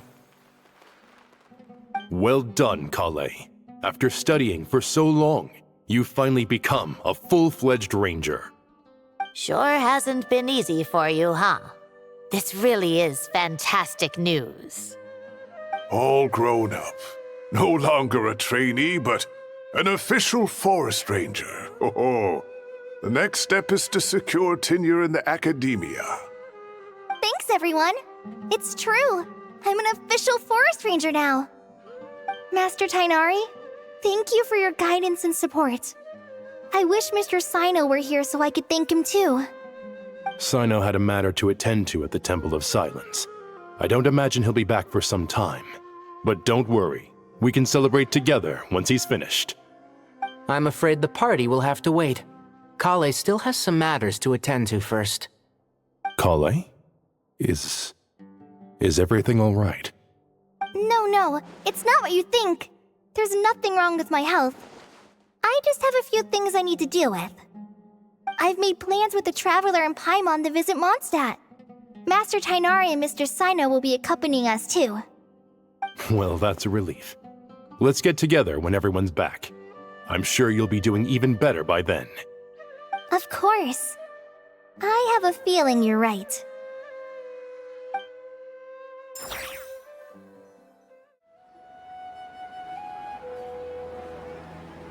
Phew!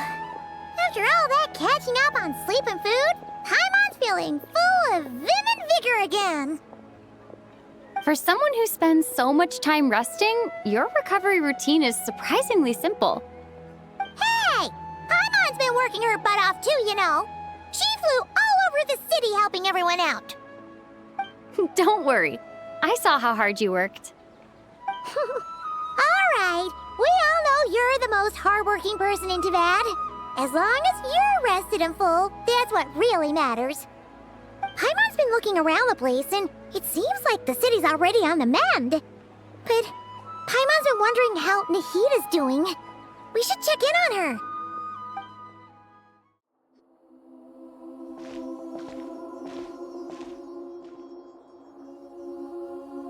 Hey, Nahida! And Hat Guy's here too! Traveler, Paimon! What's going on here? Nothing much. Nahida was just expressing concern for my physical and mental well-being. Oh, the Traveler told Paimon all about that. We've both been very worried about you. Are you feeling alright? You make it sound like I'm on the brink of some kind of breakdown. Truth is, I'm doing much better than you might imagine. If we can just get to the bottom of Dotori's intentions, we can minimize his negative influence. That's the sort of thing I excel at. Just listen to that newfound optimism. It seems like having you enroll in the Vahumana was a truly inspired move. I can really see the positive influence. Observe, a classic Sumeru specialty. Chalking everything up to education and learning. To be honest, even I can sense the change in you. Everything Dotori said to you was a way to manipulate your mind. Fortunately, you're no longer under his sway. Can someone as old as me really continue to grow? If it helps, just think of yourself as a late bloomer. It's all a matter of phrasing, and it comes down to what standards you measure yourself by. For a puppet, developing at such an age is perfectly normal. But if you choose to call yourself a late bloomer, it sounds more like you consider yourself human. However you see yourself, well done. All right, I see what you mean. Anyway, what's your next step? What else can I do but complete my current courses? Everything else can wait. Anyway, that's enough chit-chat. There are still things in the city I need to help out with. I'll be heading there now.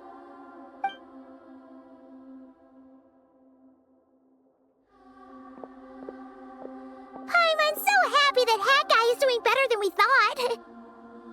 But what about you, Nahida? How are you holding up? The pyronosis burned down the corrupted Irminsul. The flames blazed for 7 days and 7 nights before they finally subsided. All that was left were the parts underground. Now, Aru shoulders the responsibilities that once belonged to Irminsul. The situation was contained before it got out of hand, so Teyvat's most vital information has largely been preserved. Irminsul has a strong influence over you, doesn't it? How will you cope now that it's gone? There is no need to worry. Thanks to Nicole's extraordinary talents, my connection to Irminsul has been severed and transposed onto Aru. Angels can do things like that? They can. Such abilities are precisely what makes them so powerful. The goddess of flowers, Nabu Malikata, once claimed that she too could perform feats beyond the reach of mere mortals. In my eyes, much of what she went on to achieve reached such transcendent levels. Her and Nicole really are both fascinating and magnificent. So, does that mean your situation is stable now? Correct. Just imagine that Aru has become the new Irminsul, and the essence of my existence has been bound to it. The wisdom of Sumeru has ultimately converged into a single, unified entity. Should we ascribe this all to fate, or is it merely fortune? Whatever it is, the important thing is that you're okay, Nahida. Dendro Archon, Lesser Lord Kusanali. Oh, thank goodness you're here. Greetings, Traveler and Paimon. Sir Nevis, do you have something urgent to say? Yes, there's something I need to report. We've received a message from Snezhnaya.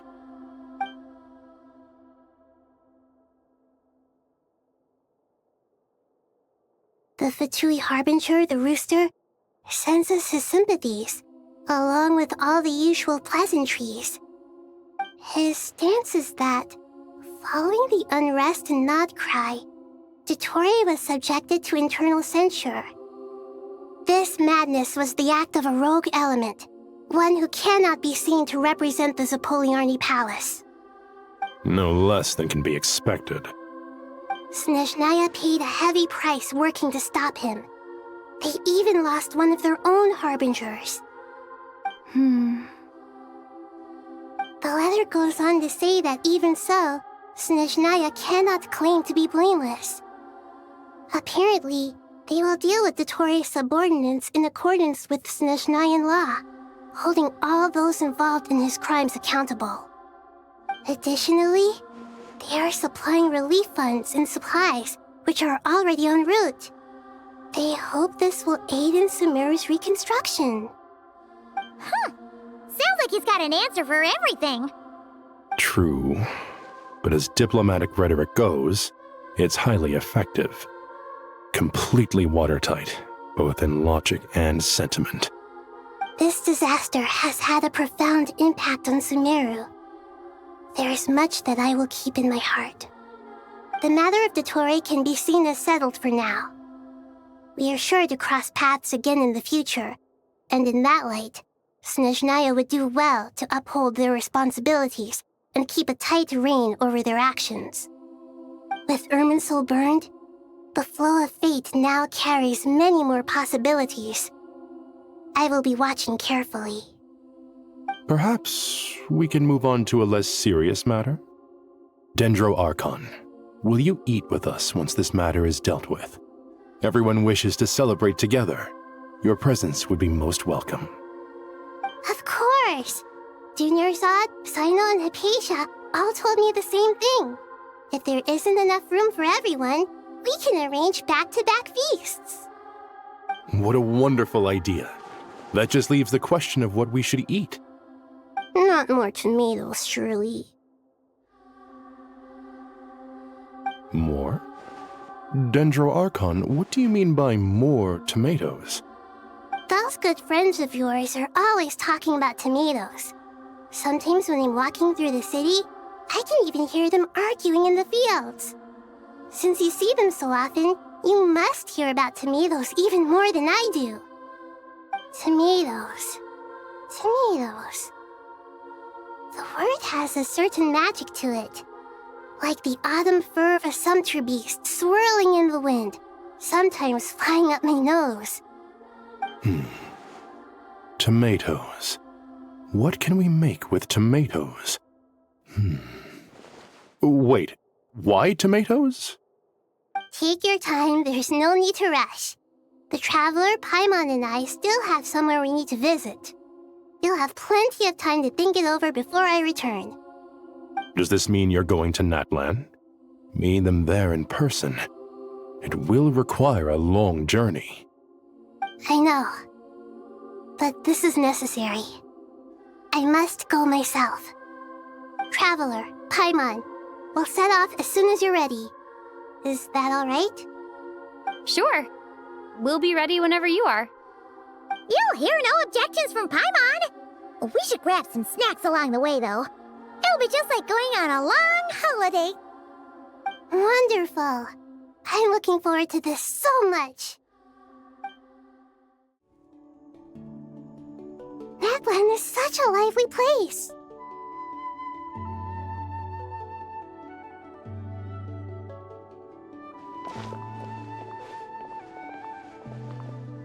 It's super cheerful and positive, too.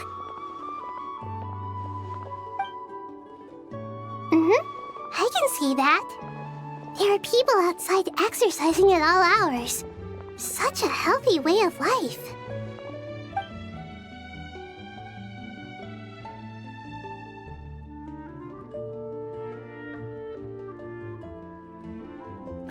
You came. Welcome, welcome. You must be hungry from your journey. Would you like something to eat? Oh, thanks, but no thanks. We've been eating the whole way here. We had a mushroom platter, Sap's meat stew, butter braised chicken, hot asara pudding. Paimon's positively stuffed.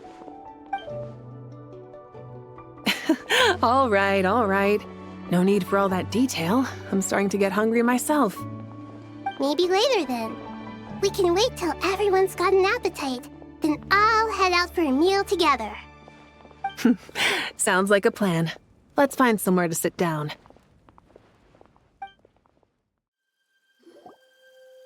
I should tell you, I already have some sense of why you've come. Why's that, Malika? To say thank you. Your senses are spot on. But on top of that, we also feel guilty. Because the pyronosis has vanished? I sensed its loss. Despite scouring through the remnants of Irminsul, we couldn't find any sign of the pyronosis. Not even any trace of it burning to ash. That's certainly unusual. Still, the potential fallout from Irminsul's loss is significant, to say the least. Perhaps the pyronosis's disappearance is simply a knock-on effect of the impact it's had on a certain strand of fate. There's no need to feel guilty. We were clear that this time, there was to be no returning, only giving. Pure and simple. Thank you really is a fascinating phrase. We use it to express gratitude for the smallest of things. Yet, when faced with a kindness too immense to describe, we use exactly the same words. It's not that we lack other means of expression. It's that when we truly need to express our feelings, the simplest and purest words are always the most powerful. You're right. In Natlan, we prefer simple expressions too. Companionship, friendship, support. They might not sound fancy, but the sentiment behind them is sincere. That's wonderful to hear. Sincere feelings are often a vehicle for the deepest wisdom of all. Irminsul's destruction doesn't seem to have done you much harm. I'm glad to see you're doing well. There's still a lot of work to do, but before we begin, we felt it was important to come here and speak with you. Partly to express our gratitude, but also because we felt that seeing you, in a sense, is like basking in warm sunlight. That's a nice way of putting it. I like that. To tell you the truth, though, I'm not a fan of somber meetings.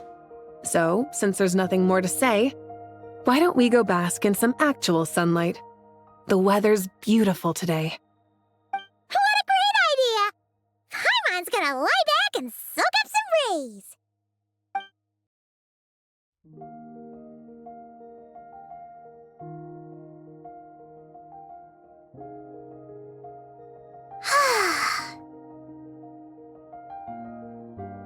In that case, I think I'll lie down for a bit too before we head to our next stop. And where might that be?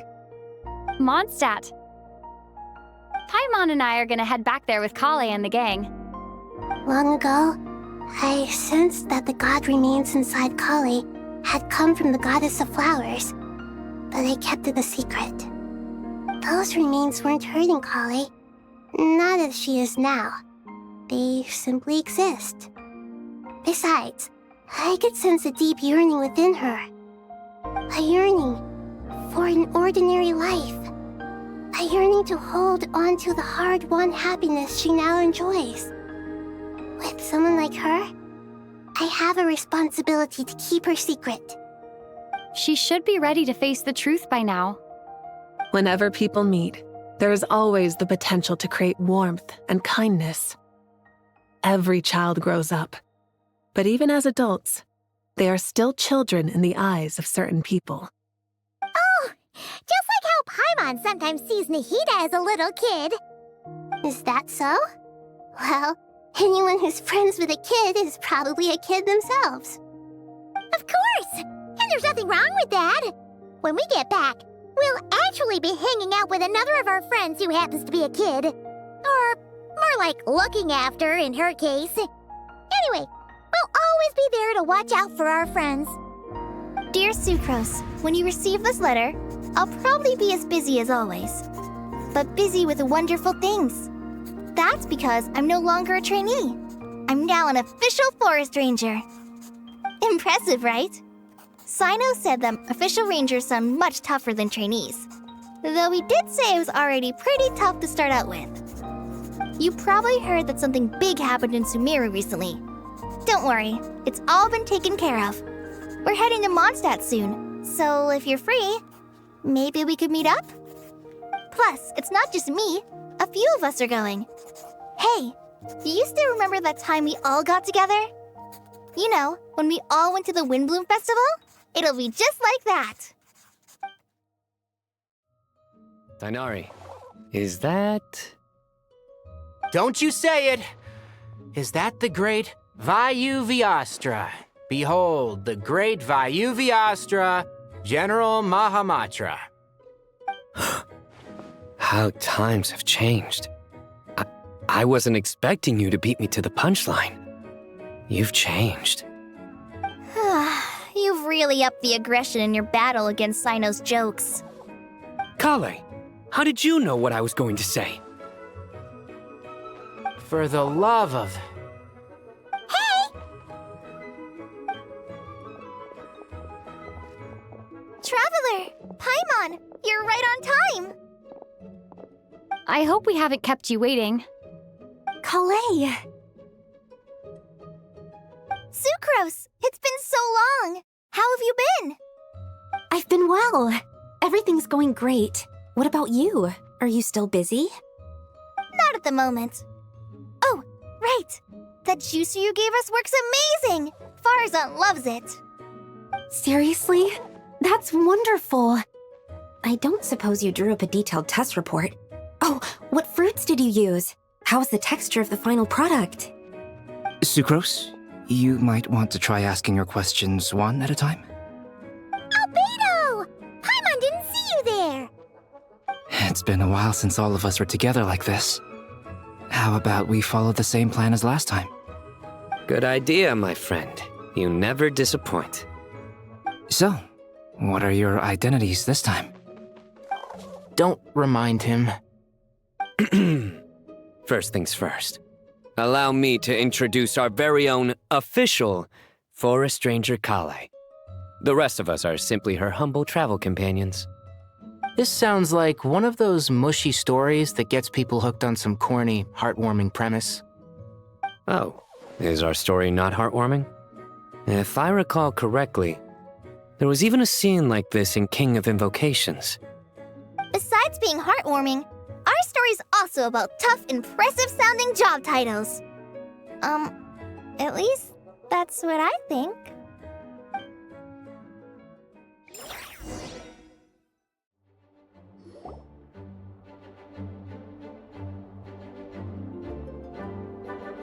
Oh, you're here already? I'm still giving Dodeko a little trim. I won't be a moment. A trim? Does Dodeko need haircuts too? Of course. It's important to know how to take loving care of the apples of your eye. All of these trivial matters get left to me. It's because I'm an angel, and angels are, in a way, the guardians of all Teyvat. Oh, right! Well, that's definitely an impressive-sounding job title. What are you writing?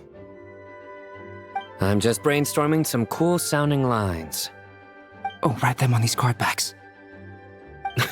Of course. Clearly, my lines are pretty amazing, wouldn't you say? Miss Nicole. Kale? You seem a little nervous. I was just wondering, who was the person you mentioned who needed their wish fulfilled? Wish? What do you mean? Miss Nicole asked if we could meet up in Mondstadt once everything was over. She said a friend of hers had a wish that needed my help to come true. Well, you never mentioned that before. All we knew was that you'd arranged to meet in Mondstadt. But we thought it had something to do with the god remains. To be fair, everything I told you was true. Anyway, my friend is waiting. Come on, let's pay her a visit. Huh? You're... Surprised? I bet you weren't expecting to meet a woman like me beneath this beautiful tree in a faraway land. An oasis will spring from the place where a djinn resides. That saying falls somewhat flat here in Mondstadt, given that everywhere is already so lush and green. Lilupar, what are you doing here? I made friends with Miss Nicole. I asked her to bring me here and then invite Kale to come. The prologue to this story is that I have a wish. It has stirred within my heart for centuries, millennia even. Originally, it was merely Al-Ahmar's lie, but now it has become reality. Could this be... related to the goddess of flowers? My dear young lady, my mistress left her final trace in this world upon you. I can't tell you how glad I am to see you here. And now I have seen you, and peered into your heart. You have experienced hardships and suffered setbacks. The torment an ordinary person might expect to face has befallen you threefold. This is the source of your resilience. But, beneath all this, I've witnessed the seeds of desire. You yearn to return to the simple life you once knew, do you not? I do. I want to throw away everything that isn't mine. But how do you decide what is yours? The scars that others carve into your flesh? The kindness and love they inscribe? Are these things not yours as well? They are. This is something I've talked about with Miss Nicole. Miss Nicole said I should learn how to adjust my standards. I just want to live as an ordinary human. Anything beyond that isn't mine. Don't you want anything from the remains of the goddess of flowers? She gave me a revelation once. I think that's already more than enough. In the past, you would not have possessed such a rich heart. Your brief life has taught you to hold on to everything good, to home in on kindness. How fascinating. You're nothing like Nabu Malikata, and you're certainly not her. Of course not. I'm not some great and powerful being, Miss Lilupar. Yet I am a djinn. We exist because of the Lord of Flowers. We revere and love her. My wish is to see her one last time, to give everything for her. Kale, can you do this for me? But her remains won't be easy to remove. Are you sure this is what you want? That's beside the point. First, I need to know, are you willing to do something for the soul of this lonely, wandering woman? I'm willing. But look, you know nothing about me. Even if you have heard the stories about me, all you would know is that I was rightly punished for the many evil deeds I committed. Ah, so you do know. Your lips are quivering, your eyes trembling, and still you're willing to do something for me. Life has been cruel to you, and yet you've learned to be kind. My dear young lady, to repay your kindness, I too must play my part. Are you sure about this, Lilupar? I yearn to see my mistress. For this moment, the world can burn to ashes, the universe be engulfed in flame. I care about nothing else. And you, Kale, I can give you a gift. You'll become just another ordinary human. But Miss Lilopar, what will happen to you? My wish will be fulfilled, and I can die happy. Why would you wish for that? A long, unending life might seem desirable for one who has never possessed it, yet it brings torment to one who has. My remains are scattered across the yellow sands, but my soul can find no peace. Since you've promised to grant my wish, give me that release. Allow the dying to die, and let the dead rest in peace. You have my thanks. Kale, there's no pressure on you. What she said, it's all true. A wish is a genuine desire, after all. It's as if you want to use the last of your life to give me a better future. Nothing so selfless. We'll be using our futures to fulfill each other's wishes. This is a noble act, a beautiful and secret transaction between two women. I understand. Miss Lilopar, I'm ready. Close your eyes, Kale. Then open your soul. From there, I will embrace my mistress.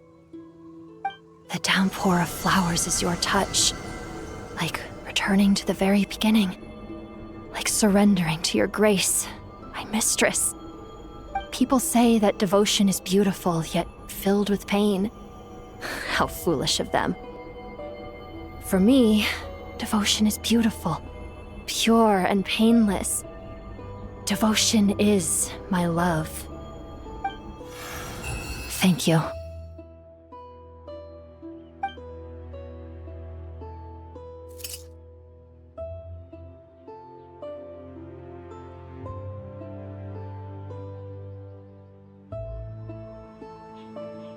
Lilopar!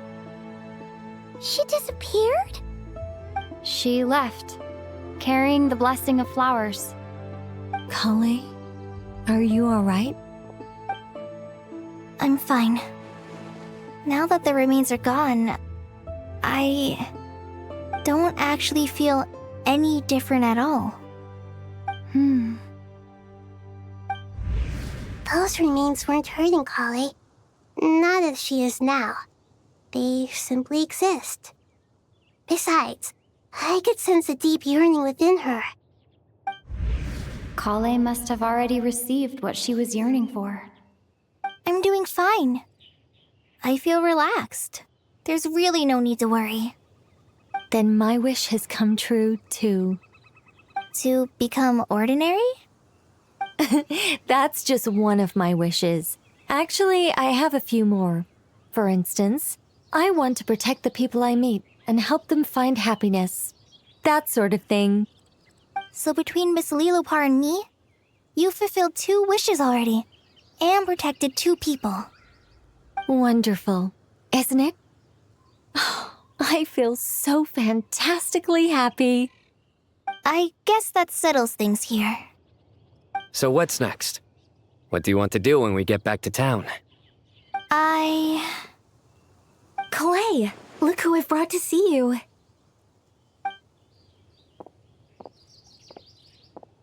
Hey, Kale! I heard you guys were holding some kind of secret event. How come you started without me? Huh? Oh no, it's nothing like that. We were just saying goodbye to an old friend. Really? Who? Me. The old me. So that's what this is all about. Did you come all the way to Mondstadt for that? Because we knew the old you so we could witness the change? Exactly. The old me is gone. I puffed her into the air, and she became a fluffy pink cloud, floating into the sky, before disappearing forever. Do you think, maybe up in the sky, she has friends waiting for her with test tubes, flasks, and bows? Oh, when you put it like that, it doesn't sound so bad after all. What do you think, Miss Nicole? I think maybe that's right. At least, if it were up to me, I'd consider that a happy ending. Dear Sucrose, even though my childhood ended long ago, these past few days have really felt like growing up again. I've become stronger, and I feel like I can finally accomplish things by myself. Surely someone as mysterious as you will find a friend like this fascinating. Always growing, always thriving like a plant. I came to say goodbye to my old self. I know that after this, she'll be gone. Thinking about it makes me feel a little lonely. I know the weakness that kept me company will one day leave me too. But somewhere in my heart, I feel a great sense of joy. It feels like I've always wanted to take this step, to walk towards the new me.